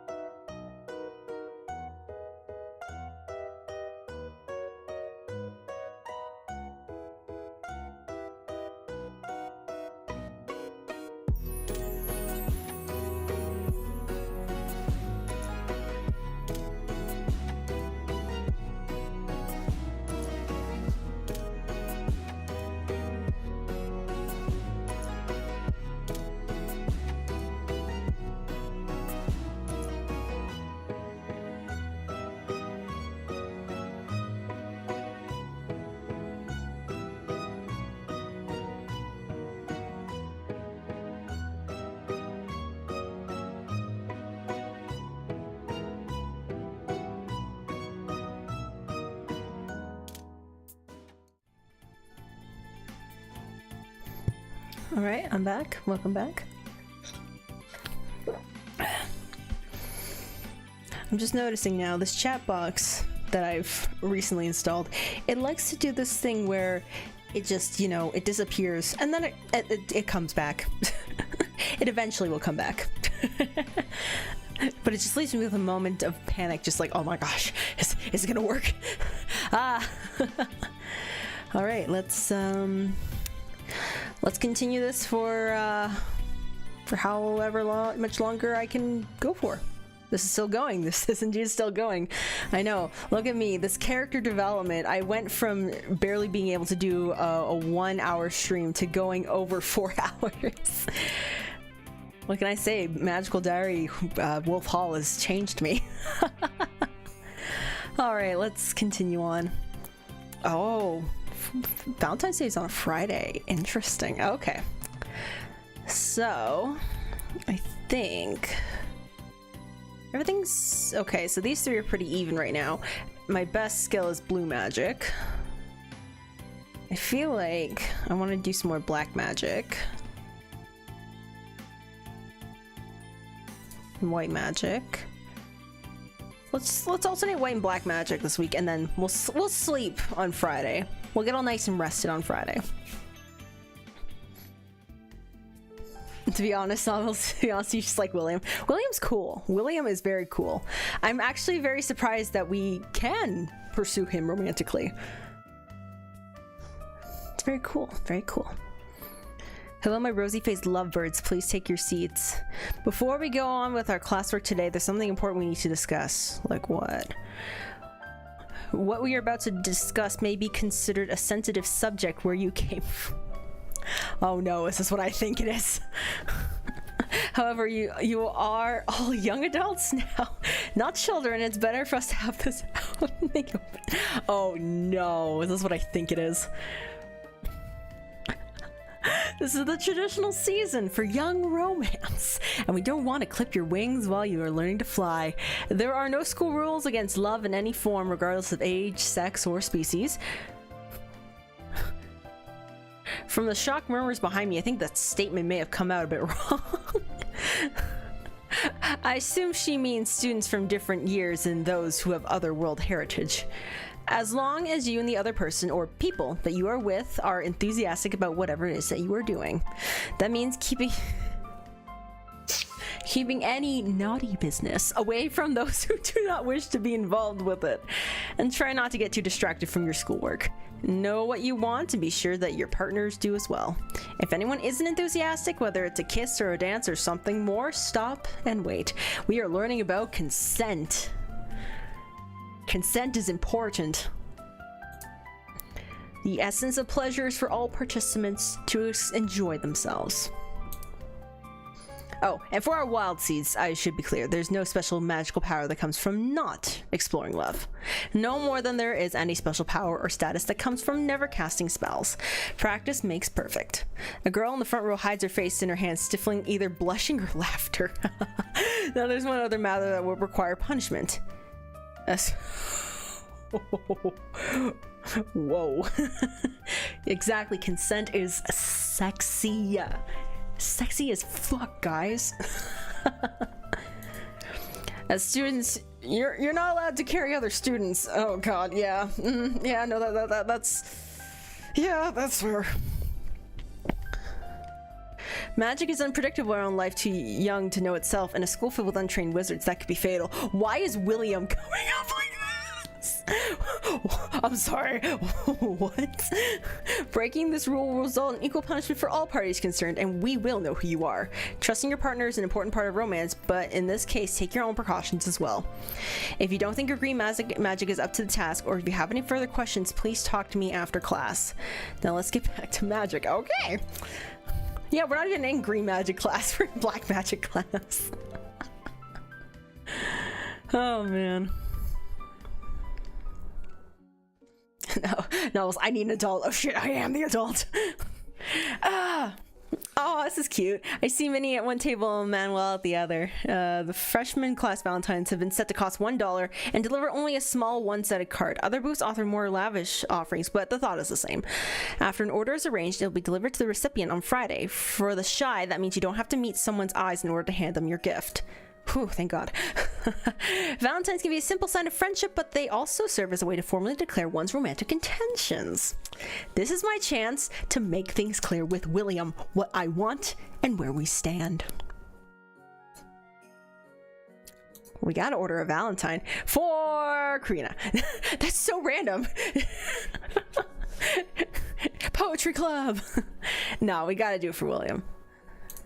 Should be romantic. Oh, we can do more for everyone else. Okay. Oh, let's do all of these. Let's send Valentines to all my friends.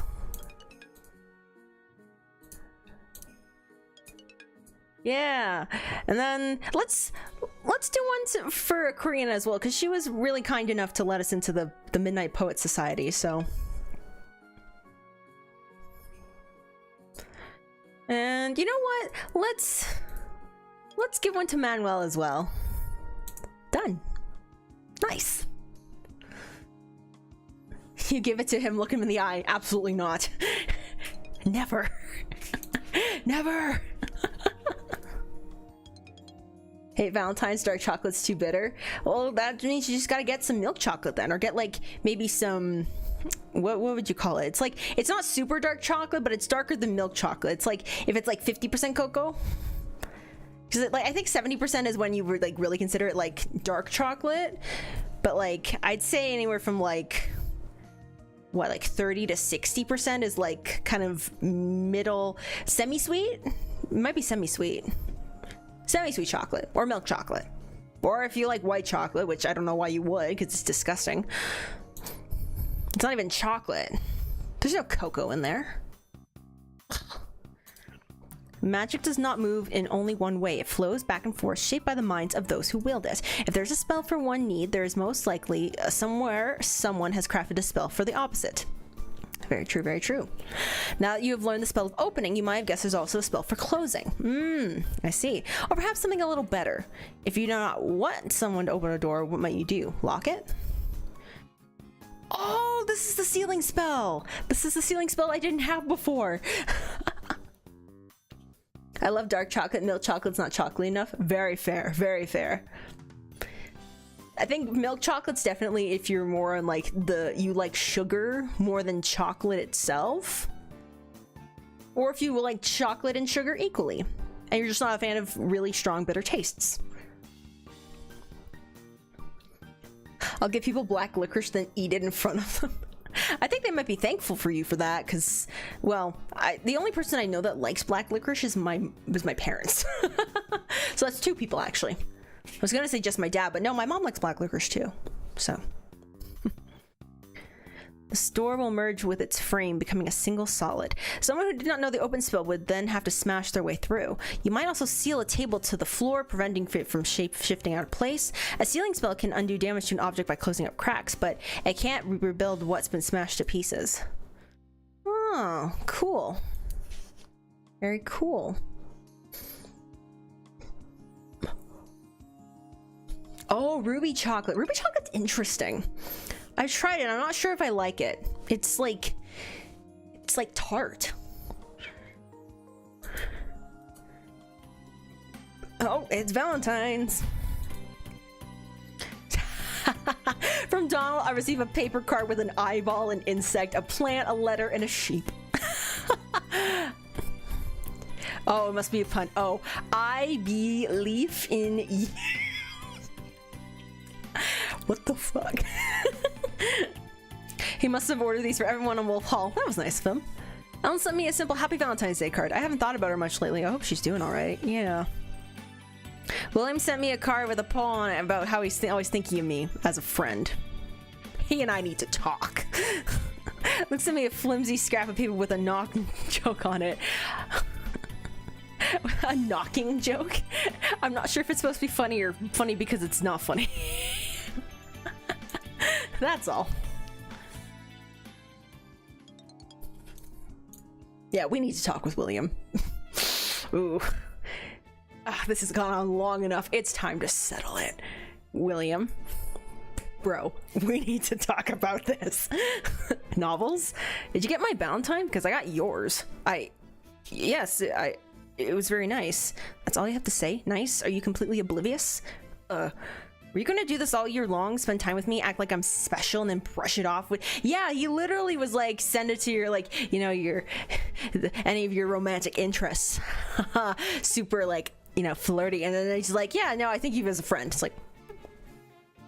Okay, I'm confused. You are not a stupid guy. You know you're attracted, and you know that I know you like boys. So when are you going to acknowledge that I am more than just another little brother? I am tired of sitting around being nice and waiting for you to notice me. I've been waiting for this moment for MC Novels to just be like, bitch. There's some scattered clapping and laughter from nearby tables.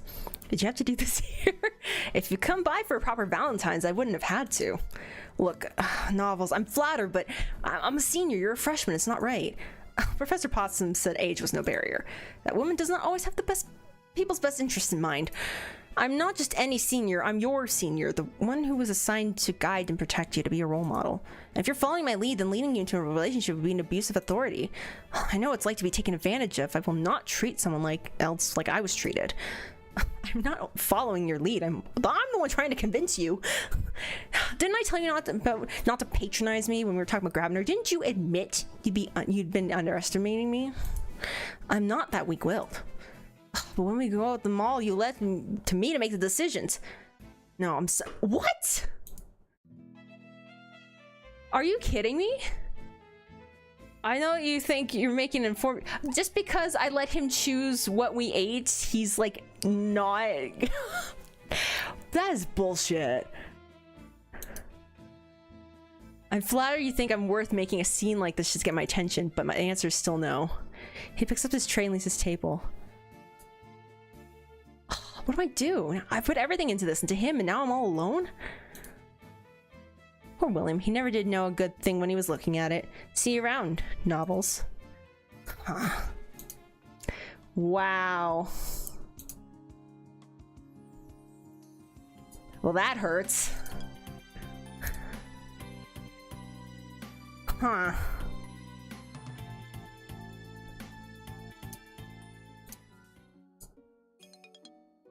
Well, that sucks.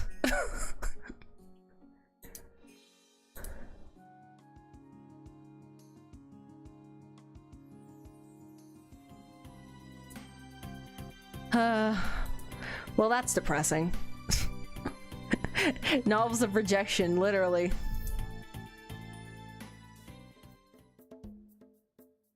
In evening, students are summoned from their dorm rooms by figures wearing hoods and masks who lead us outside. We are seated in groups around an area of scorched earth where a bonfire once stood. Each hall student sit together as best as I can tell in the dark. The night air is frigid, is only the press of so many bodies close together, plus our thick winter robes and capes that allow us to bear the cold. Potsdam calls forward the seniors of each hall to walk into the center of the burned ground and stir through the dormant ashes with a long wooden pole. The old years died, the past is gone, and will not come again. Let us leave behind our sorrows in the ashes of the past. As these ashes become soil, so may our hearts become the ground of the future. After all the seniors have turned over the ashes, Potsdam signals the staff and the class president to come forward, bearing new wood. Let the new year be born. The class presidents turn their attention to the wood, summoning the magical sparks to fall among the branches. A light flickers, and another, until at last curls of orange flame begin to blossom, and the fire's rekindled. We had everything right there. It was right there, I know. That's upsetting.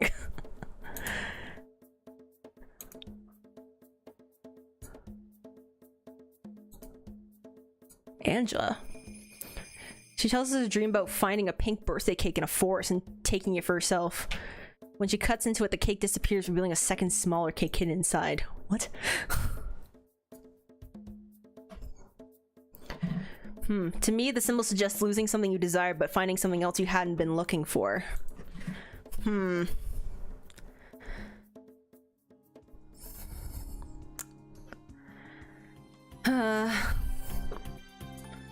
Oh, hi, Minnie. Exam this Friday. Thanks for letting me know. Okay, another exam. Well, let's keep going.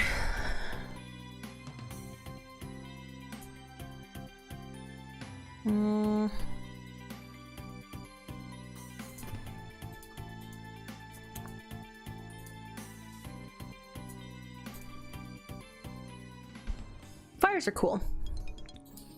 Controlled fires are cool.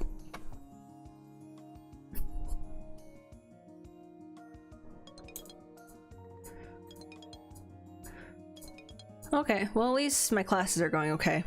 So, I'm Novels of Nova's, man of mystery. Well, maybe not quite a man yet. Yeah, I guess. That's a huge L for the William crew. I remember you from initiation. You're a foreign exchange student all the way from Europe. Very unusual. Are you talking to me because you think it'll make William jealous? Do you think William cares about either of us enough to be jealous? Who would he be jealous of? Let me tell you a few things about William Danson. When I met William, he was what you might call emo. He hid in his room all the time crying about losing his wings. He used to be a falcon, you know. I took him on as a project. I rebuilt his confidence. I took him to the May Day ball. I helped him become class president. And what did I get for it? He's dumped.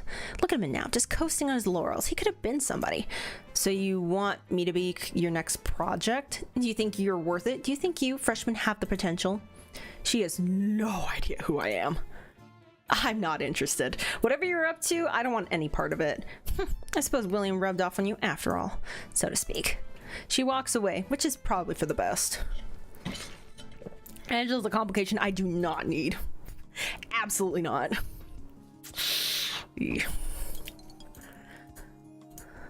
All right, time for my exam.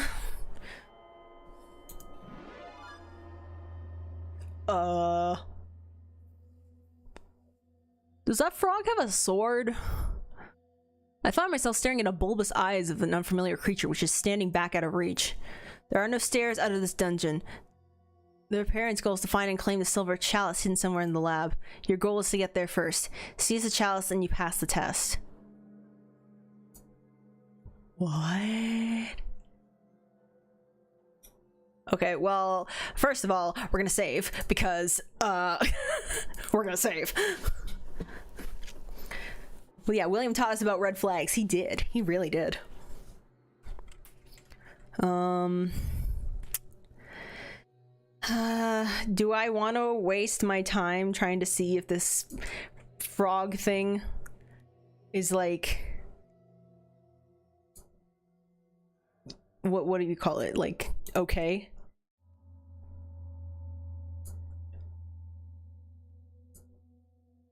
Okay, I'm not close enough. I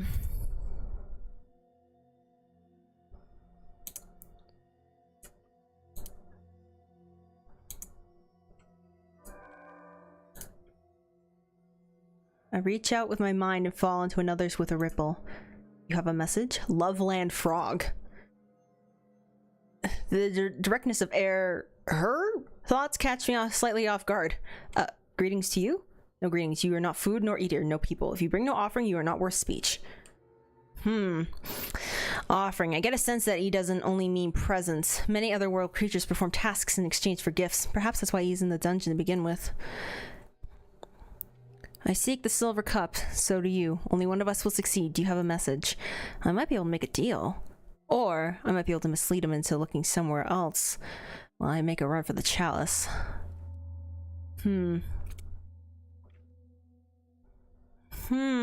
Interesting. This is a damn huge frog.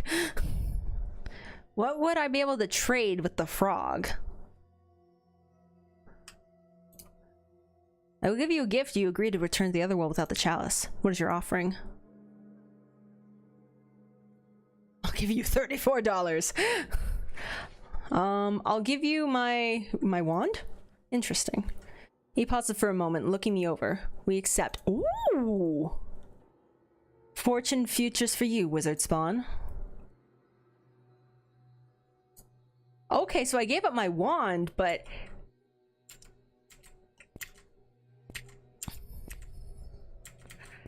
I can now get the chalice without... opposition. Wherever the heck it is. If I can figure out where it is.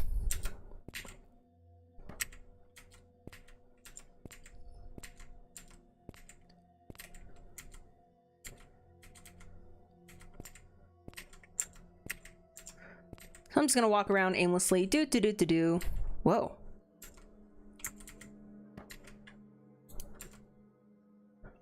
Wait, I think I know a spell for this.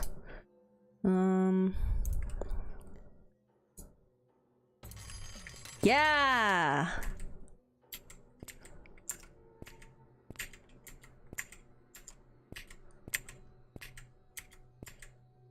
Oh, here it is!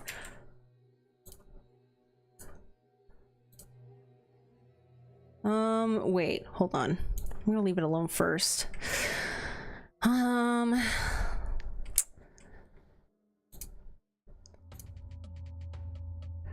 Okay.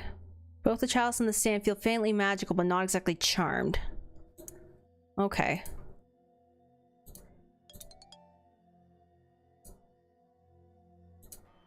Oh, there it goes. Nice! Imagine dropping a stick in your IQ plummets. That's pretty much what happened. When I can feel my feet again, I'm standing in the school quad and I have to shield my eyes against the sunlight. Congratulations, novels. For succeeding in your quest, you receive 5 merits. And another 5 merits for negotiating an additional victory. Yeah, I bargained. Look at that. It was always important to consider the trade-offs when making such a bargain. I hope you enjoy putting your skills into practice. Nice. I did it. Hey, I didn't even have to like go back and save scum, you know? Mr. of Nova's... Oh, Karina. Of course, please sit down and eat with me. No, thank you. My diet is strictly regulated for my health. Oh, I hadn't noticed, but she's not carrying a tray. Perhaps she ate already. I wanted to convey my gratitude for the Valentine's card you sent me. Would it be alright for me to ask why? Why I sent her a card? You're pretty. No, Poetry Club. I want to thank you for all the work you do organizing the Poetry Club. I know we don't know each other very well, but I thought you might appreciate a card. That was very kind of you, thank you. She bobs as if curtsying in miniature and makes her exit. She also wasn't mad at me for sneaking in, so...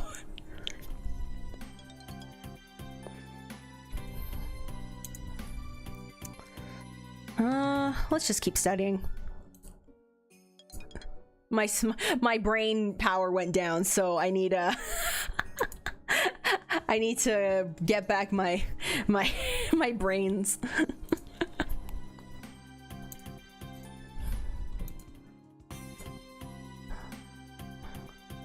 Okay.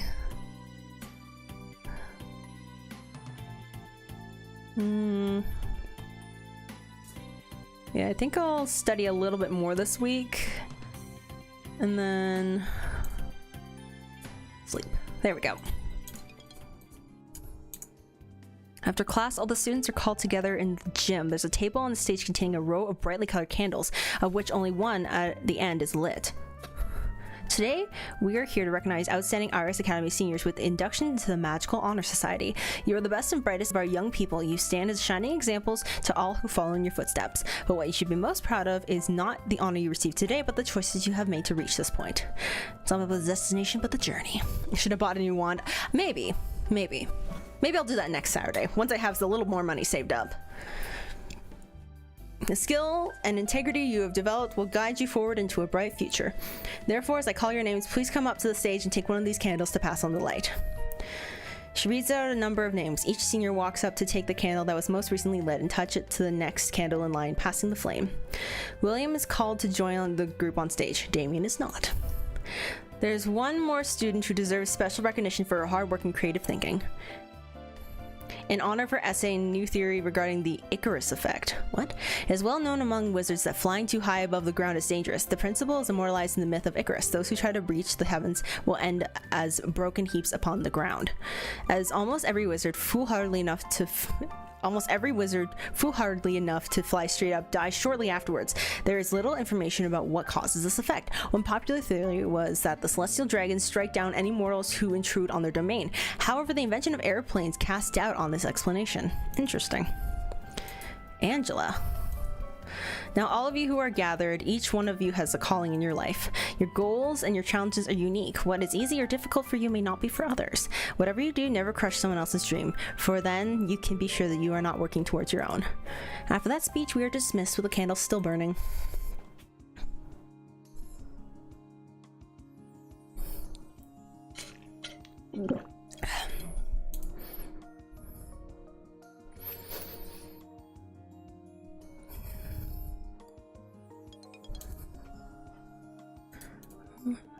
Oh. When we arrive at the classroom, the only sign of Professor Grabner's 2 words written on the blackboard in large white letters. Free period. We wait quietly at our desks for a while. It would not be unbelievable for him to lie and wait to see how we behave, then punish anyone caught out of line. However, after a while, it becomes apparent that he will not be attending. This class is canceled for the day. What should I do now? I guess I'll just keep studying. I'm already prepared for classwork. I might as well use this time productively. I need to increase my brain capacity.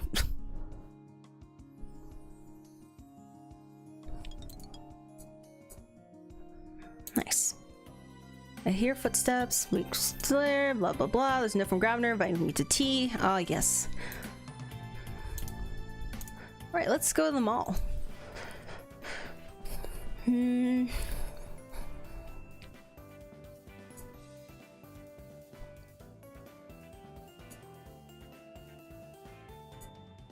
Get the fairy wings. I'm $1 short of the fairy wings.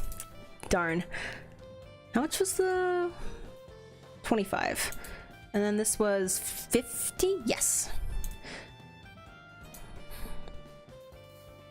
I get some glasses.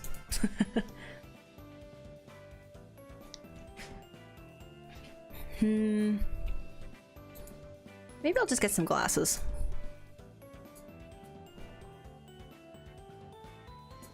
I can just buy more wands if I really wanted to. I think I'm okay. I've gotten back up to like where my smarts originally were with the wand, so I think I'm okay. Today's tea is a simple affair. The beverage itself, a few little biscuits and miniature sandwiches. If I had known, I might have eaten more lunch. The man himself appears subdued. Are you well, sir? I noticed you missed a class this week. My health is not your concern.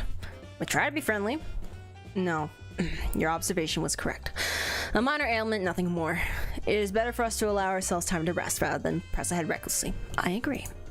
I'm not sure why he speaks of himself in the plural. You have survived the worst of winter and spring is now just over the horizon. Which brings me to the execrable American tradition known as spring break. For freshmen such as yourself, it means an inconvenient week on holiday where you should be planning your final studies.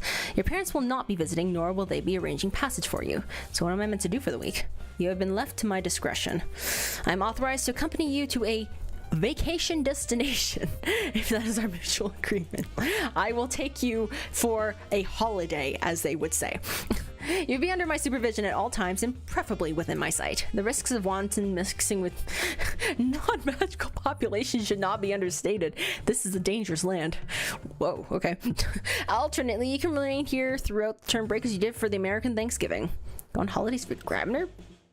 I mean, I got to see more of America, but with him watching my every move, could I enjoy any of it? I wouldn't be able to tell anyone what happened afterwards since I couldn't explain why I was on vacation with a teacher.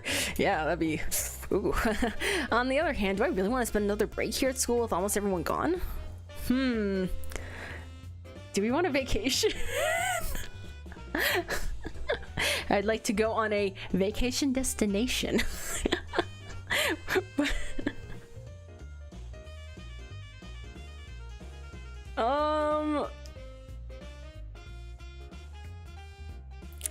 Where would I don't I don't know. Should I go on vacation with Professor Grubner? Or should I just stay at school? Yeah, vacation with the professor. How do you even explain that? I know, right? Like wait, hold on. I think okay, Stories wants me to switch out and she wants to tell you something. So I'll be right back.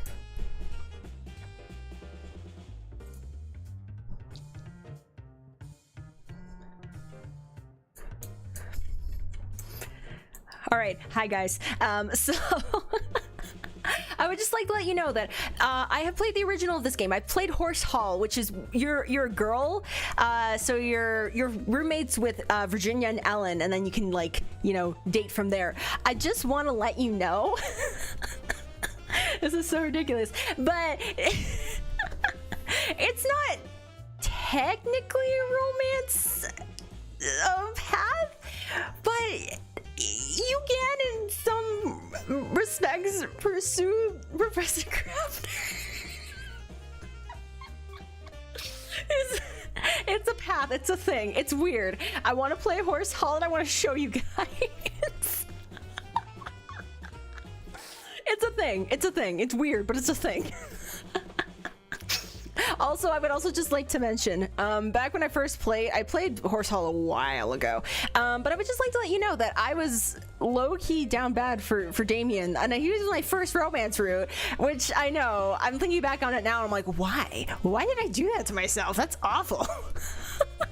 It's like with Rock in A Wonderful Life. He was my first romance option. Now I look at him and I'm like, what was I thinking? Ugh. So yeah, I just wanted to let you guys know that. So if that's a thing in this game, well, I wouldn't be surprised, but but don't spoil it for novels. Keep it a secret for him. Well, not like I'm gonna keep playing afterwards, so but keep him in the dark about this, Okay, that's all I wanted to say. I will bring him back. All right, bye guys, bye.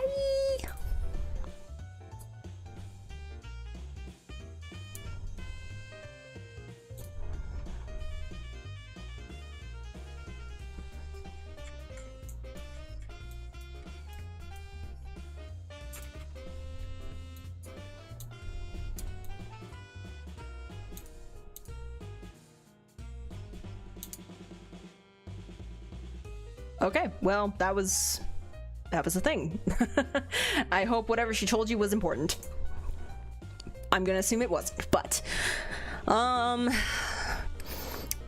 I want to go on vacation, or do I just want to stay at the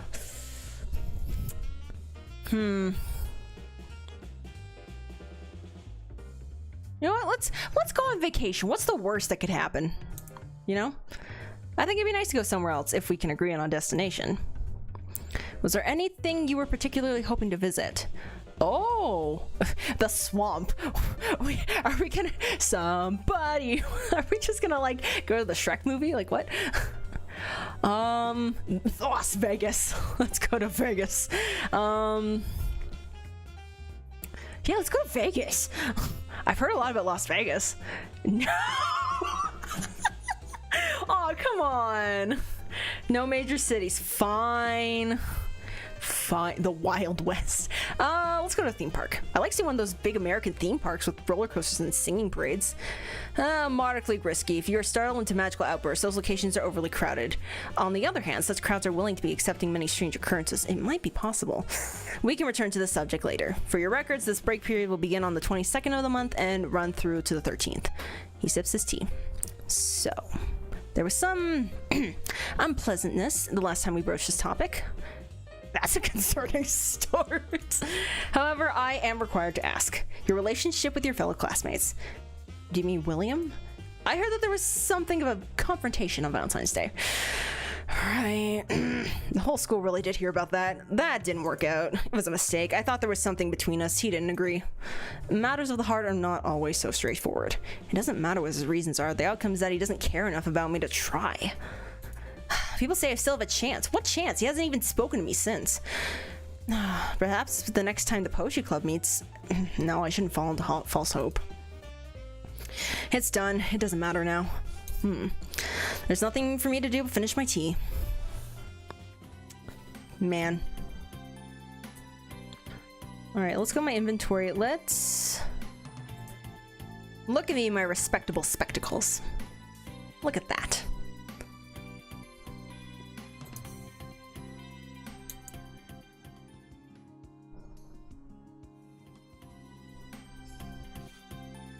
Hey, did you hear about the pancake supper tomorrow night? Ooh, for Shrove Tuesday?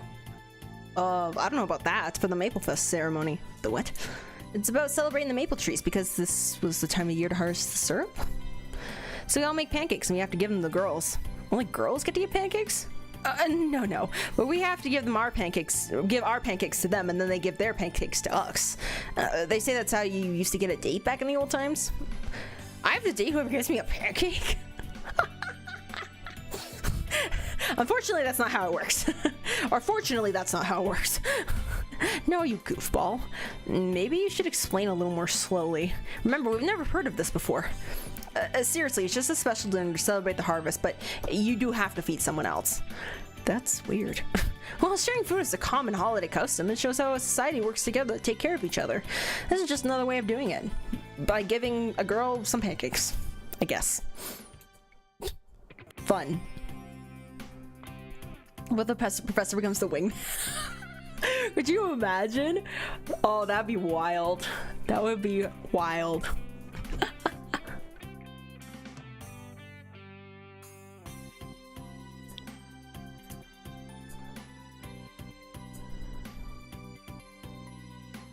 Yeah. Okay. Good week. We've previously discussed the topic of translocation when it comes to objects. Yes! I'm gonna learn how to teleport myself. Nice! The relocation of self is more complex. In essence, it's the same spell, but altering the location of a single target, but it requires greater focus. It can be difficult for some to accurately picture themselves in order to correctly visualize being elsewhere. Imprecision can lead to materializing off target, which might cause you to fall and injure yourself. In addition, many find self-relocation to be somewhat disorienting. In rare cases, this can lead to accidental magical outbursts during or after the process. For this purpose, your first attempt should be supervised by a qualified wizard. Oh, okay. Wow. Oh, that's expensive. That's cool. You know, if a guy gave me some pancakes, I'd go out with them. You know what? That's fair. That's fair. They're just gonna like walk up to you. They're just gonna like produce some pancakes randomly.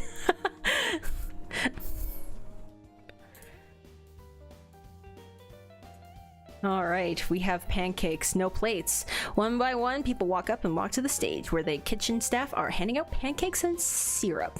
Syrup? Syrup? Syrup? Syrup? Syrup? How do you guys say syrup? Syrup or syrup? Syrup? Then they carry those plates, but not back to their own seats. Instead, the food must be given to someone else. Students from the male halls deliver food from those of the female halls, and vice versa. When my turn comes, I look around for someone I know who hasn't been fed yet and wind up giving my plate to Barbara. Again, it's Barbara. You're welcome. After that, I can settle down to enjoy the Vermont maple. Pancakes. Pancakes. Hey, Novels. Oh, hey, Luke. It's bingo time. Logan wasn't gonna do it this month because he's busy with some secret project, but I said we should anyway. So anyway, he wants to play with higher stakes and see how things change with... It's $10 to play. Ooh, yeah, I got $10.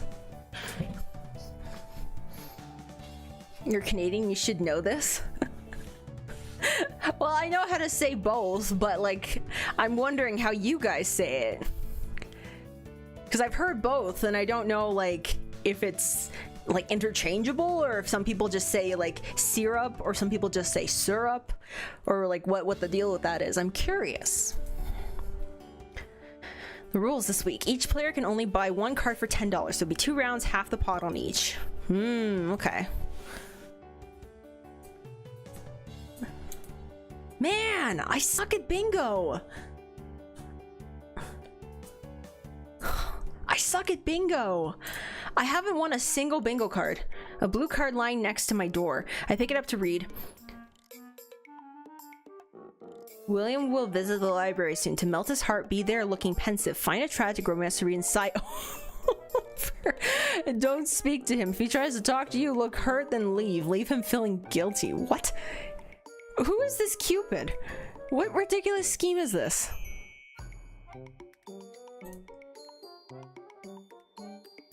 What? Of course, William turned me down because he felt responsible for me. So if I'm miserable without him, would his protective nature motivate him to change his mind? No, this is silly.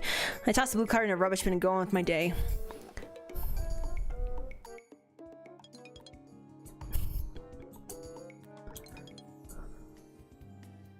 Oh, magic is all around me, is it? It comes to us from the other world, washing over the edges of our reality in an endless tide. The magic flows into our world and then back to where it came, leaving a little of itself behind. It collects inside witches and wizards, becoming your pool of mana, which slowly refills when empty. But while magic beings collect the most mana, there are drips and trickles everywhere. By opening yourself to the flow, you can... Open yourself to the flow. You can collect any stray mana lingering in an area. Remember, only a tiny trace lingers in any location. Like a hummingbird, you must flit. You must flirt with every single room you're in to get the excess mana. From blossom to blossom to sip your fill. Tap the flow in one place and you must wait for the tides to rise and fall before you can taste it there again. Oh, that's cool. Draw energy from the other world to recharge mana supply. Oh, that's really helpful. That's really helpful. As I'm walking, I pass two girls in the middle of conversation. Oh, who are you? We've checked all through the prop closet, even the wine crates. Prop closet? Ah, that must be Sarah Danvers from Drama Club. Oh. Ray thought maybe I took it back to our room again, so we looked there too. We even reorganized all our accessories by color. Nothing. Can we get a replacement? Well, yes, we got 2 weeks, but there's plenty of time to refit and recharm, but that doesn't solve the mystery. I think someone took my dress because he's jealous that I got the role that he wanted. And you suspect me. The older girl rolls her eyes. Obviously not, or I wouldn't be telling you this. No, I wanted to know if you'd seen anyone suspicious hanging around after drama club meetings. This isn't the first time an actress has had mysterious bad luck. Ooh. Do you think the theater could be haunted? Our own Phantom de l'Opera? I've never seen a ghost here outside the dungeons. Perhaps if we set a trap. I continue on my way before they can decide that I'm someone suspicious hanging around. But I want to hear the tea. What if I go to the library and I study?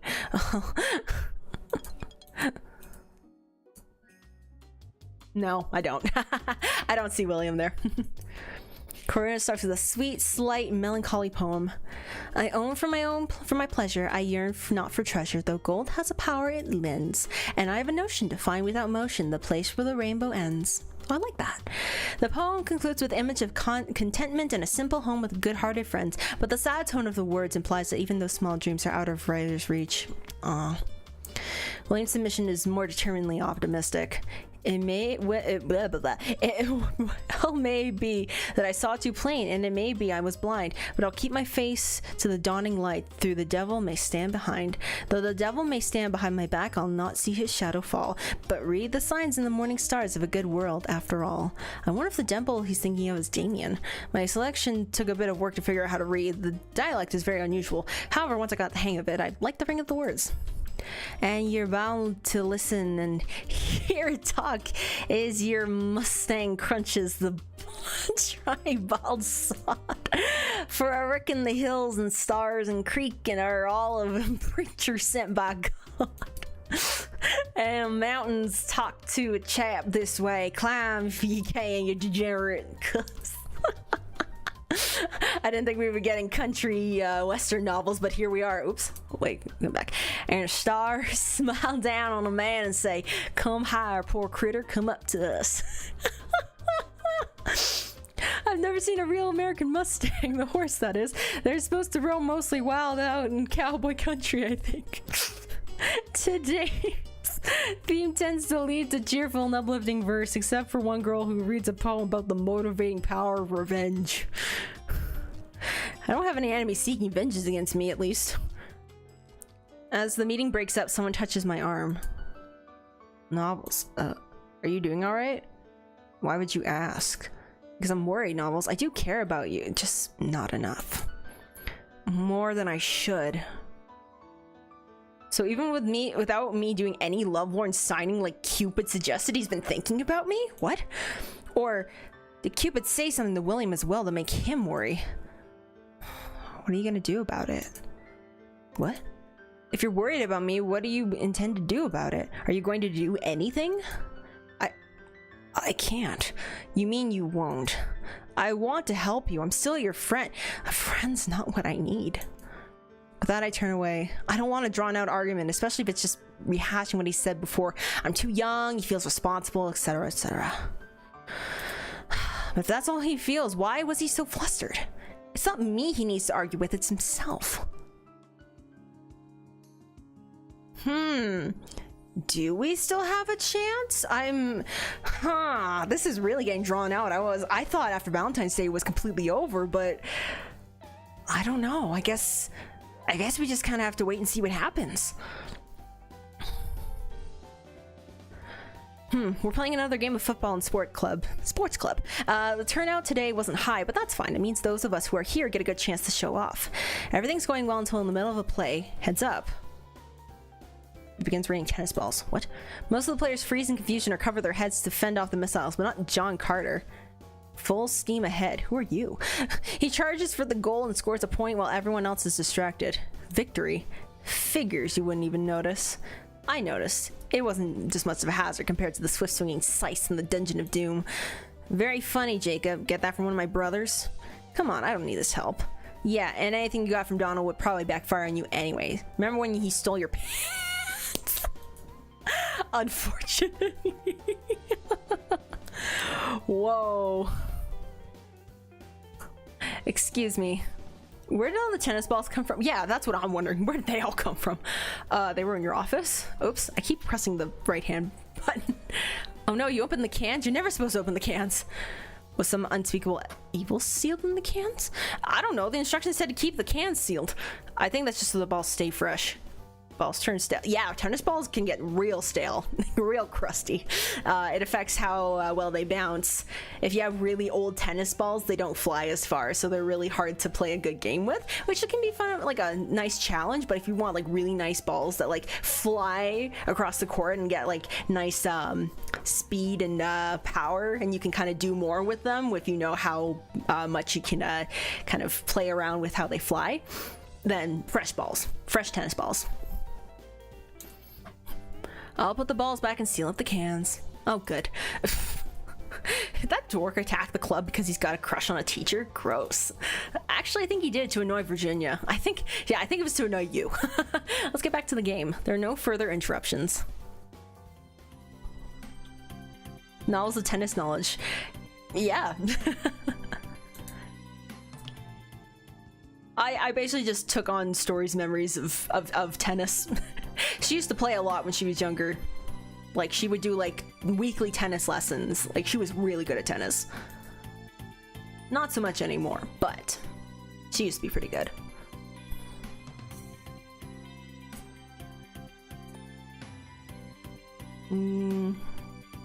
Yeah. Who's knocking on my door? Oh, it's Donald. There's a test on Friday? There's a what? Yeah, I saw it in the library. Thought I should give you a heads up. Thanks. I'm glad someone warned me, but it would have been nice to know before I made my plans for the week. Hey, Potson wanted to play surprise again. Oh well, I just hope I'm prepared. I think I should be. I've got my mana spell to kind of replenish what I need. So... now are we all feeling energetic today, full of vigor and vim? Sure. When you find yourself in a competition in life, my seedlings, your ability to act quickly may tip the scales in your favor. May the... It's time to tip the scales. Pick a god and pray. Slow and steady may beat fast and erratic, but swift and steady is even better. And if you can't be quick yourself, you can always slow down your competition down. A spell of slowness means that while the spell lasts, for every 2 moves you make, your target can only make 1. In that condition, you may be able to outfight them, but it would surely be easier to outrun them. An energized spell will undo a slow spell, is that correct? Yes, that's very clever of you. Even if it isn't cancelled, a slow spell will eventually wear off on its own, so be steady and swift. Nice.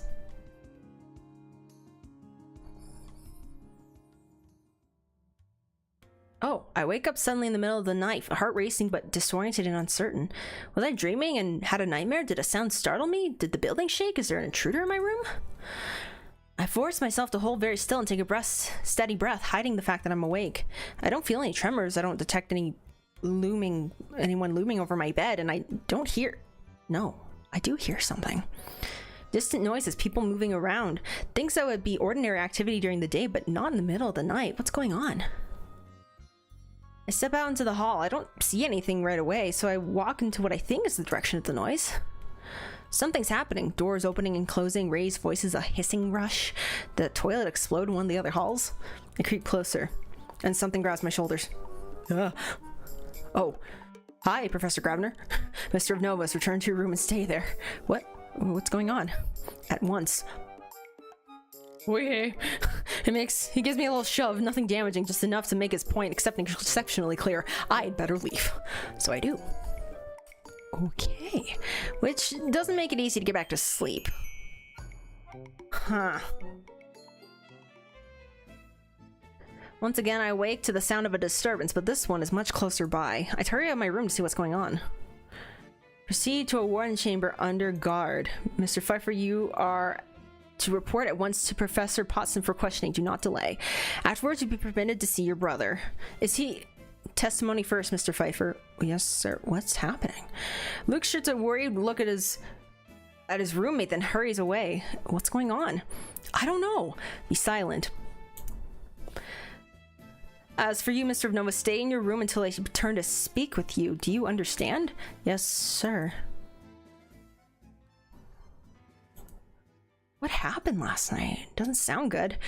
Grabner told me not to leave, so I can't go to breakfast. If he doesn't come back, will I have to miss classes as well? I lie down in my bed, unsure what to do. Testimony, questioning, guards, wards. Was there some kind of accident? Was someone hurt? Unless my door opens on its own. Grabner steps in, saying nothing. Shouldn't we hurry so you're not late for class? All classes for today are cancelled. Oh. Do not be concerned, you are not currently a suspect. Suspect? Tell me, why did you leave your bedroom last night? I heard a strange noise and went to see what was happening. What did happen? Did you see anyone else in the halls before I found you? No, I didn't see anyone. You're quite certain there was no one else in Wolf Hall. Did you notice any other doors open or close? No, nothing. Now will you tell me what actually happened? No. Tell me, what do you know about the relationship between Donald Danson and Jacob Blazing? As far as I know, Donald thinks Jacob's a little bit full of himself. He played pranks on him sometimes. I heard he stole Jacob's pants once. Otherwise, I don't think they have much to do with each other. And Logan Pfeiffer. I don't know anything about how Logan and Jacob get along. I was asking about Logan and Donald. Well, they're friends. I don't know Logan as well as I know Luke, but all three of them hang out together sometimes. Logan doesn't usually get involved in Donald's pranks. Luke says he's supposed to be the smart twin. Oh, and he runs the bingo games with Donald and Luke as his helpers. I hear that Logan was working on some kind of secret project, but I don't know what it was. Well, you've opened up some new avenues for my investigations, but you're still not going to tell me what's happening. Not this time, no. I would prefer if you did not speak to anyone else about this either. So what am I supposed to do? Consider this a day off. Why he leaves me alone? Huh. Interesting.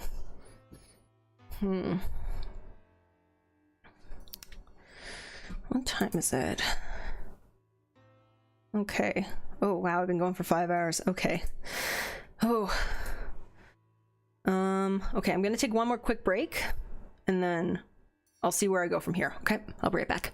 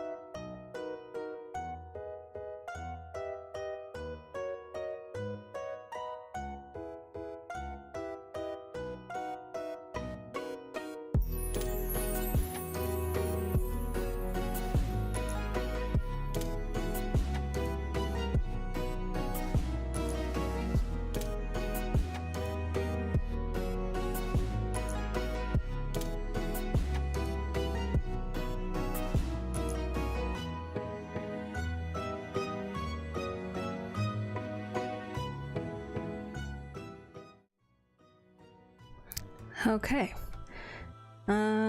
So it is getting quite late for me. I do have to be up, or at least Stories has to be up, so I need to at least be somewhat well rested for her. So I'm gonna move over to this screen.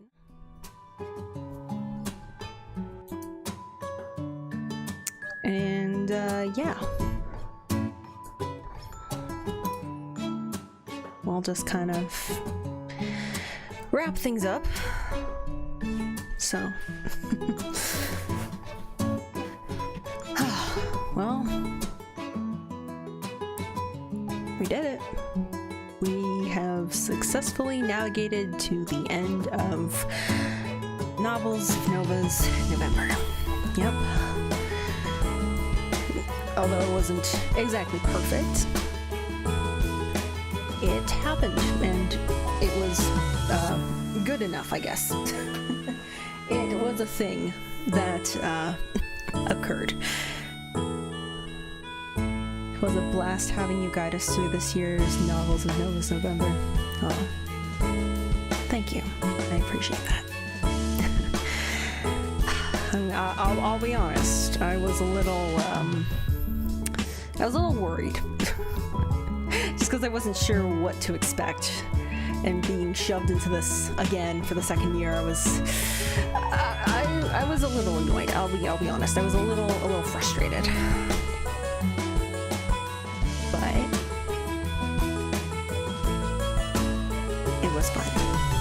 It was a lot of fun, and getting to see all you guys again. Some familiar faces and quite a few new faces I've never seen before.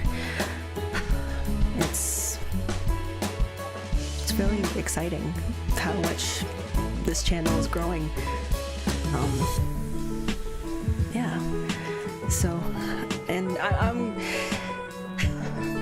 this model has grown on me. I'll admit it.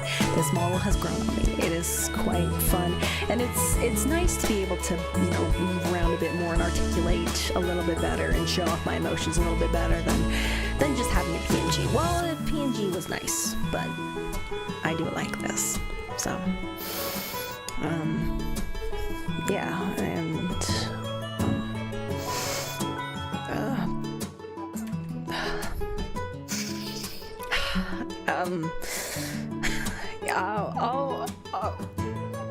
I'll come back, I think. I don't want to go forever. I'll come back. This was a lot of fun. And I'm sorry for being, kind of prickly and mean earlier and, annoyed. But you guys are really kind, and I appreciate you guys a lot. So, anyways, enough of that sappy stuff. Oh, Nova, thank you so much for the $5 tip. I appreciate that. So, I will end things here. So thank you. Wait.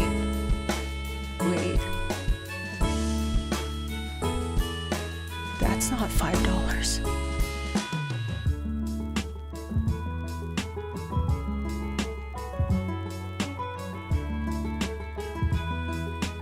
What the fuck?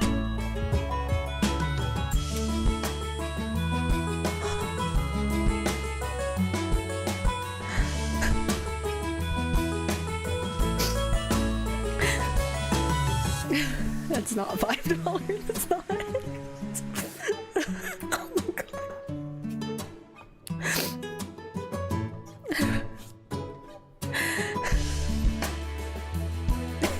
You guys are crazy.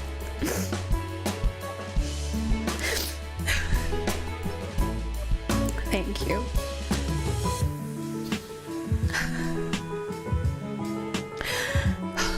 So,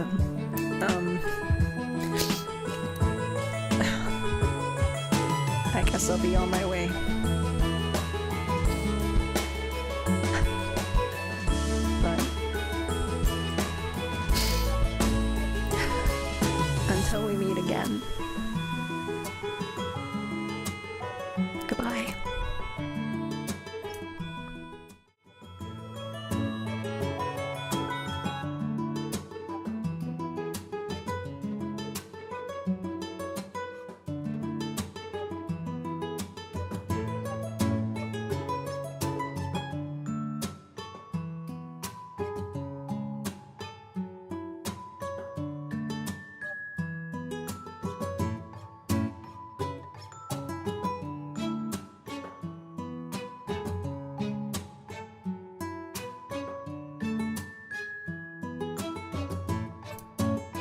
Thank you for everything.